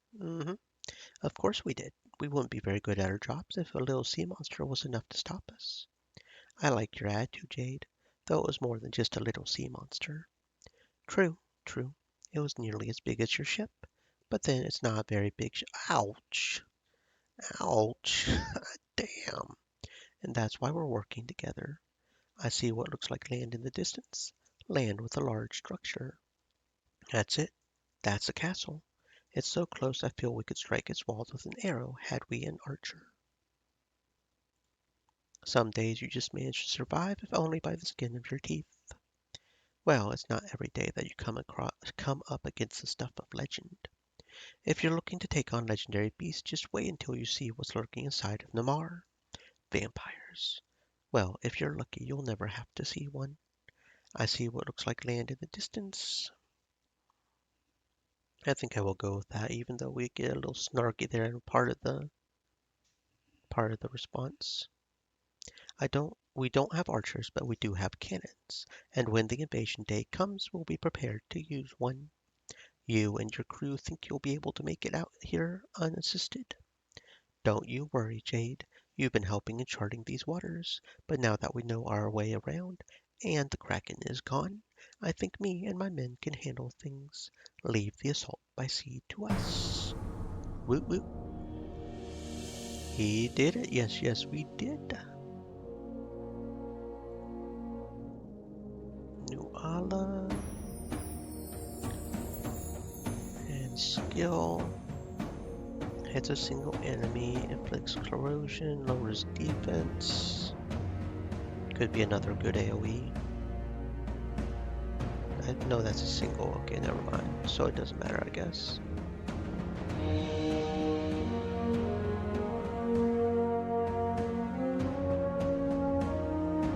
Okie dokie. There we go. Alright, I'll be leading the assault by land. I look forward to working together in the future, and maybe claiming some of whatever treasure is locked inside for myself. Woo woo. Alright, Grand Tree, hunt some Dark Elf bandits. That sounds good. Why did I get kicked out of the party again? Such sadness. It's like they don't want me there. Honestly tempted to just stick other people in there just to level them up, honestly.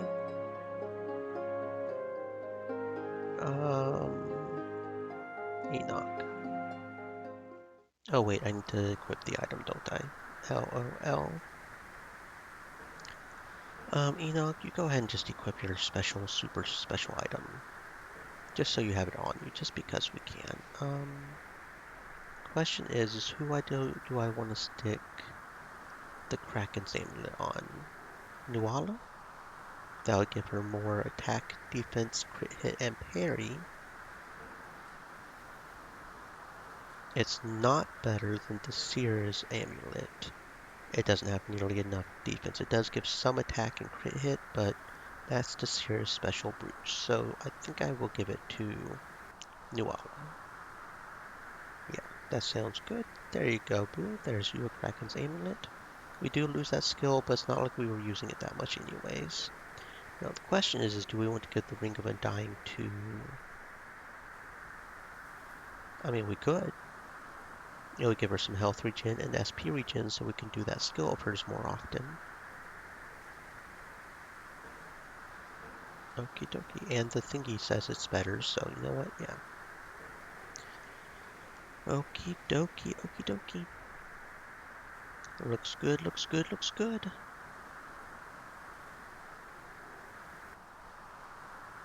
I reached the border between the Great Forest and the Orcish Waste. Reports from Elf Scouts spied a group in the area only a few days ago. Be careful, Jade. The Dark Elves may not be physically formidable, but like the elves, they are very fast and excellent spellcasters. I hold up my hand, and everyone stops and remains silent. We spied a big group of Dark Elves. Sounds like they're planning their next attack. We could probably take them all, but if I can use my social skills to make some of them go away, it'll make the task easier. Negotiating with Dark Elves in good faith probably won't get me very far, but maybe I can tilt the tables in my favor with a bit of trickery. Hey, you Dark Elves. I show myself and my companions are surprised. They probably didn't expect me to reveal myself so quickly, but I hope they'll trust me on this. Who are you? My name's Jade, and I'm the envoy of Grimoire. You might have heard of me. Now, I have more urgent matters to take care of, but the Council sent me to solve this problem. This is not my war, and I'm not one to follow orders too closely, so I'm here to make you a very generous offer. Convince them to plunder elsewhere or scare them. I want to whoop their ass. The fuck is this? There wasn't an option anywhere in here to... The hell?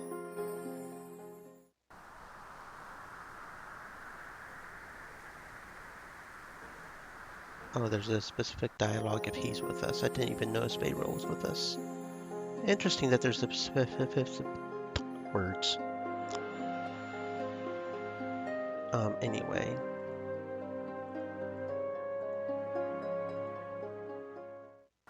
So there is no option just to try whoop them.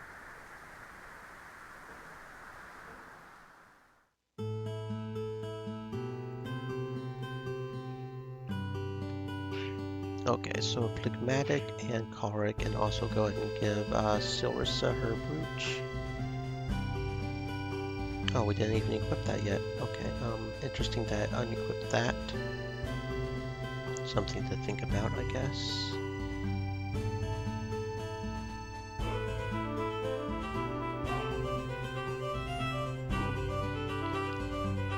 Phlegmatic Choleric. Let's see.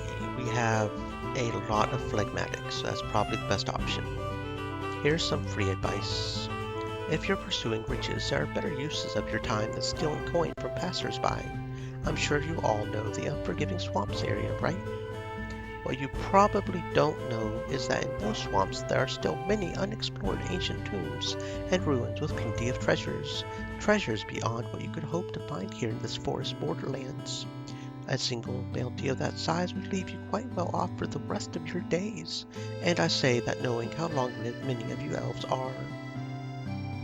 That said, it is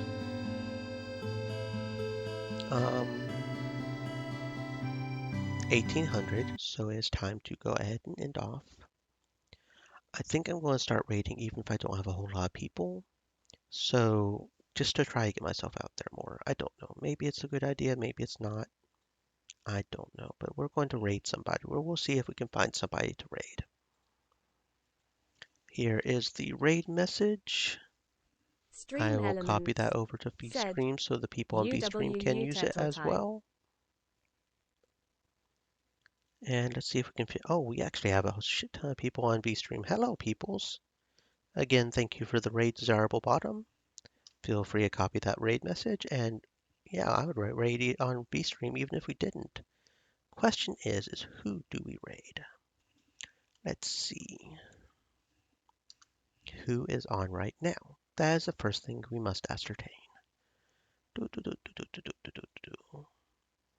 Ah, Riding the Waves is on. She's just doing just chatting, which I'm not always as into just chatting, but assuming she is still on. She is a cutie. Yes, she is still on. Okay, so VStream will go over there. Make sure to be nice to her, friends. All right, let's see. Me. No, it was slash, isn't it? Slash? Yeah, slash. Me, tear shower, and at da, da, da, da. Copy this, copy, and paste, and there we go. There we go. Okay, now let's see who we are going to raid with Twitch. Do, do, do, do, do. Nope, not that page. This page. Nope, not that page. This page. Raid channel. Okay, who are we going to raid? Let's see who's on Twitch.